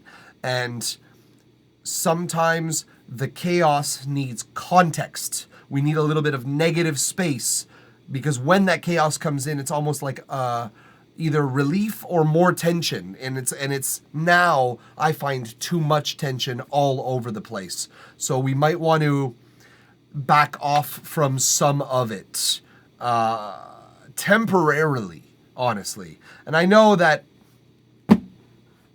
that's going to be complicated, but it might be worth it. It might be worth thinking of it in terms of your arrangement, because it does offer some issue.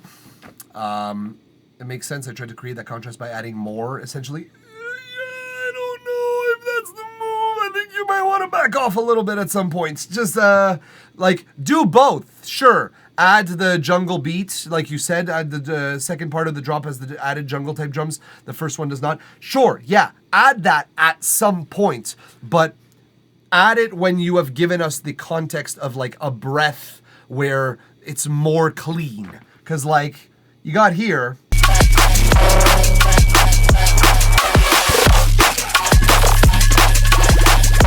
Got a lot going on. You got a whole lot going on. I will say something about the Vox sample, the vocal sample club, maybe the same argument. Maybe back off from that a little bit. You do right at the end of your song, you do that, and that's cool. But maybe back off from it like as a pattern almost. Maybe like one bar on, one bar off. Maybe keeping it off and then putting it on. You know what I mean? Like, I'm not sure, but like the thematic here is you have the chaos covered. You do not have the context for the chaos, the order, if you will. Again, going between lawful and chaotic. We are meant to turn this stream into a D&D based stream. You need law in order to justify chaos, juxtapose and justify the chaos. Otherwise, it's just noise for noise's sake. Overstimulation in certain parts, exactly, Gandhi. That's exactly what I was implying. Right, what you're saying makes a lot of sense to me. I've been feeling like it's a bit busy sounding overall. Yeah, and again, mostly busy is okay. All busy is a problem. Minkus, I'm gonna give you access because you have proven yourself. You are tier 1. Oh, it finally works. Jesus Christ, tier 1 subscriber. I gotta get that well. Ads got me. Well, it's not your turn, so you don't have to worry about it, Andy. There you go, Minkus. You should have access to it now. Anyways, I think that's pretty much the only thing that I really have to say about your song, though. Because apart from that, the chaotic sort of fullness of your song is fine. Like, it's, I don't know. I kind of love it. It's part of the aesthetic, right? The busyness, the chaoticness, it's part of the aesthetic. And I don't want to take away from the aesthetic, which is why I'm being very careful and trepidatious on like how to say this. But again, the context is everything. Juxtaposing is your like best friend when you're talking about chaos. And I got a lot of songs in here that are very full on this stream. And I always say the same thing, which is juxtapose and justify your chaos. Make it so that the chaos is earned. It feels correct. And then the busy sections won't feel so much busy as they will feel full. And I think that that's the difference between a very busy song and a very full song. And I think you just need that little extra step. And then I think this bootleg is going to be a great thing that only people who are interested in rip-off, like bootleg song, I say rip-off, but like bootleg songs will hear either way, because you can't publish this, unfortunately. It's like, that's the implication that I'm making here. That's the implication. So, anyways, thank you. I appreciate you very much, Basterix, for sharing your song with us, allowing us to listen to it online, provide comments, criticism, feedback, analysis, what have you. Great song, great bootleg. I don't know the original. I should probably listen to it. Like, that is something that I don't listen to nearly enough, drum and bass, but I really like it, honestly. And yeah, you've done some good work here. So with good work comes very little tweaks to do. So well done. And thank you, as always, for trusting us with your track. Basterix, we appreciate you. You've been a valuable contributor of the stream this entire day. You've also been helping me by telling people when to submit and whatnot, and I definitely appreciate that very, very much. Because that saves me time while I'm doing, well, in this particular case, it was your song when you were clearing it up with Gary, or Gandhi. But I just appreciate people stepping in that way, honestly. Original is a dubstep tune, by the way, so it's like 140 BPM as opposed to 175. Those are the standard BPMs for those genres. So yes, appreciate that. Also love some dubstep personally. Love me dubstep. Produced a little. You guys probably heard a little bit either in the intro music, or you might hear some in the outro music. But I love some dubstep. And great responsibility. Yeah, exactly. The submit is a lot cleaner than most. Haha, keep it up, more organized. Well, thank you. Thank you. As a matter of fact, we're going to keep on moving down the line. Basterix, of course, you are more than welcome to stick around as you as we proceed down the line. I don't know. Also, calling that the genre we never heard of is just hardcore with gabber kicks. I mean, yeah. I don't think Sensu is with us right now. He is in the chat, technically. Again, in this fucking chat, Sensu is here. By definition. But, close, it's Zag kicks. Oh, well, shit. There you go. He got very close. He got very close, Zeal and Ardor. Oh, man, that was very funny. I don't think I'm going to once again call out Sensu because this is the second time that we have skipped this individual today. It's just many people haven't been exposed to the genre outside the EU. Are you talking about dubstep? Really? Because a lot of people have been exposed to dubstep here. Like, a lot. It's been around since, like, 2008. I used to produce that shit in 2012. It's been here. So, I know what dubstep is. But, okay. Though I guess it's blown up a bit lately. It's a laptop in the woods logged in still. You know? Fuck Minkus. Like, I don't know what this guy or girl, I don't know what this person, if it is a person, if it's not a bot, is doing with their life. But we're going to skip. I'm sorry. Sensu, second time in a row. Don't come in for a third, you know? You're going to waste everyone's time. E-Bells is another one I don't think is here necessarily. No, I'm talking about Gabber, hardcore, Zag Raw style kind of stuff. Yeah, well, I mean, it's been known. It's been known. It's just... It's known by the connoisseurs, is what I would say here. The connoisseurs of dubstep and UK dubstep in general, they know what that is. They absolutely know what it is. Yeah, Little Texas absolutely brought it to America. I don't know. I feel like the UK dubstep brought it to America. Honestly, I don't know. I don't know if it's necessary to attribute it to a U.S. artist. I feel like the music itself made its way here quite nicely, in my opinion. Mais bon, we're gonna move on either way. Now the genres I'm talking about aren't dubstep like at all. But like, didn't you say? You know what? No relationship to dubstep. It was just 140 and you called it dubstep before, but I mean, maybe we're not talking about, not dubstep, post-2010 Dutch hardcore. Oh, I have no idea what you're talking about then. All of that for that. We're going next. We're not even going to call E-Bells out. It's 1MCH. Are you here? Exactly. No, totally, dude. I don't know what the fuck I'm talking about with regards to 2010 Dutch hardcore. No fucking clue. So my bad. See, I'm more than willing to admit when I'm like in the not in the know, but in the not about something. Not spelt N-A-U-G-H-T. Like that is. I am not above. Like I am above my own ego enough for me to go like, oh. Nope. Sorry. I don't even know who Little Texas is. But Lil Sevenfo, are they with us right now? Okay. Sensu, Jesus Christ. Jesus Christ. That's twice. You've lost your spot. You've lost your spot for the day. Please come back another day and be here. Please. This is twice that this has happened today. So... I don't know, use 3G next time or some shit. Sensu been away from keyboard. It's all good, Sensu. It's just unfortunately today we won't be listening to your song. At least we know he's alive. Yeah, Sensu, legit, look up in the chat. We legit thought it might have been like a laptop lost in the forest. Like you might have been going through some Blair Witch shit. We were worried about you, buddy. But yeah, please come back next time. And, well, who knows, actually. We're skipping through a bunch of people right now who aren't here. So we might actually have time for you today. Stick around while we get to the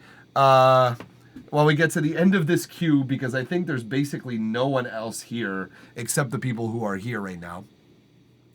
Thought you committed Sensuku. Very nice. Round of applause worthy. Round of applause worthy. Thought you committed. Called the police. Minkus called the police. I don't think Skylar Archives is here. I love it when people, you know, just show up and think that they could do, like just kind of just show up and think that they don't have to wait, that they don't have to have the patience. Jichi, do I send the link here? You indeed do, right here in the chat. So you SoundCloud links only, as are indicated in the instructions. But that's the gist of it. No, honestly, what I should be saying is I appreciate everyone's patience while we wait for everyone's turn. I will also say zeal and ardor. It is a 1 per day submission rule. As in someone who has already submitted a song and who has been listened to is not available for a re-listen. For the specific reason, as you just said, that I've been streaming for 5 hours. And it possibly will stretch to 6 after we have done everyone else's stream, everyone else's review. But yes, it's a 1 per person, one song per person day. Unless, of course, there's like barely anyone in this queue. But considering I've done, 1, 2, 3, 4, 5, 6, 7, 8, 9, 10 songs thus far. And have been on for 5 hours. Spent approximately a half hour per song, if we math that out correctly, though less. We're not doing that right now. I'm tired, dude. Gotta eat me some dinner. It's almost 9 p.m. over here, although you guys must probably be even later. Okay. No need to elaborate anything, my man. I appreciate your understanding. Zeal and ardor. Okay, so we got G-Chi here. You will unmit, also very funny. Ambition, produced by Cloud Rider. So I'm assuming that your role in this here, G-Chi, is vocals only, and as well as vocal mix only. Is that correct to say? Are you like basically just recorded your vocals, mixed them into the instrumental that was produced by Cloud Rider, and that's your role in this? Question mark? Versus mainly, yeah. Okay. But not the choruses. You're not in the choruses, or is that... Well, we'll see. Either way. We'll listen to approximately 2 minutes of this song, and we'll tell you what we think about it at the end. So here we go. Ambition, produced by Cloud Rider, by G-Chi.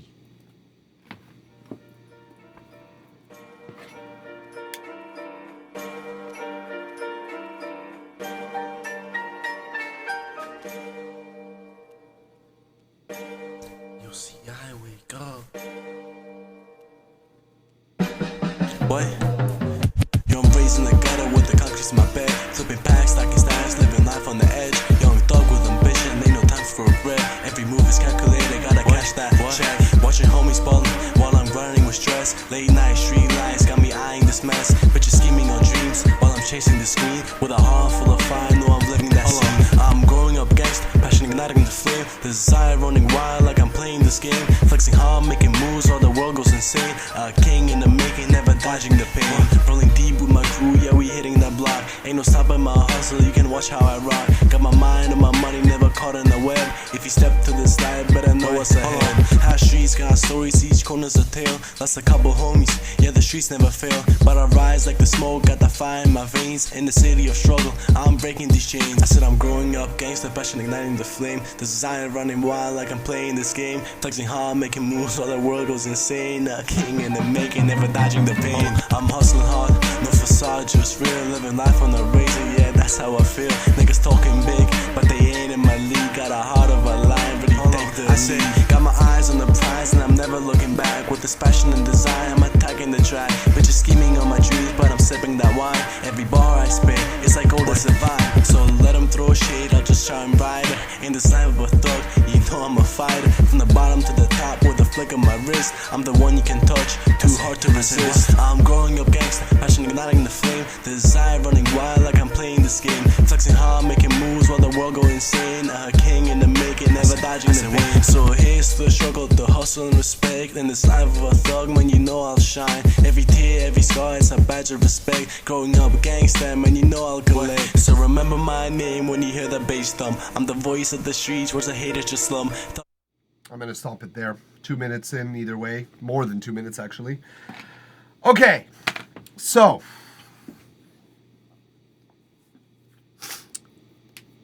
Couple things. First of all, I see here that you said this, that you admitted this openly. First track I recorded on AirPods and in my bathroom. Wrong. Wrong. Incorrect. Sorry, like that came out, like what I wanted to say was the bathroom is not exactly the best place to record vocals unless you're going for a specific effect because there's way too much noise. The AirPods are not the ideal tool to use because A, your vocals are being compressed through Bluetooth, which is a nightmare. And B, the delay when you're recording is not easy to work with. It is not ideal to work with. Even if you don't listen to your voice while you're recording and you're just like rapping over it and then you offset it, it is just not ideal to record with AirPods, specifically because the microphone does suck balls. Like, it's better than a lot of other AirPods or a lot of other earbuds, but Jesus Christ, is it terrible for your voice to be heard and to be understood. Yeah, no. Yeah, I don't have a microphone yet. I'm ordering one soon in a bathroom. It's because I was in my dorm room, which is tiny. Yeah, it's better to record like in your closet than in your bathroom. The bathroom has way too much resonance, and what I'm hearing is that on top of recording with a compressed Bluetooth signal, you're on top of that recording in a bathroom, which is causing the AirPods to close the noise gates to like basically reduce the ambient noise, which is cutting off the tail ends of your voice in this recording. So I just like, look, don't get me wrong. I respect the hustle. I respect needing to record your ideas, getting them down on paper or whatever, on tape or on hard disk, whatever the fuck, getting them down on SSD, I guess. But like, this sounds like a rough draft to me. This doesn't sound like a song.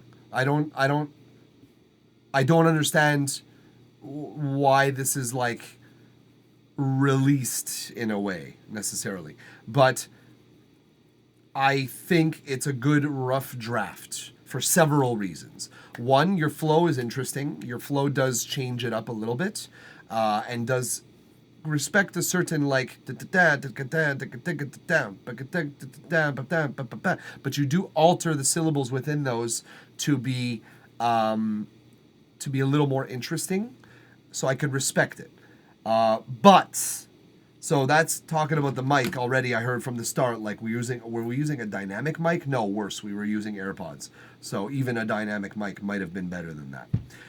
Get yourself a decent condenser and record in your closet with your clothes in it, because it'll be basically like recording in a vocal booth. I've done that for years before I built a vocal booth in a closet. That thing over there is a vocal booth. And that is literally a closet that I transformed into one. And trust me, it works. Okay. Your timing. Now let's talk about the rapping itself. It's off. It's off. It's flipping packs, stacking stacks, living life on the edge. Young thug with ambition, ain't no time for a bread. Every move is calculated, gotta catch that check. Watching homies. Very off time. Very, very off time. Those ad-libs, also, we're going to talk about those. Those are a problem as well, but we will, again, talk about those. Moving to an apartment in a month, that's cool. Cool, you'll have a closet to work with. That's really all you need for a vocal booth is a closet, I promise you. Okay. These vocals need to be recorded tighter. They need to be recorded in a tighter method. Because it's just not recorded, but they need to be performed in a tighter method. They're off time, and the syllables are kind of awkward at the beginning, at the end of phrases. Sometimes you also there's a French expression, tu mâches tes mots, which means you're chewing on your words. Your enunciation, the way you pronounce your consonants and your syllables is not distinct. And that is something that in rapping is super important. If you're not doing mumble rap, you have to be clear. You have to have good diction. You have to speak with a pronunciation. Yeah, my pronunciation is dog water. Okay, well, work on it, because I think your flow is pretty good. And if you enunciated properly, and on top of that, not only enunciated, but like emphasized certain enunciations or pronunciations, I should say. If you emphasized certain ones, if you got such good control over your diction, basically, that you decided what syllables sounded how, and it wasn't just get the words out to be understandable, and that's not the challenge. The challenge is play with the syllables. This would not be a problem, but right now it is. Right now your vocals are a little bit off time at very many spots throughout. There's little syllables here and there that need work. Your pronunciation of certain syllables is awkward and kind of not comprehensible, and your flow and your like emphasis is also kind of sometimes a little bit awkward and kind of takes away from the points that you're making with your lyrics. Zealand, your lyrics are a percussion instrument, and you can take advantage of it. So no, but also yes. In terms of rap, it is far more of a percussive instrument. Specifically for rap, it is far more of a percussive instrument than in any other genre of music. Still not a percussion instrument. Could be if you beatbox, but the transients of a voice are as close to percussion as basically instruments get, besides actual percussion. Yes, I see what your point is, Zealand Ardor. Still not a percussion instrument. I'm such a dick. Okay, next point. Your ad-libs are doing nothing for you except clouding up the words that you already have. Your ad-libs should be something either different timing from your main vocals, like not at the same time where they're like literally sitting one on top of the other. They should be interlocking, or syncopating is a good way of going about that. If you have syncopated ad-libs, or if you have alternating ad-libs, call and response type ad-libs, hype vocals, woo, those kind of things that don't sound like rapping, that's what your ad-libs are for. What you are doing is you are combining the concept of ad-libs and doubles. And you're not doing either of them correctly, because your doubles are not saying what the ends of your phrases are saying. They're saying ad-lib phrases, but you mixed it in a way that doubles should be mixed, which is right on top of the lead vocals. That's reserved for doubles, and you should do doubles. You don't have any doubles in your song. And those are important, especially in rap music. You emphasize your own vocals by doubling them. It's used in every genre of music that exists, except probably jazz. But like, yeah, it's a tool for a producer. It's a tool for a lyricist. Double your vocals, and then on top of that, add your ad-libs that are literally just made to complement the vocals. Not on the same time. Different times, different sounds, different textures. They are supposed to add emphasis to the lyrics you already have, not step on them as they are doing right now. So work on that. The other thing, and the last thing that I'll say about your track, there's no breaks from your voice, dude. We, from start to finish of the song, I bet. Let's scan through. Flipping back, every move is calling. Bitch, scheme, I know I'm making move. Ain't no my money, never. Yeah, the streets taking this shame. Thugs game, I'm that's how I feel. Got my eyes passion and sipping that wine. Throw shit, you know I'm the one growing up playing this game. It's the struggle here, every sign name. We hate it just like we ain't playing this name. So rider, you can touch. Passion, I'm making move, making never that hustle and respect. You know I'll shine. As a batter, you know I'll collect. Do you get my point? Do you get my point? That is a lot. There should be breaks from your vocals. Sometimes all it needs is for you to sing instead of rap, like a little more of a breathy section. Na, na, na, na, na, na. Sometimes that's all it takes. Sometimes silence is the move. But what I just did, clicking through the entirety of the 2 minutes and let's say 30 seconds of when you are rapping and not finding one vocal break, that's a mistake, my dude. We get no context. Again, context is absolutely everything in music. When we have a time-based art form, such as music, or such as sound in general, we have nothing but context to juxtapose our own choices. That's the only tool that we have to juxtapose our own choices. Music is comprised into the most broad categories you can comprise music is tension and release. That is the two working tools that you have to create, compose, alter, and otherwise manipulate music. Tension and release. Those are your two tools, and then it's a blend thereof. It's a spectrum, so you can be either way on the scale. All of that's fine. But if we have no tension or no release in this particular case in a song, our voice is doing us, our own art is doing our art a disservice. A disservice. It is taking away from your own song. You would think as a rapper, the more rap I can do in a shorter period of time, the better. Incorrect. Incorrect. The less you need to do in a shorter period of time, in fact, the better.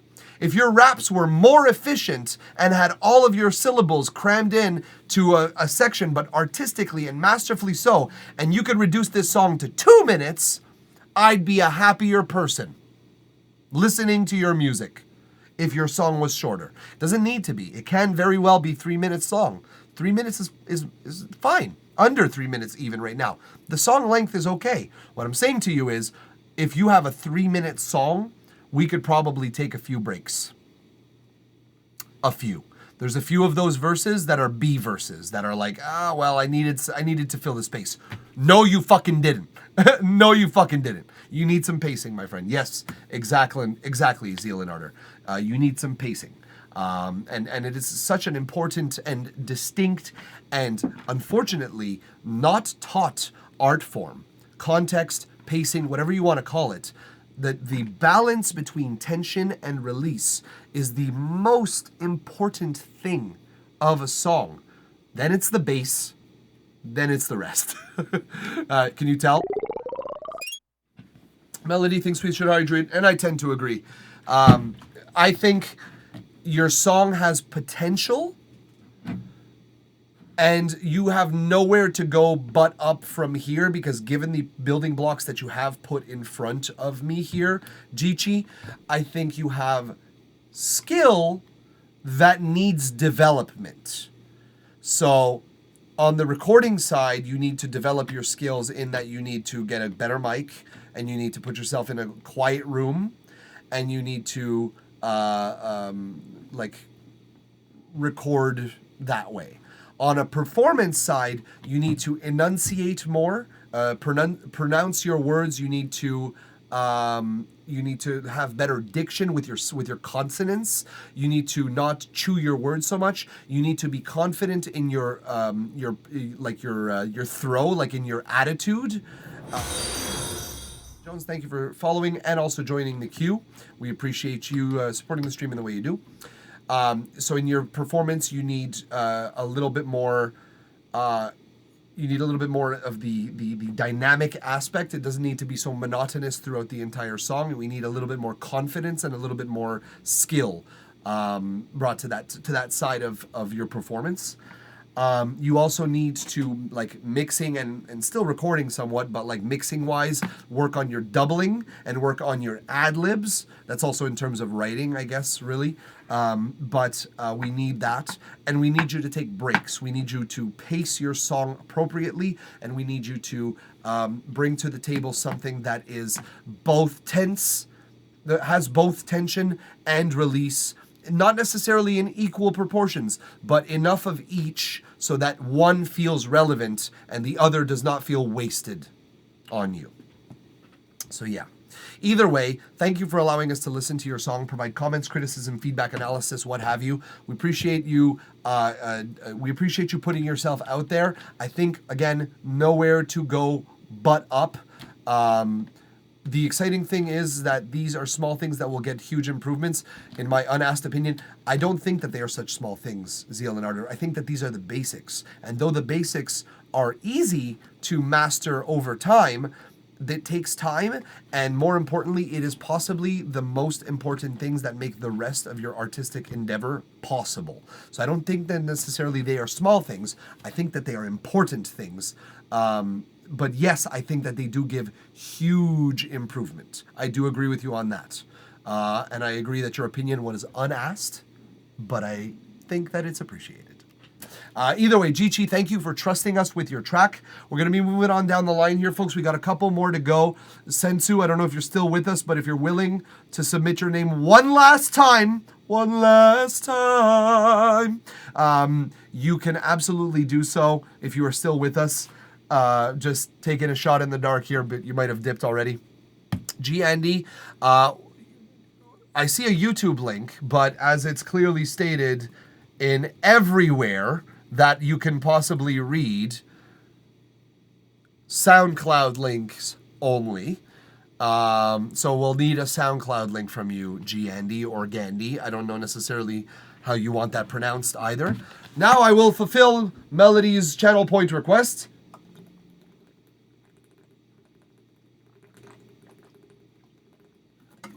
I was thirsty. Sensu, you need a hotspot or you got 3G now? And like Gandhi. Okay, good to know. Gandhi. Cool. Good. Well, while we wait.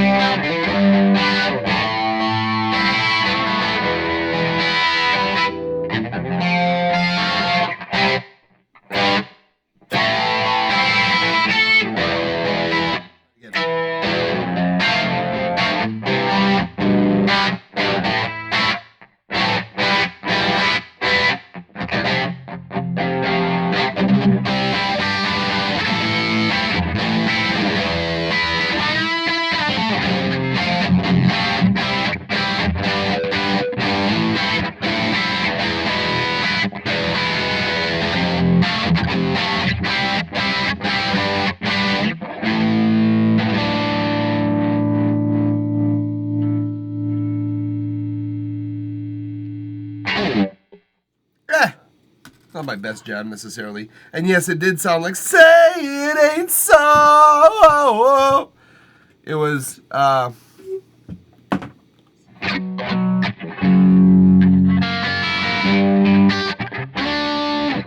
exactly, but it's close. It's close. I've never really played that song either way. I've never really known how, although yes, technically I have. Yes, that one part, exactly. No, you're not wrong. It has those similarities. But, you know, it was just a stupid jam. It was just kind of cheesy and kind of, whatever. So we got Gandhi right now. Sherloom on deck with Dr. Gorilla Jones leading up on the possibly last one for tonight, guys. It is pretty late here where I am, and I'm kind of getting tired. So we'll see if we have energy to continue after Dr. Gorilla Jones. But let's go with, right now, Gandhi, Bed of Sorrows. That's a really good song title. We're a small band from South Jersey, Fall Faith. 5.5 hours. Yeah, I've done longer, but still, It's quite a decent time to be throwing my voice so loudly for such a long time. Let's listen to this metal song by this small band from South Jersey called Fall Faith, and the song is titled Bed of Sorrows. We're going to listen to 2 minutes of this 5-minute song, as again is written pretty much everywhere that I possibly can. But I'm down for some metal. I like some metal. Let's listen to it, and I will tell you notes, since you are in a band, notes on your vocals and your parts. Good to know that that's what you do. But I will tell you notes on the song, if I have any. Arrangement, songwriting, mixing, mastering, performance. I do not limit myself to one zone of advice, my friend. But here we go. Am I muted? Oh no, here it comes. All right.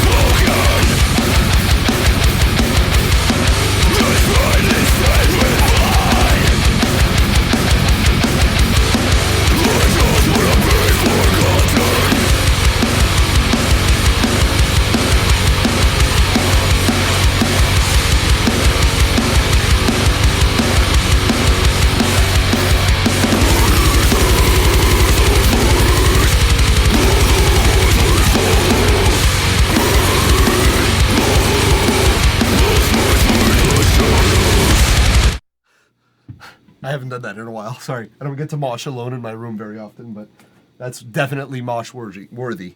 That song is definitely mosh worthy. Okay. Let's talk about this song because I like it. It's brutal. It's definitely got some I don't do much cardio, as you can tell.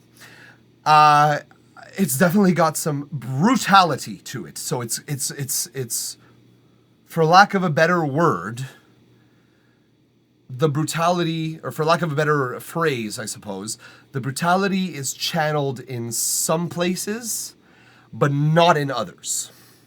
And we're going to get to exactly where. So vocally speaking, let's start with your vocals since you are the vocalist. You're going to like to hear this. Well, actually, before I say anything, I have a question here, Gandhi. Was it one of your band members who mixed this song and potentially mastered, but like, was this mixed by one of your band members? Just curious. Because oftentimes bands will obviously be only able to mix themselves. We got a homie who mixes for us. Okay. Is that homie a guitarist by any chance? And there's a reason I ask this. He's from another band. That's cool. I respect that. Yes, he is a guitarist. He fucking mixes like one. Okay? Let me tell you. Get a bassist to mix your shit. Hell, get a drummer to mix your shit, although they probably don't know how to operate the controls. Oh, I'm sorry, drummers. I am one too, so I get to make fun of you. It's listen, I retain the privilege. But my point is, this motherfucker. First of all, you're gonna love that I'm gonna tell you this. Your vocals are not loud enough. The guitars are drowning out. They're drowning out your vocals, like hands down. They're way too loud. The guitars are too loud in your mix. And your vocals are not loud enough. Your vocal performance, the growling is real brutal. I'd love to get to know how to do that without absolutely shredding my voice to the point of blood. But I don't know how to do that yet very well. For some high-pitched screaming more than for low growling. Low growling wrecks my fucking vocal cords. I have no idea, but I'd love it. It sounds good. It sounds brutal. It fits with the song. It's not fucking loud enough. And that is a symptom of getting a guitarist to mix your songs. Gutturals were sick. Yes, they absolutely were. Done it for 10 plus years, and your voice is not absolutely ruined and shredded. Okay, Gandhi, I might take some feedback from you, honestly. Fucking hit me up off stream or some shit. I don't fucking know. Like I gotta learn how to do it. I gotta learn how to scream with pitch. I gotta learn how to growl. I gotta learn how to do this without ruining my vocal cords, because I kind of value them, somewhat. Doing this and all is kind of necessary to have vocal cords. Anyways, so your guitars are way too loud. Your vocals are not loud enough. And oh, surprise, surprise from the guitarist mixing the song, I can't hear the bass. He has ads. The man has some ads. Play some. I can't do whatever he just did. So.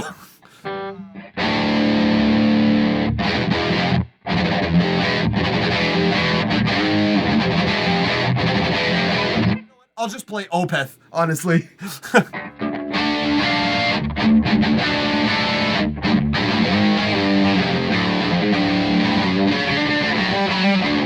No, what was it?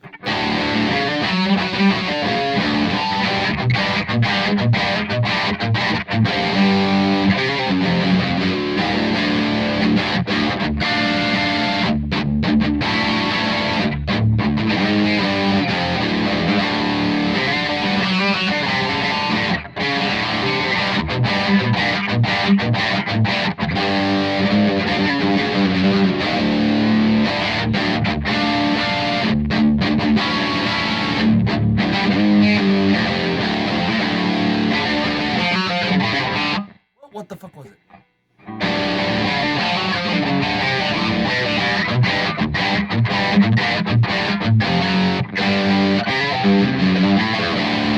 Something like that. I don't fucking know. It's the best fucking song that they've ever released. Goes to perdition, in my opinion.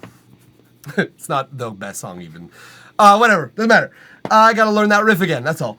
Okay. So, surprise, surprise, from the song mixed by a guitarist, your bass is inaudible. I can't hear it anywhere. At any point that I've heard so far, I've heard the kick. Oh yeah, I've heard the kick. The kick and the snare are popping. Even the cymbals are pretty well placed. It's fun fact that drummers and guitarists don't really step on each other. In fact, they often complement each other. But the bass is non-existent.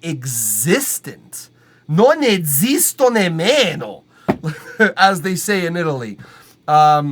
It's GGD, so pre-mixed, I think. What is that? Something good drummer or whatever the fuck it is? I don't know. It sounds okay, is my point. That's definitely some pre-sampled drums, for sure, Z Leonardo, for sure. Good drums, thank you. That's the one. Yeah, it sounds exactly like those.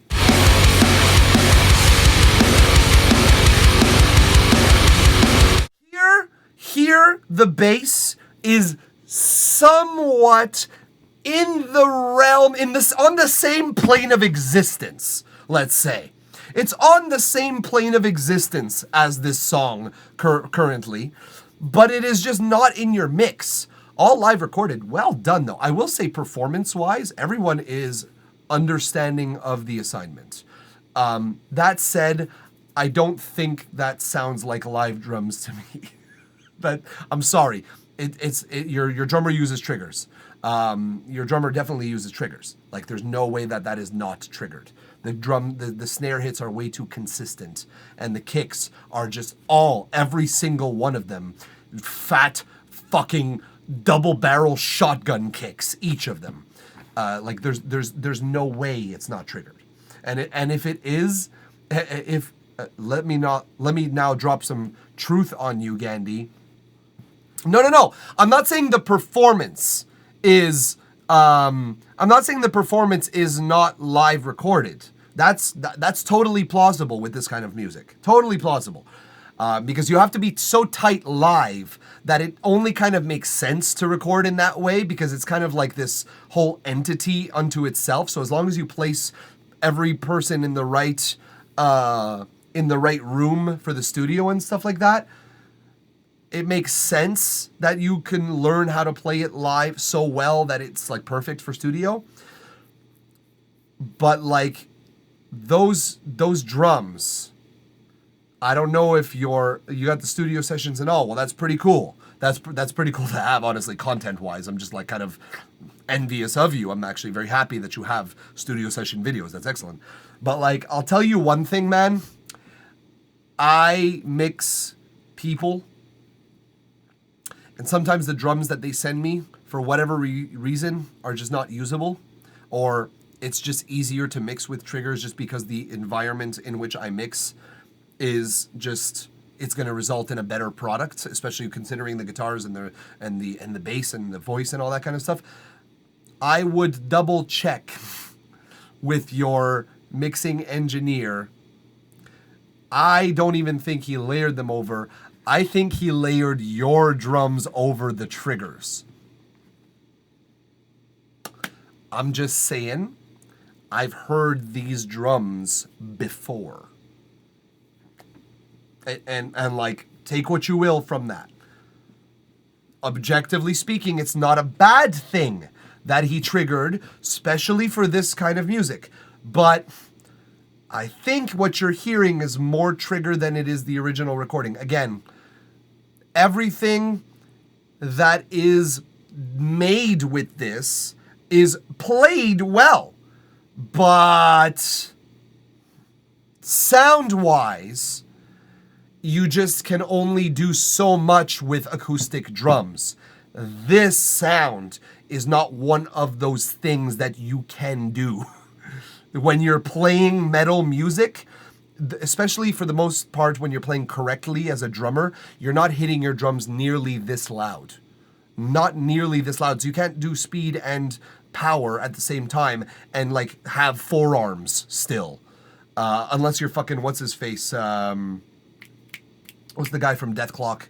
The machine, the super duper double kick, the hexy kick machine, something Lagan or something like that, Hagen or something like that. I forget his name, but he's a machine either way. He is a freak of nature. Doing Joey's sound check is what the fuck. Okay, cool. Listen, you say what you will. It sounds like it's triggered, bro. It sounds like it's triggered. Will Putney does the same thing. All his records have the same snare. Sounds great, but still, yeah. And again, this is what I'm saying. It's like, it's not necessarily a poor thing. It's not necessarily a poor thing for the recording for the sake of your music. It's just, it is common amongst mixing engineers for metal music to just go like, listen, we can only get so much out of the originals. We can't juice them as much as the song's aggressivity needs. Very difficult to do so, and you need very good environments, very good performance, powerful timing. Everything needs to be lining up like the fucking sun and the sun and the moon during a total solar eclipse. The conditions need to be perfect for real drums to actually be employed with no triggers, and even then, it's very difficult.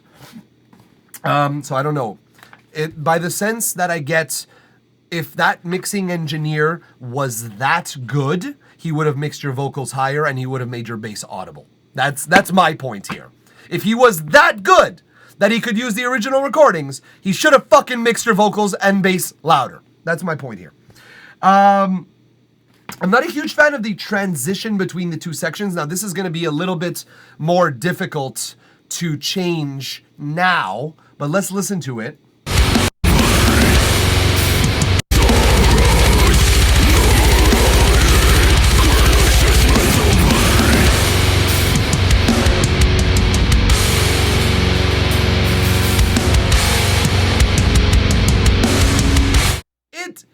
The part before it is sick, the part before it is the part after it is sick, but it's just that transition is just kind of like, you know, it just like, here's one part and here's another part. It's like kind of two songs, and the only thing that's unifying them is this huge, massive, just, what's the huge, massive fucking F sharp, which is one of the most badass keys in the world, by the way. It's like an octave.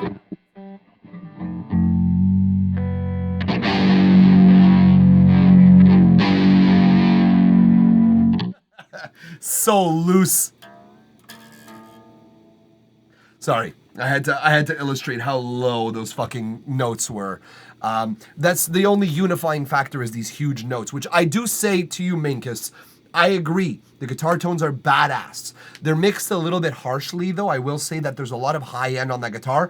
Again, not surprising, because a guitarist mixed it and thinks that guitars should occupy a far wider frequency range than they actually need to. No! Incorrect! So you need low mids from these kind of guitars en masse. You need a ton of low mids from these, we agree. High mids? Not so much. We don't need that much definition. The chugging, isn't that enough? Like when you're cutting above 8K, even 8K is pretty high. But if you cut above 6K, these guitars will sound pretty much exactly as they do. The only difference is that they will be leaving a lot more space for the cymbals. There doesn't need to be air in these kind of guitars. You're moving the air with the subwoofers that are blasting you in the face. So you don't need those high silver frequencies on this guitar. It could very well be brought down by, I don't know, 2K, maybe 3K. I don't know at what point he cut it off. It sounds like he's cutting it off at some point, but it sounds like too high. Just too high, unfortunately. And I know this because I play fucking guitar and I mix it all the time, and I'm like, every time I'm surprised, like I experiment because I have nothing to lose. I recorded all the instruments myself. I don't have any pride because it's all me. So really, at the end of the day, it's in my best interest to make all of me sound good.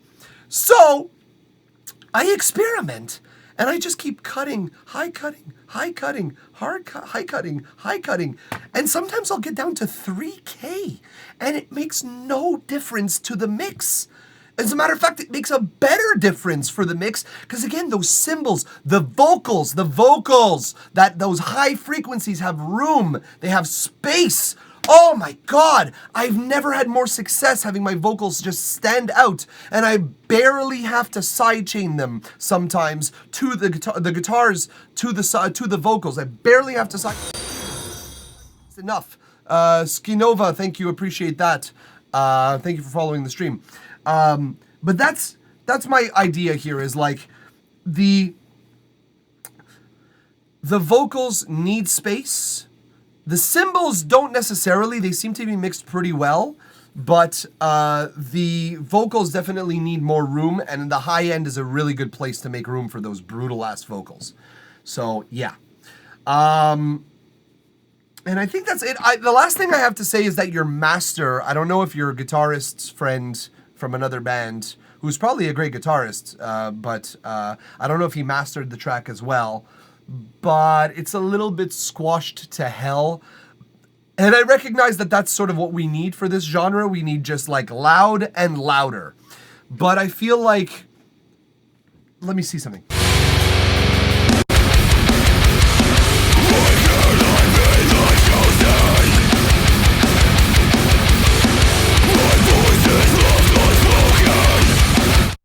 No, it does feel like everything is slamming into the wall, but I think it's really just the drum reverb that's making it so that it sounds more squashed than is necessary. But I don't know, man. I don't know. It just sounds like it's very compressed to the master, which again, I understand. That's the tone we're going for, but needs maybe a little bit more breathing room, perhaps. Maybe the release needs to be a little bit quicker on the limiter or on the one of the compressors of your master chain. I'm not sure what exactly it's going to take, but I think a little bit more breath is important. Minkus, you're on fire with the emotes, though, and you're translating to emote. I love that. Thank you so much. Need a 2-step emote? You certainly do. You need like a 3 or 4-step emote sometimes. But that's pretty much all I got to say about your track here. Gandhi, it's good, and it sounds like where you're aligning it to be, in a way. It sounds like you're pointing it in a direction, and it's going there, but it doesn't feel there yet. So,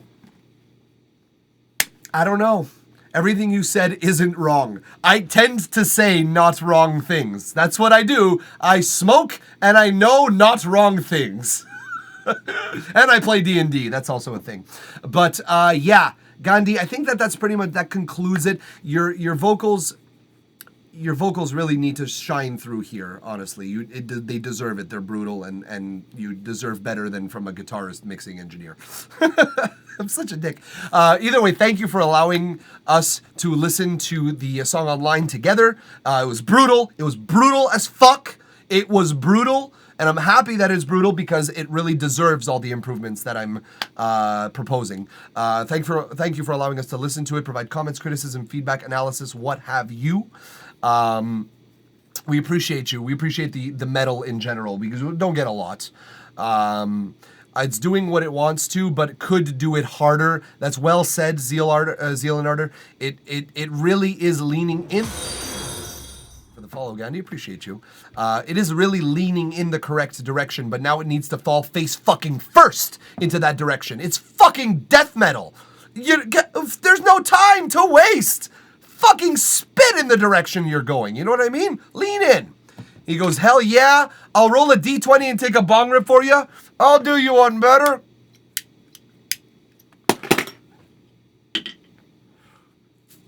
Two, motherfucker. That's what we got. We can just basically expect that from our dice because that's how I roll in this room specifically. Still a banger. Ram Ranch it. Absolutely. But hold up, rolled an 8. You win, motherfucker. So take that bong rip with pride knowing you won rollies against me. Real good. I rolled a 2. I'm the DM and I play in this room on Discord and shit. And that happens to be all the time where I'm like, the enemy approaches you with wings extended, bearing down on you with claws outreached as it snatches you over. 4. Does that hit? My fucking artificer with an AC of 23, and I roll a 4. What the fuck am I doing? Even with a rock that has a plus 13 to attack rolls, I'm still not hitting any of my players. It happens all the time where I bring out this epic enemy and everything's lining up, and then I'm like rolling so badly that the story is worse for it. Zeal and Ardor got a nat 20. God damn it. Natural 20 is like a celebration, cause for celebration. So either way, we will celebrate by saying, Gandhi, thank you for trusting us with your track, and we will keep moving on down the line here. He literally kills us all. He literally crits. He doubles the result of his dice. I have a question here, guys. When you play D&D, Zeal and Ardor, Gandhi, when you play, how do you duel crits? Usually what I do is I double the rolled dice. You basically roll and you double what you get on the rolls. There are some people who double the amount of dice that they roll. It's a lot more fun to roll more dice, but it's a lot more math, so it's kind of more time consuming, I guess. But I've heard of the Perkins crit. So you roll 2 dice. So you double the amount of dice that you roll. Have you guys heard of the Christopher Perkins crit? It feels like a crit, and I'm thinking of implementing it into my game, but I'm going to talk about it with my players first, obviously. The Perkins crit states that you do max damage, and then you roll a die on top of that, which means you could technically potentially do full double damage. It's amazing because I feel like It feels like a fuck. Next, thank you for the follow. I know, Gandhi, it's crazy, and it does so much damage when players play, but when the DM rolls crits, though, it is like a matter of national emergency. It's like, oh shit, the DM rolled a natural 20. Do what you can to do everything you can to avoid that crit. House Rules is exactly that. It makes the how do you want to do this immensely hard. So yeah, in my, we're going to move on here down the line, by the way, folks, while we're chatting about D&D. Sherloom, it is your turn. If you're still with us, submit your SoundCloud link in the chat directly right here. Dwarf Smack double crit with Invisible Wand. You know, it's pretty brutal. But yes, Zeal and Ardor, I play at another table where I'm like a Artificer Wizard multi-class. And in that campaign, thank you, Sherloom, we're pulling it up as we speak. In that campaign, we use the Perkins crits, and holy shit, does it feel like a natural fucking 20 when you roll that. Because max damage plus a die roll, the minimum you're doing, if you are rolling a d8, is 9 damage. Whereas if you roll 2 1s on a fucking, on a d8, that's 2 damage, plus your modifier maybe, but like, it's still 2 damage. Or if you roll a 2 on your die, it's still 4 damage only. It's nothing. Whereas like, it really feels good. The only, again, like I said, the only thing is when the DM rolls a natural 20, it's like, everybody hold your fucking breath, because it's gonna be bad. The other day, I had a saving throw. Well, though that can't crit. But I had a saving throw that dealt 10d10 necrotic damage to level 10 players. And let me tell you, if there was my sorceress who is resistant to necrotic, and the only reason that they were still standing at the end of this hazard was because specifically she was resistant to necrotic, because otherwise, that's a lot of damage. It's like a Nuzlocke. Every roll is sweaty. I don't know what a Nuzlocke is. A Nuzlocke? What the fuck is a Nuzlocke? But Beholders are instant TPK. Beholders can fuck shit up, yo, but it's all saving throws. It's all saving throws, so there's no crits on a Beholder, except if they use their bite. But they are still brutal creatures. Nonetheless. Okay, I have a question for you, Sherloom, before we listen to this. This song is already released, right? This song is released. You, is giving you feedback on a song that's already released any productive at all? Is that something, or?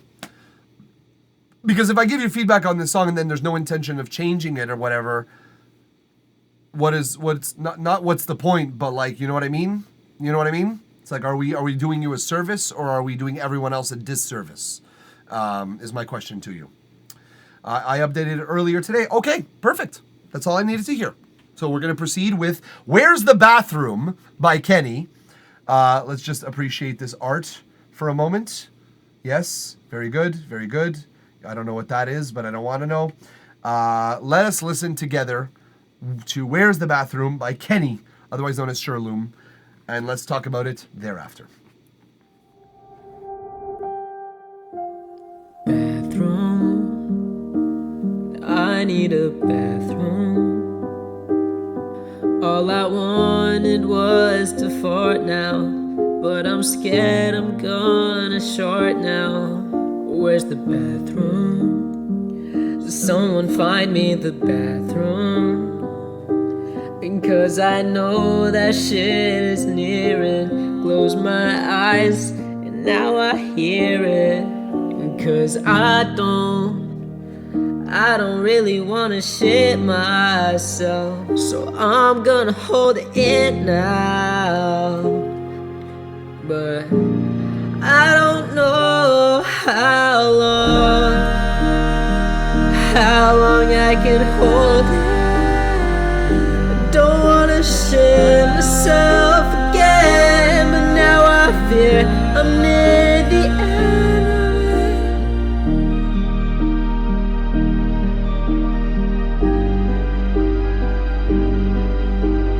Shit myself again.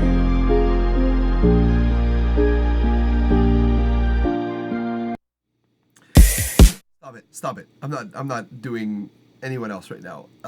Okay. Okay, well. So it's funny, it's very sad. And that takes on a whole new context now. Okay, so when I asked you, it's already released, does it benefit us to play this song if you're not going to be willing to make any improvements? I did not consider the possibility that there would be no improvements needed, okay? I thought for sure this might need something, but this is pretty close to all done, my dude. There's not much to do left. I promise you that. It benefits us all to play this song. Agreed, 100%. I retract any doubts that I may have had. Unfairly gorgeous voice, agreed. It's actually really well performed. It sounds like crisp in your vocal performance. The only note that I will say is in this particular like little section here, I said,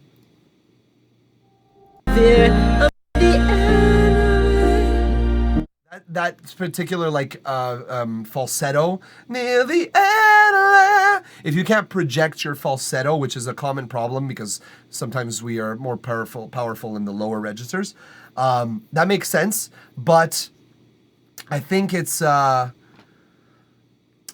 important to compress our vocals a little bit so that everything is a little bit more consistent. In fact, I would say that pretty much the only improvement that I would put on this is probably putting a limiter on your vocals so that the compression that you do have really pops out to make it sound more commercially viable, because it does sound a little bit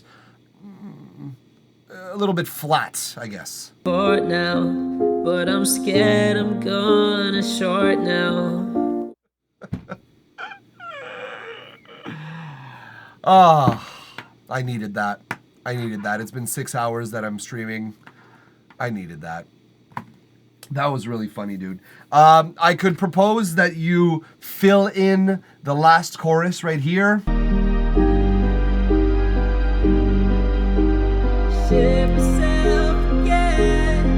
Beautiful note. But then when that happened, I wasn't sure about that. Like, I'm not sure.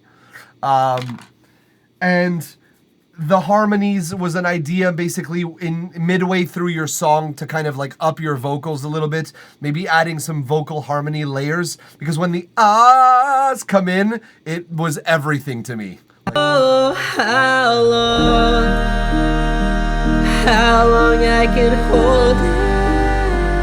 Yeah, those falsettos need a little bit more compression, and I think you can add like direct one-to-one harmonies of your main vocal lines, not so much background ahs, if in the second or so verse, just again to like ramp up your song by one small layer, by one small level. But that's pretty much it, dude. I uploaded like a 30-second draft on my page. It's called Too Late. Disciple. Oh, jeez, dude. Please take a different name now. That is a terrible name now. I uploaded 30 seconds of draft on my page. It's called Too Late. Oh, well, shit. I was crying writing this. My voice got a little wobbly. Were you crying because you were trying to hold it in? Or were you crying of laughter like the rest of us listening to it? It was so fucking funny, dude. This was great. I appreciate you. allowing us to listen to this together, enjoy it together. It's almost perfect. It is almost perfect. It is well performed, well executed. It is emotional, and it is sincere, and it is something that every human can ever relate to. Every single person can relate to this. But thank you for trusting us with this track so much. Thank you so much. We're going to move on down the line. We appreciate you, Sherloom. Keep dropping these songs in our stream anytime you like. You come back on the next stream, drop another one like these. Don't drop it in the wrong place, if you get my drift. But we appreciate you. We're moving on down the line here, folks. Dr. Gorilla Jones, is your turn. So Diddy Disciple, welcome. Please change your name as soon as at your earliest conveniences, because Jesus Christ. But you can submit here in the chat. However, you have to join the queue by pressing Command Join. And I think you're going to be the last one that we accept today, because it's been a long time that I'm streaming and I'm tired. I'm really tired and really hungry at this point. But we're pulling up Dr. Gorilla Jones's song, and we're gonna listen to the entire thing as we pull it up. Thanks for streaming, by the way. Yeah, no worries, no worries. It's all my pleasure. Well, it's my pleasure. It's some of your pleasure, which is why I'm saying this. So yeah. No, it's just no. No, almost. Just command join, like exclamation mark join. That's the exclamation mark is the command. Sorry, I might have maybe been clearer on that, although I thought it was a universal Twitch thing. Just exclamation mark join. There you go, you got it. All right, I'm closing the queue now, which essentially means that we will respect those who are already in the queue, and then we will be concluding the stream. I be receiving DMs by Jackson the Epic. Let us listen together and let's talk about it after that. No, Diddy Disciple, wait your turn. And no Band Lab, SoundCloud. Okay, so hold on a second. I should have done this. I knew I should have started by sending you here. Read the rules and then we'll talk. I be receiving DMs. Jackson the Epic. Let's go. Dr. Gorilla Jones.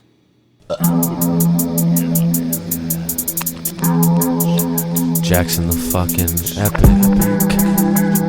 Bitch.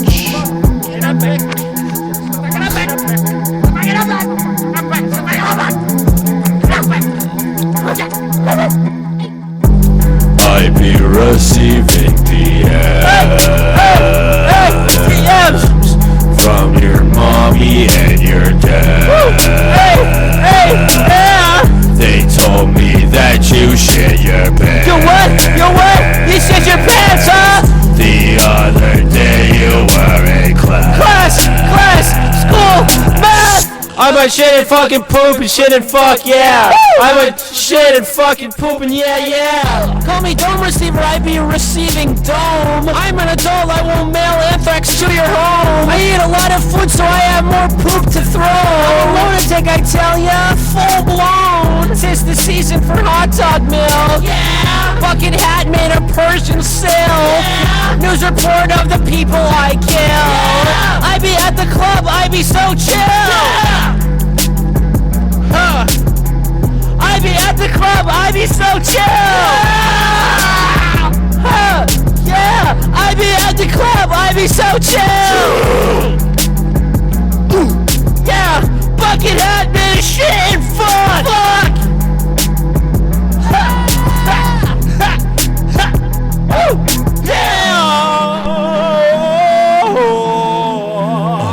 I be receiving I be receiving DMs!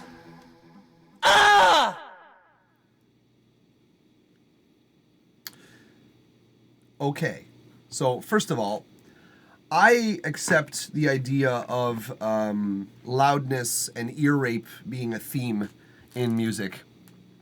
I have no problem with that. I just would appreciate a little heads up next time. Bro is speechless. No, not quite. Don't flatter yourself. Do not flatter yourself. We got notes. And I think that the first note is, like I said, a little warning when you're going to ear rape us, because there's some people listening on headphones. Now, I'm not. I have the privilege of listening on studio monitors so that I can give you a accurate depiction of your music. But a little heads up. Yeah, courtesy, because I will just turn your music down, which is what I've done today. No warning required. I'll turn it down so that I don't destroy the ears of the people who are here with us.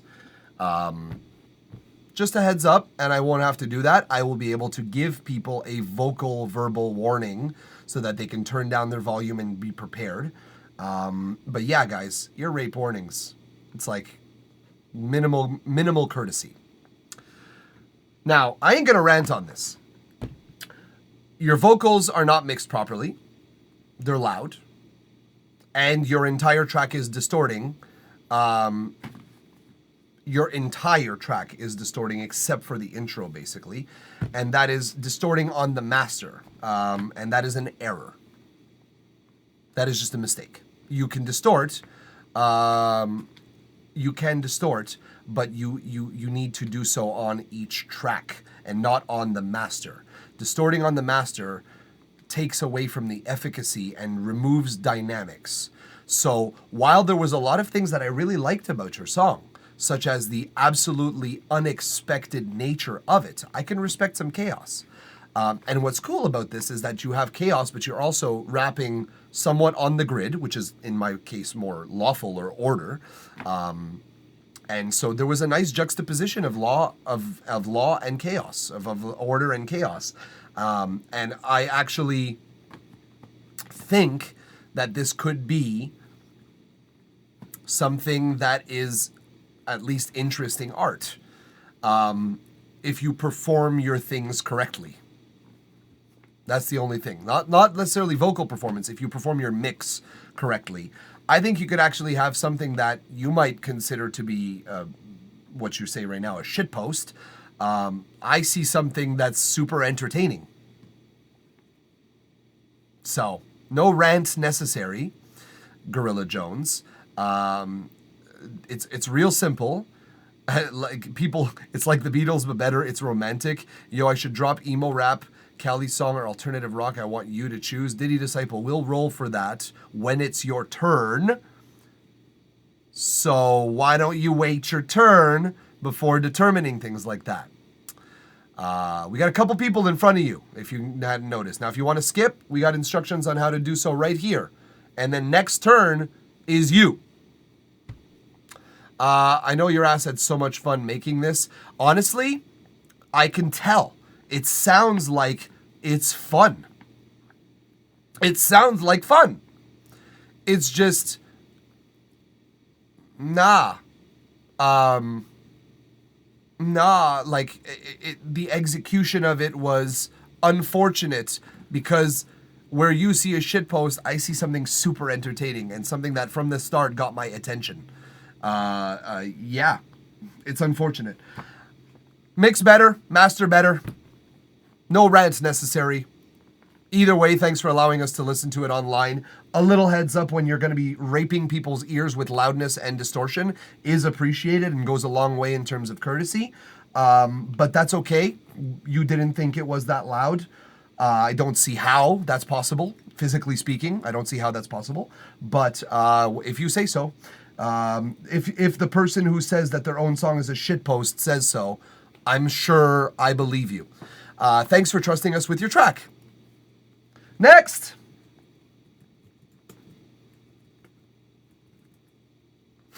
Bro is speechless. This motherfucker sends me this and then thinks I'm gonna be speechless from that, as if it's the first time I haven't heard something like that. No, it could be entertaining, but it's not currently. Too bad. Hugs, you there? Hugs is the two Z's, so it would stand to reason that it's Hugs's. Is it Hugs's? Hugs is not there. Every studio has like a vault of this sort of thing. Yeah, exactly. Like, I've heard this far too many times on this stream, mind you. Skynova, you're here. Excellent. Diddy Disciple, Jesus Christ, you gotta change that name. It's so bad. What we can do is we can roll for it. So have all three of your SoundCloud links ready for all those three songs. I'm gonna get a 12-sided die and we're gonna roll for it when it's your turn. So you just be ready with the links. That's all I'm asking you to do.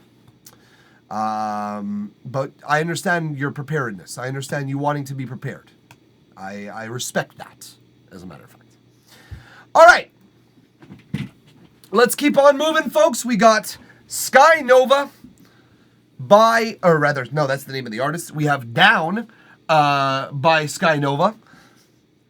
Let's just go right into it, folks. We got a couple more names to go through. We got Verbex, who's on deck and who's, I believe, still present and accounted for with us.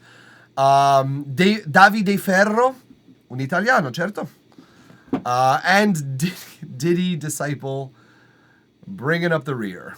Jesus Christ, I could not have chosen a worse time to use that expression than that moment in time. I'm embarrassed. Let's listen to Down by Sky Nova, and let's talk about it afterwards.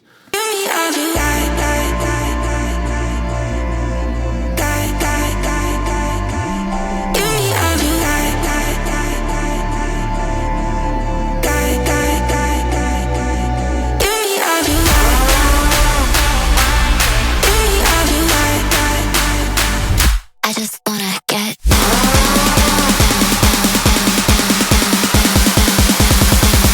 I just wanna get down.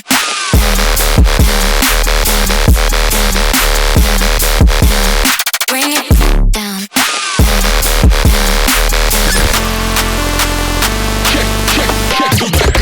Down.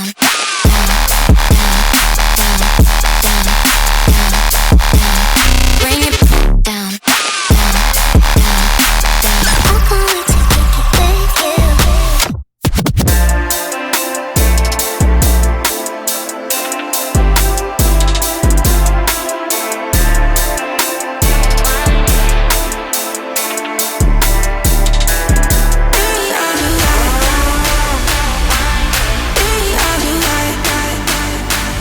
I just wanna get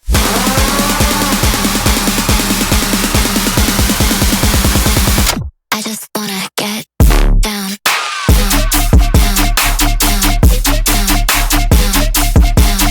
Bring it down. Down.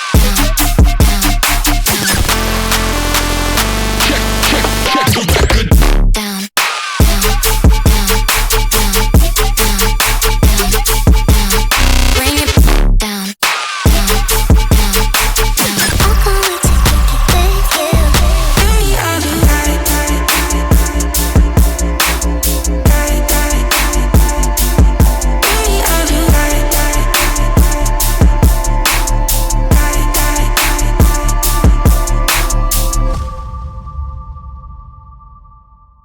Okay, excellent.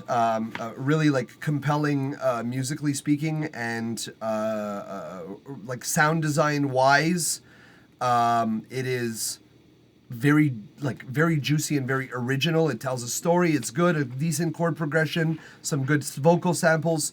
Now, considering all of these things, I think we have a couple of things to impart upon you. First of all, your high frequencies. I've been listening to music all day, okay? I've literally been on here for 6 hours, almost 6.5 hours at this point. And still, no, more 6 hours, I think, because I think we only started after 50. My point is, after all these 6 hours of listening to music, your high end is still shredding my ears, even after all of this ear fatigue, after all of this time, which should say something to you. It means you've overmixed your high end far too much. Now, I don't know if this is because your speakers are just not giving you enough high end, or if you mix with headphones and you ear fatigue yourself until your high end is way too uncontrollable. Either way, I know for a fact that you need to step away from your usual workstation, listening to this on other systems, because the revision on this mix would have revealed this big problem for me personally right away. It's very loud mix. That in and of itself inherently is not a bad thing. -5 luff scratching, -4 or -3 even. Very loud.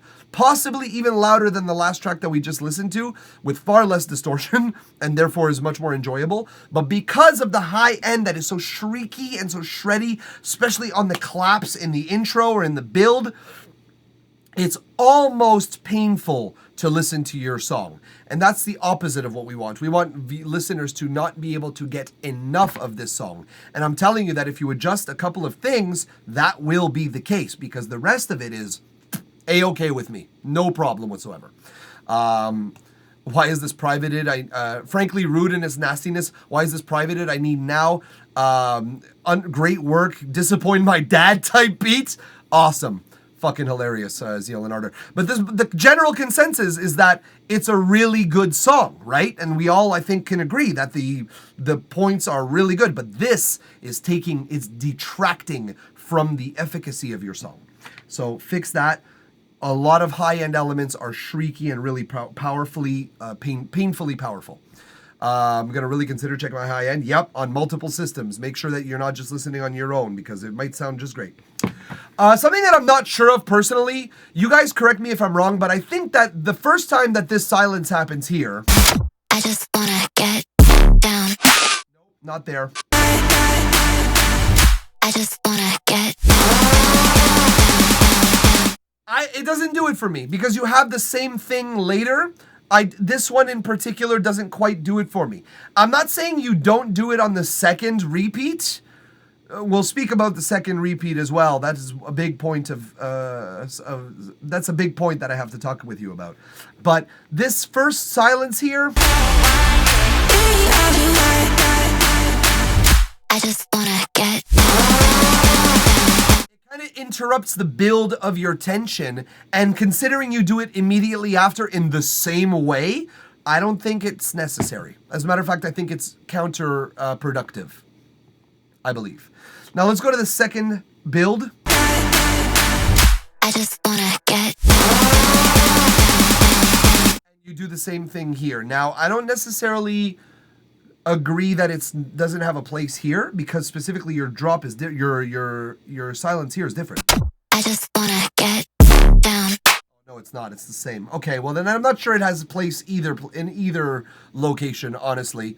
It doesn't do what you think it's doing. It does not build the tension further. It doesn't it teases us that, oh, here's the drop, and then it's not there, and then we're back in the rise, and it's like disorienting a little bit. Second thing about this, you have copy pasted your rise and your like pre-drop. You've basically copy pasted this section here. If I click between the two sections.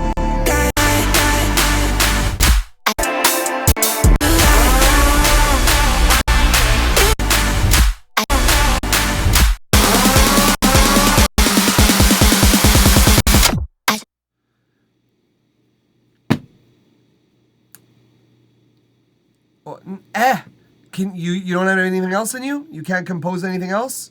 Because, like, okay, fine, the first half of it. Good start, but the hi-hats are fucking killing me still. Good start, but then you go to the same build and, like, it's repetitive in not the right way. I feel like you could be adding elements or taking away elements from the first build, from the first riser.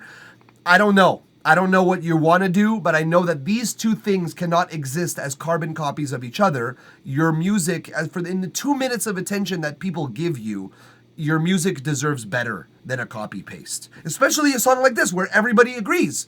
It's great. Your drops are filthy. Your drops are fantastic even. Your breaks deserve better. Right? Like, I think that's a consensus.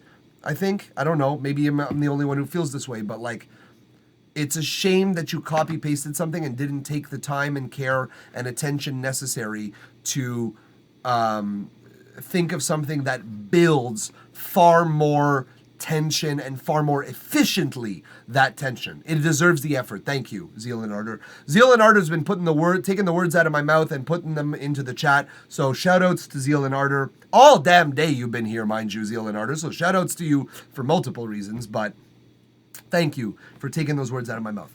And here's the good news though, Sky Nova. Here's the really good news. That's it. That's pretty much all I have to say on your song. Because the rest is like, yeah, it's on point. Fix your high end. Fix the, fix the silence. I don't think it does anything to add. I don't think it adds anything to your track. And fix the copy-pasted rise, or build, whatever you want to call it. And then your song's a banger and it deserves a label. That's it. So I'm being harsh in the ways that I am on the sections that I am because the rest is like, fine. You don't have to worry about it. And it actually didn't take that long to cover your song because, honestly, it is great. It is already great. Now you need to make it radio ready, or rather label ready, essentially. So congratulations, I suppose. Well done. Thank you for allowing us to listen to the track online, to provide comments, criticism, feedback, analysis, what have you. There is not much of it, but the things that I am speaking of are like desperately need changing. And for such important reasons. You don't want to give your audience any pain. You don't want to give them any reason to not have to repeat your song a million times. And you don't want to take away from your own energy that you yourself are working so hard to build. So these little tweaks are going to make a world of difference on your song. And I understand that you guys understand, I respect that you guys understand how constructive criticism or critical feedback is good feedback. I respect that, because if I wasn't here, if I was just hyping your track and go like, yep, ready, next, it's unfortunate, but you might not actually find a label that'll be like worth your time. Because that's the other question. Fine, you want to find a label for the song. Do you deserve the label that would accept this song if you are artistically capable of producing this level of song?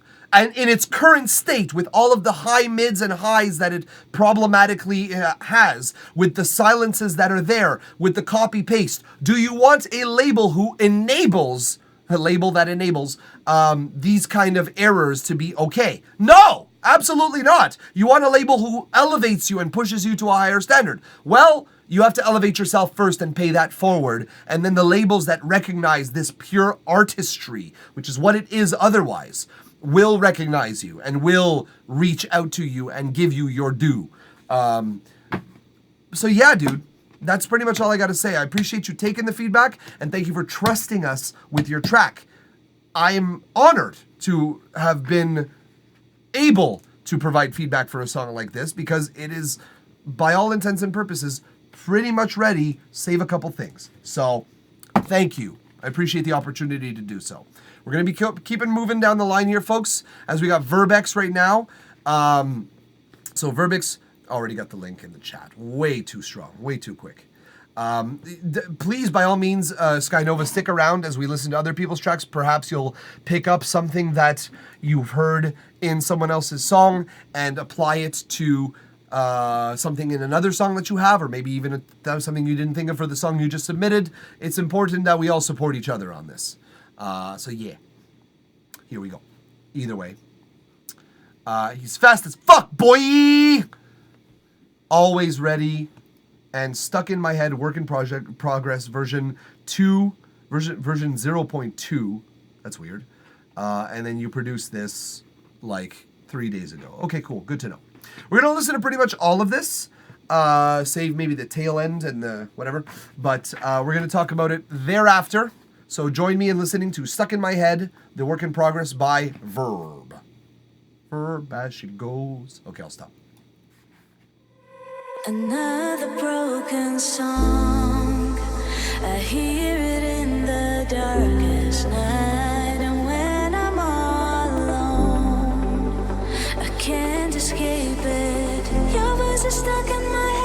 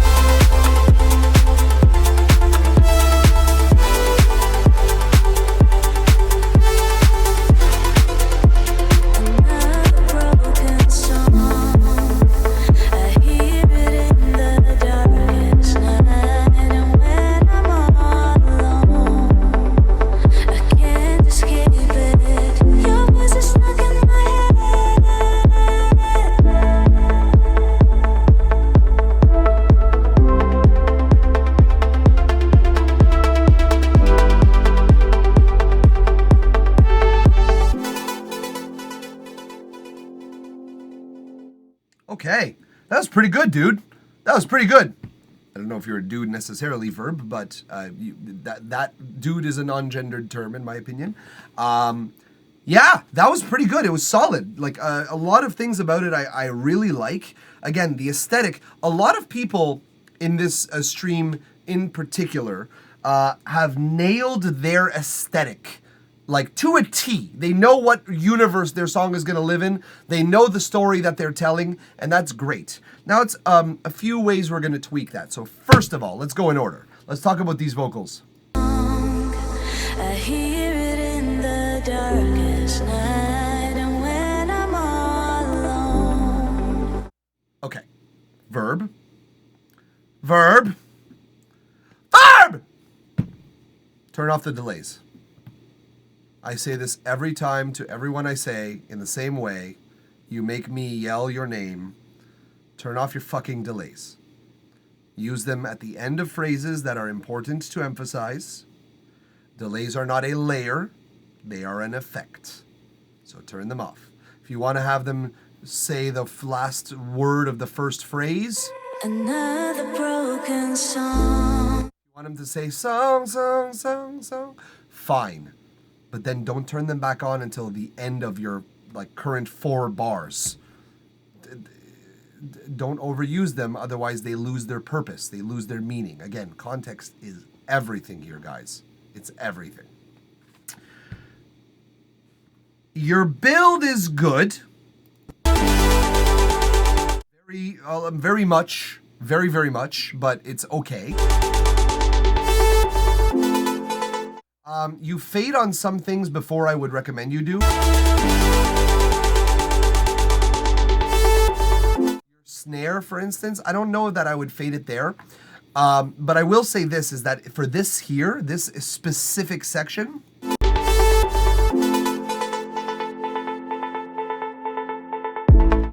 I'm going to test how it sounds by fading out completely. But my recommendation to you is to fade out far more dramatically, almost to 0. So I'm going to try to use my fader to fade out that song, and you'll tell me how it sounds, because I don't know.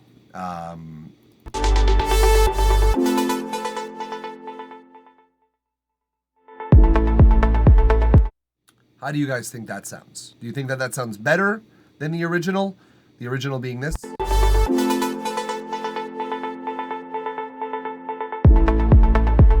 Or this?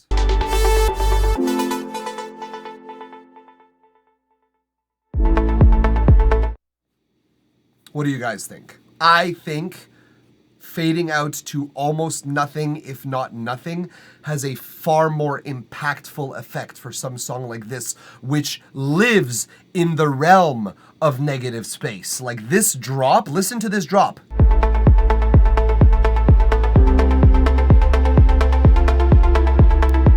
There's hardly anything in there. There's that swelling bass, there's the kick, there's the RP synth, and then there's that echoey reverb in the background. That's it. It lives in negative space. So we emphasize the negative space. How? By creating even more negative space, even more contrast, silence, not just negative space, but silence. Then we emphasize that. Then when it builds up, it's far better. So that is my personal idea, is to fade to far quieter realms. Maybe not to 0, as I emphasized here. That might be a little dramatic. But you might consider fading quite a bit on that, if I may say so.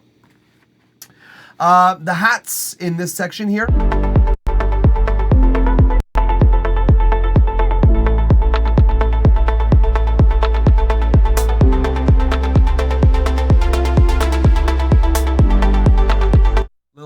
Unfortunately, those hi-hats, they probably fit in the next section far better, because the next section has a far more diverse cymbal section, if you will.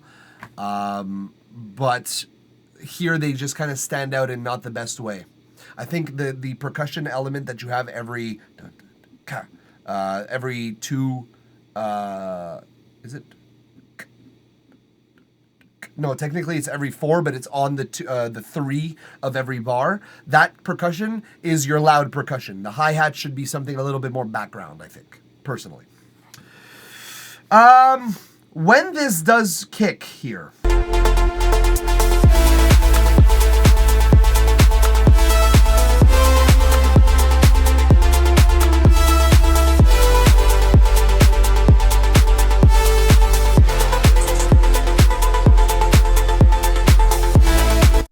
I think your bass line could do with a little bit more love, personally. I think you could give either a different bass line. I'm gonna try something on the bass actually to see if it's what I think, or it could very well be as simple as just adding more side chains so that it feels more syncopated, so that your bass goes whoop, whoop, whoop, whoop, like more that. I don't believe that is the case, though. I think that we need some more melodic bass line because of the constants of your song, the repetitive nature of your song. I think something a little bit more musically creative might behoove us, might help us accomplish a little bit of a difference tonally. Let's try it.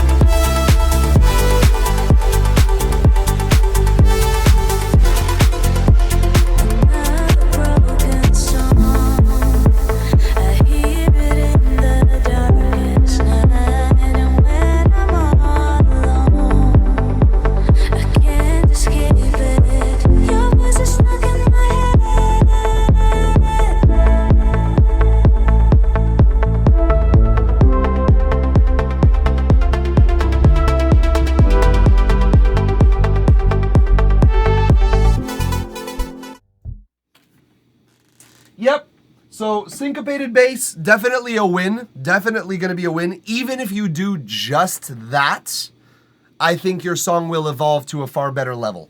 Especially in the busier section when you make space for the 1, 2, 3, and 4, and then you emphasize the and 1, and 2, and 3, and 4, and your song has far more swing just with that. Now, if you were to add some melody on top of that, it would only serve to emphasize it. But I obviously went a little ham with my bass sort of riffs.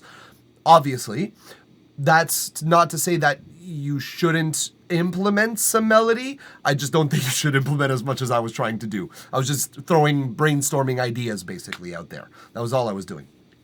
But please be more tasteful than I was being. So that's that. I don't know if you want to necessarily break... This song is quite short. 2 minutes is a very short song. I don't know if you would care to break this song into 2 drops. I like it as a 1 long dropper. I don't mind that at all. But if you were to, I wouldn't mind it either. If you were to split these 2 drops apart, you basically throw a little bit of a break in between, something that resembles your intro, but that has a far more elaborate musical sort of take, with a build that is probably going to be shorter for such a song. You just basically get to the point. You could even only implicate a build, very well possible. And then what I would say is that you cut down on your intro so that you can save some time for yourself. But yeah, if you wish to make it a 2-dropper, I think I would respect that, personally. That said, I really like it as it is, structurally speaking. I think you could very well keep this as a short and sweet, in and out, goodbye, merci, bonsoir, suivant next. I went very Quebec French on that. But yeah, I both options are available to you. Maybe make an extended DJ mix, like an extended live mix, something that's a little bit more tech housey, typical, if you will. But that's pretty much it. That was more of a suggestion than anything, because I think your song nails a lot of, gets a lot of things right. And I think you've done really well. I think you've done really, really well. So yeah, that was nice. That was nice and chill. I like that. So many talented people in here. Diddy Disciple, I agree with you, honestly. We've had the fortune of having a lot of good submissions today, people who like really know where they're going. We've also had a couple of more amateur level stuff, which is fine. I'm okay with that. But I'm fortunate to have those who know what they're doing with music. I can respect that. So thank you either way, Verbex, for allowing us to listen to the track online, provide comments, criticism, feedback, analysis, what have you. Appreciate the opportunity to do so with such a chill song, especially near the end of the night when my ears are kind of getting a little more fatigued. This is nice. So thank you. And thank you. Thank you again. Thank you for trusting us with your track. Thank you so much. It was so nice. It was really nice. So we're going to keep moving. We got only a couple names left. We have Davide Ferro, che credo è italiano, un nome italiano normalmente. Davide is a giveaway for the Italians, and Ferro is also a very, very Italian last name. It was a funny story. My family's, like in Italy, where my family's from, my family's last name is Ferri. Very close. I instead of O. And yeah, that's some fun stuff. I know what I'm doing. I just need a studio. Okay, sure. I have a bedroom, but okay. I have a bedroom studio, mind you. I've turned a bedroom into a studio, but not by much.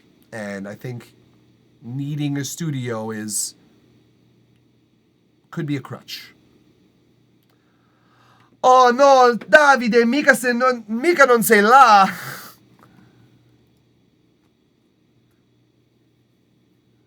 Davide!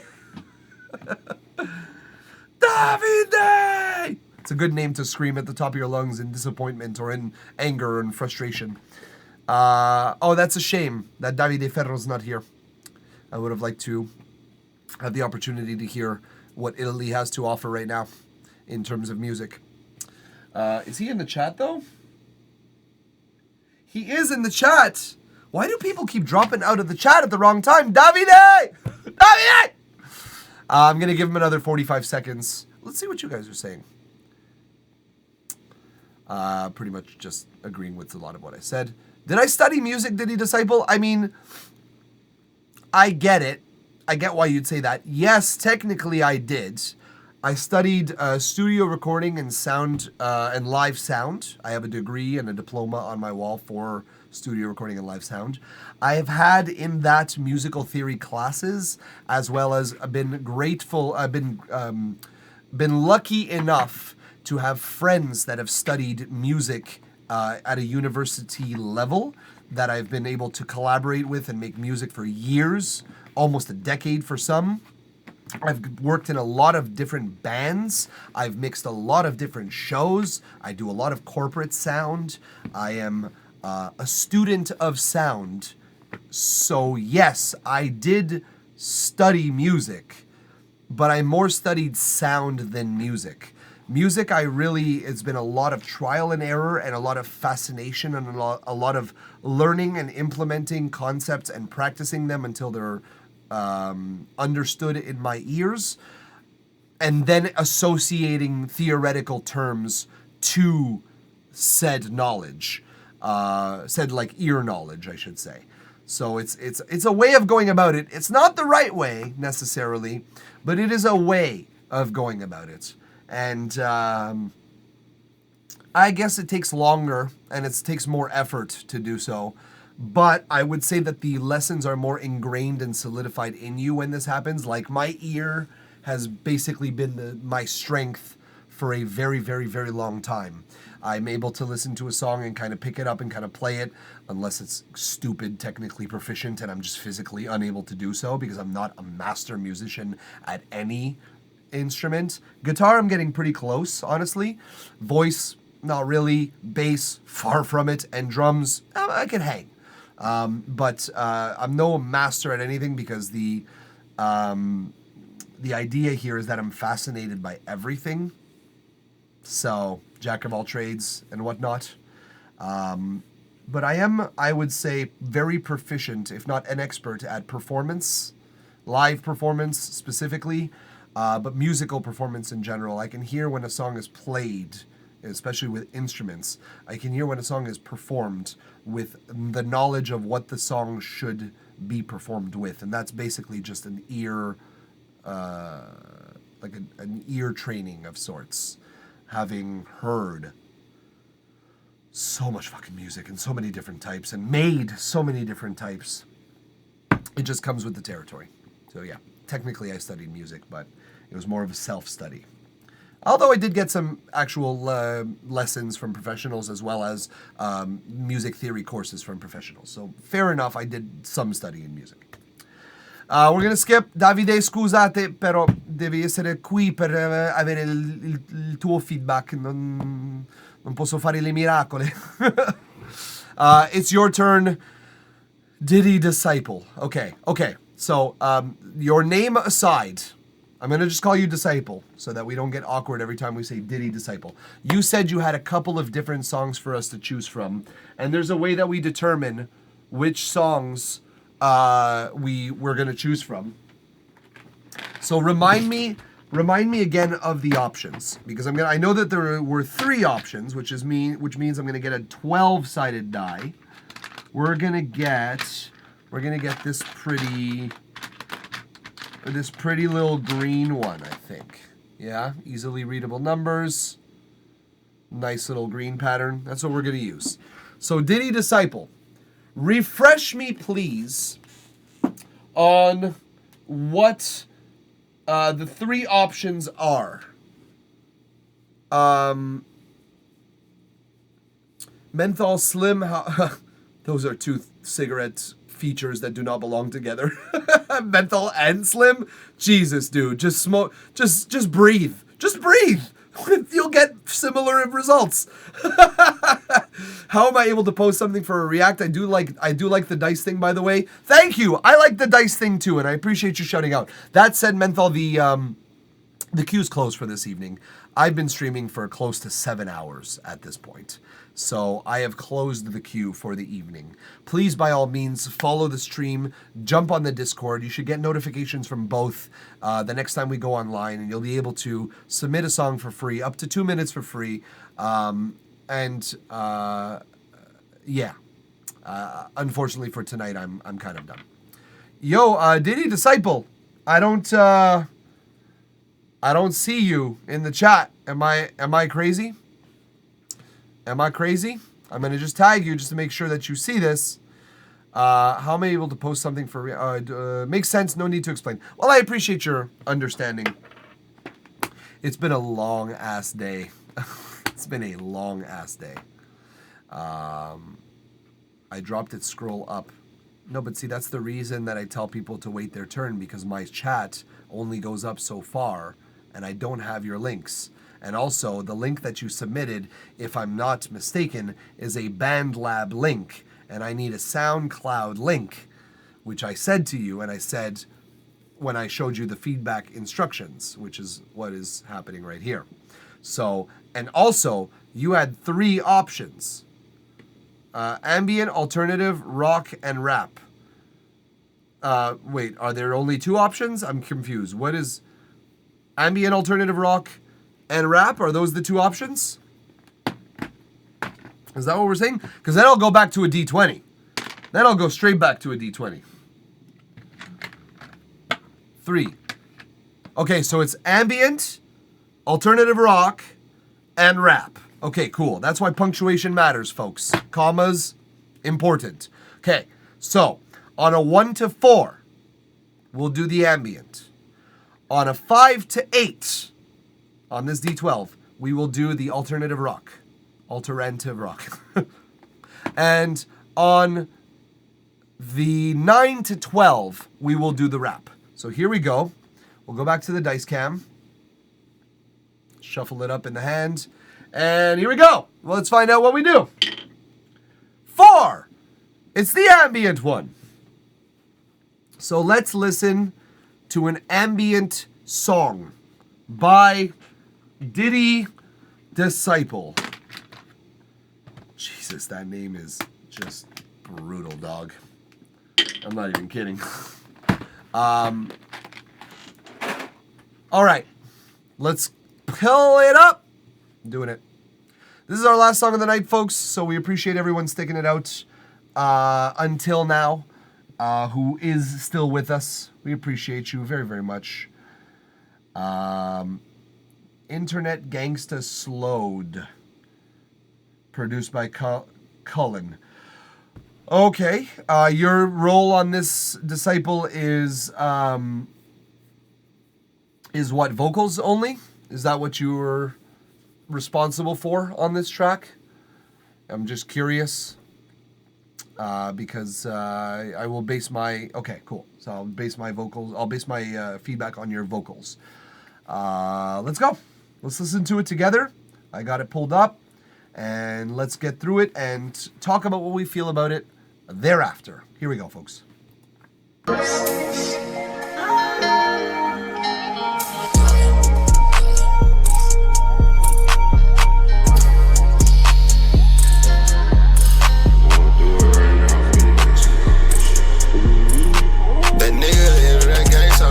Person ain't no shit.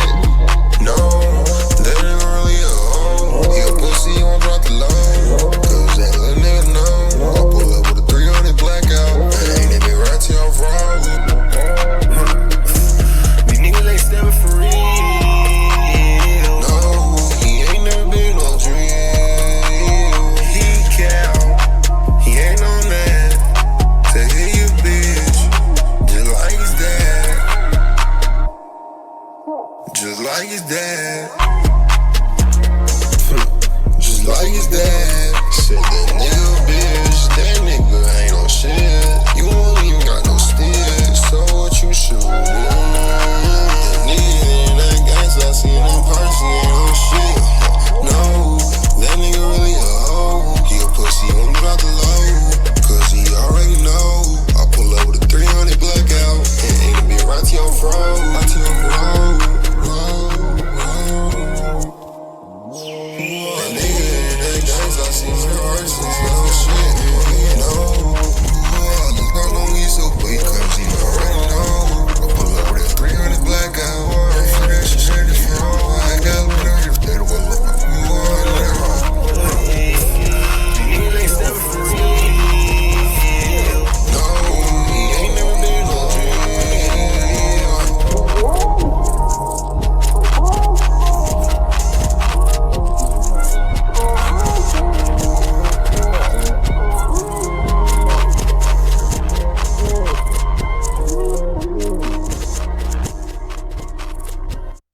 Stop it there because it's a fade out. Okay. Okay.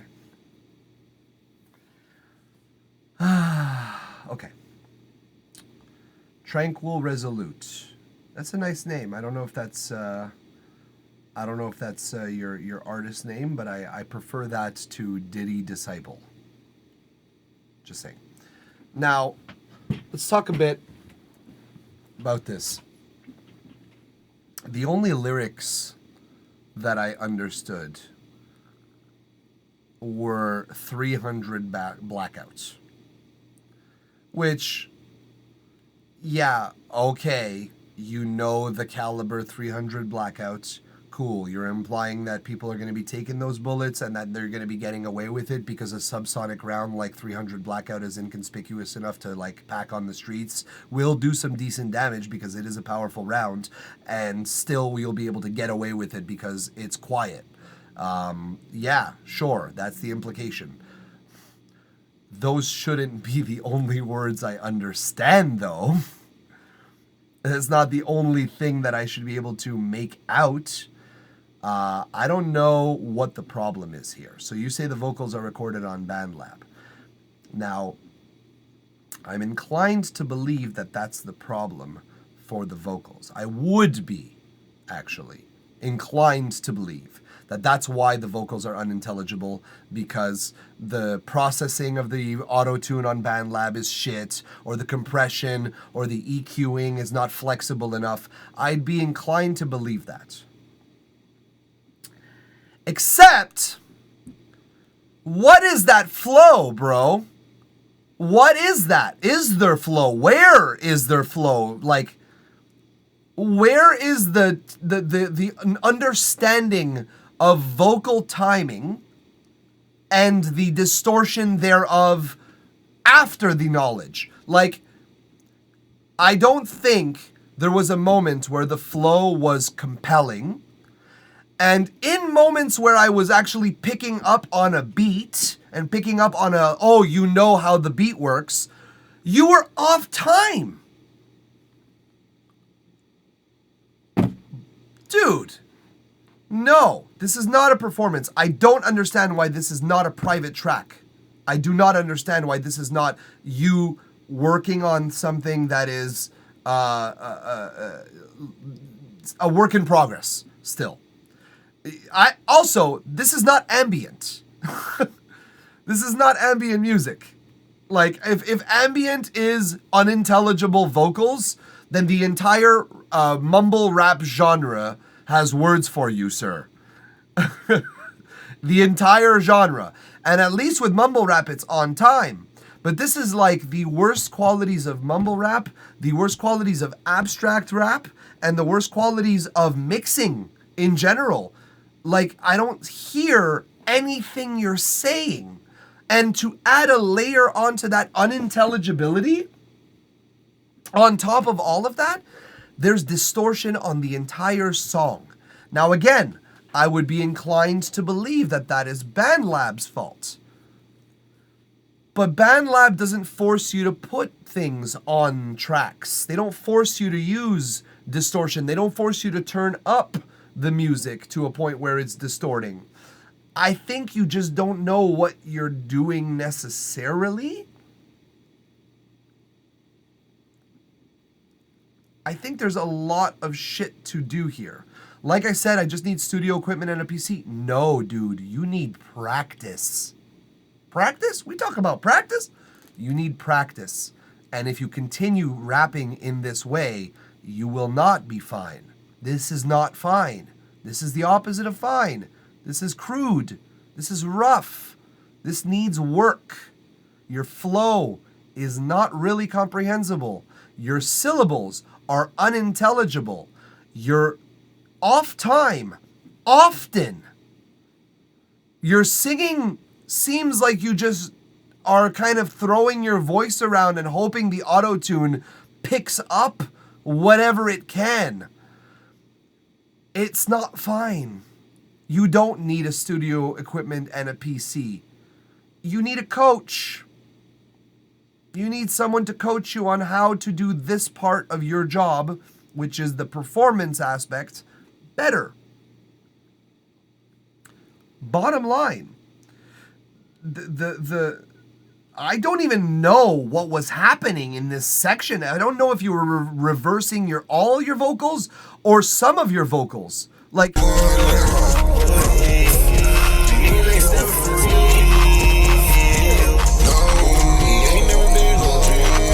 sounds like both. The fact that a reverse section of a song is as unintelligible as the rest of your song, it's not a good look, bro. Or a good sound, I guess. I challenge you to do much, much better than this. It's unfortunate, but this is, whoever this is here, hey, look, it's JJ on Instagram, is lying to you or does not know better. Either way, that's unfortunate for you, because you and this guy, this the one, bro. No, it's not. No, it's not. I understand rap. When Tech 9 and Bone Thugs and Harmonies exist, when these rappers exist, And this is the art that is produced as a response to the existence of great rappers. Thank you, Snake Mane, appreciate you. When that is the response to the existence of amazing rappers, you have clearly not understood what you're up against. And you need to do better.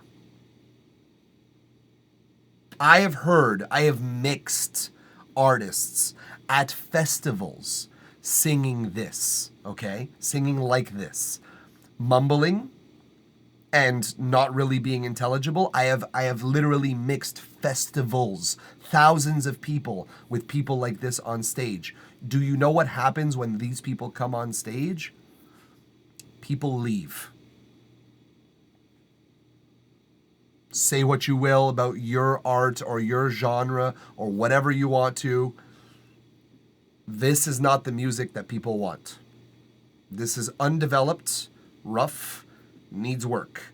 Your flow, your syllables, your I don't know, like pronunciation, the timing of it, the recording technique and the mixing technique. BandLab does not fuck up vocals this bad, bruh.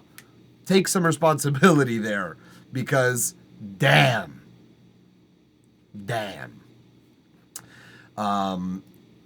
Yeah, it's to that point, unfortunately. And I wish that I had better news for you at the end of our night, but I unfortunately do not. I think you've got a whole mess of work to do before you can release anything else. Keep practicing, dude. That's all I gotta say. It's not impossible. People have started from lower points than this and have got to greater points than this. But, dog, I hold people to a higher standard of excellence when it comes to music. And that's just the way that things are here in this stream, in my world, in my environment. When someone produces something that is subpar, I tell them, I think you need to step up your game. It's not to say you can't. It's to say you must. There's too much good art out there for you to release that. And don't listen to people just flattering you also, because people will say what they want so that they can get you to reply to their songs on their SoundClouds. They're doing it basically so that they can jerk you off so you can reach around and jerk them off too, to put it crudely. Don't fall for it, dude. Go on feedback streams, improve your flow, practice. You work, dude, Diddy, the best thing I could tell you right now, get yourself a metronome, not studio recording equipment. Your metronome is your first investment. And you keep practicing your syllables. You keep practicing your pronunciation, your flow, changing it up until that metronome and you are singing the same fucking timing. And then we can get you on some record. We can get you on some tape or some hard disk or whatever you want to call it. But until then, it ain't it. So sorry about that. Either way, thank you for trusting us and allowing us to listen to it online together, for allowing us to comment on it, provide feedback, comments, criticism, analysis, what have you. If you would look on my SoundCloud, you would be surprised. Okay. Let's look on your SoundCloud. What do we got? What do you got? What do you got? You got a couple of viral tracks. You got a song called McGregor that's got 3 million views. One Call by Tranquil. Cool. You got a couple of thousand views on some songs. You also have 90 views on some other songs. That doesn't mean you're a good artist. It means you get lucky. It means you hit some requirements for some songs. That don't mean shit to me, bro. Like, I don't really care. If I'm being honest with you. I don't really care that you have a few songs that struck gold. Those are called one-hit wonders, by the way. And you only really have one that hits that level of gold. That level, the 3.5 million. Oh no, you got another one here. Beat the odds, 16.1. Oh no, wait a minute. These are all reposts by you. What are you talking about? What do you mean? These are all reposts. Reposts. Bro, get the fuck out of here. Listen, thanks for trusting us with your track and all. But like, okay. Go to tracks. Okay, fine. One more chance here. Either way, it shouldn't matter, because if you're producing this content, if this song came out of you, what does it matter that you have a song that blew up? Like, what does it matter? Okay, all your song, you have a song with 15 views. What's your point here, dude? I'm scrolling. What's your point? You have no songs over... I saw what, 380 views, 420 views, 1,000 views, listens, whatever the fuck you want to call it. Am I missing something here? I'm on your tracks. The most song listens you have is 1,037 so far as I'm seeing. What's the brag exactly? Is that the brag? That's not the brag you think it is, bro. I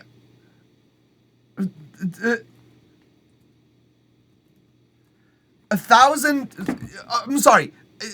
Did I just spend more time trying to follow your invalid argument? Like, correct me if I'm wrong here, guys, but 1,000 views on SoundCloud when I just saw an artist that had like 30 million, not a lot, right? I'm not a SoundCloud expert by any means, but for someone who is supposedly, if you look at my SoundCloud, you'd be surprised. No, I'm actually not. I'm actually surprised that you got 1,000. Like, dude, if you're producing this kind of art, what do you want me to tell you? And I'm not going to listen to another song of yours because it's one per day either way. And I've also been streaming for 7 fucking hours at this point. So, no, you're not going to convince me that this song is going to be any more worth it, that any other song is going to be any more worth it than this one was to listen to. You need practice. And it doesn't matter the amount of volume you put out or the 1,000 views you get on 1-2 songs. That doesn't matter to me. When I hear this, I hear, oh, wow, he doesn't know how to rap. So anyways, thank you. Again, we appreciate you. We don't mind getting amateur artists, folks. We don't mind hearing people who are just getting into it, who are just starting, who are like practicing stuff. But like, there is a line between being an amateur artist and knowing it and knowing, hey, yeah, I know it's rough. I got a lot of work to do. And then going like, oh yeah, but if you listen to my SoundCloud, you'll be surprised. It's like, you would be surprised how little I am surprised on this stream. Diddy Disciple. Now please change that fucking name, because it is a disgrace to men everywhere. It is just the worst. And kind of completes the picture, if you will. But I'm not going to get into that anymore. Either way, I think that's pretty much all I got in me here, folks. We've been doing this for 7 hours now. We appreciate you making this a memorable stream, a long stream, but a memorable one. And we will be back next week as we jump back into streaming, back into feedback stream. But until then, toodaloo, motherfuckers. Take care.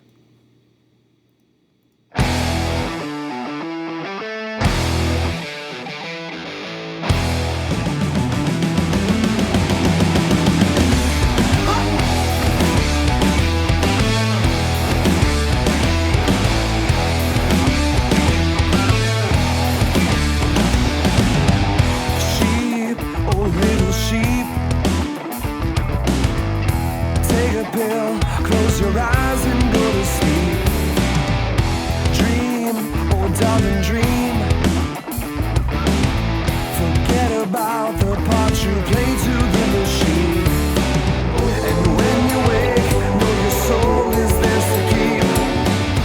You've sat on the dotted line, and now you're in it deep. Well, ain't got nothing new to say, but another price we've got to pay. Who knew it'd be so hard to look the other way? Lord, I pray.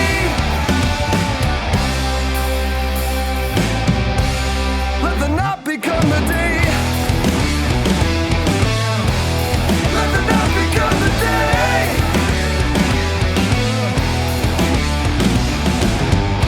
Run, oh baby, run. We've had a blast, but there ain't time for no more fun. Darkness follows quite soon after the sun, and the shadows that follow you won't stop until they won. Well, I ain't got nothing new to say, but another price we've got to pay. Who knew it'd be so hard to look the other way?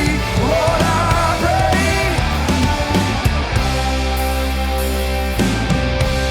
Let the night become the day.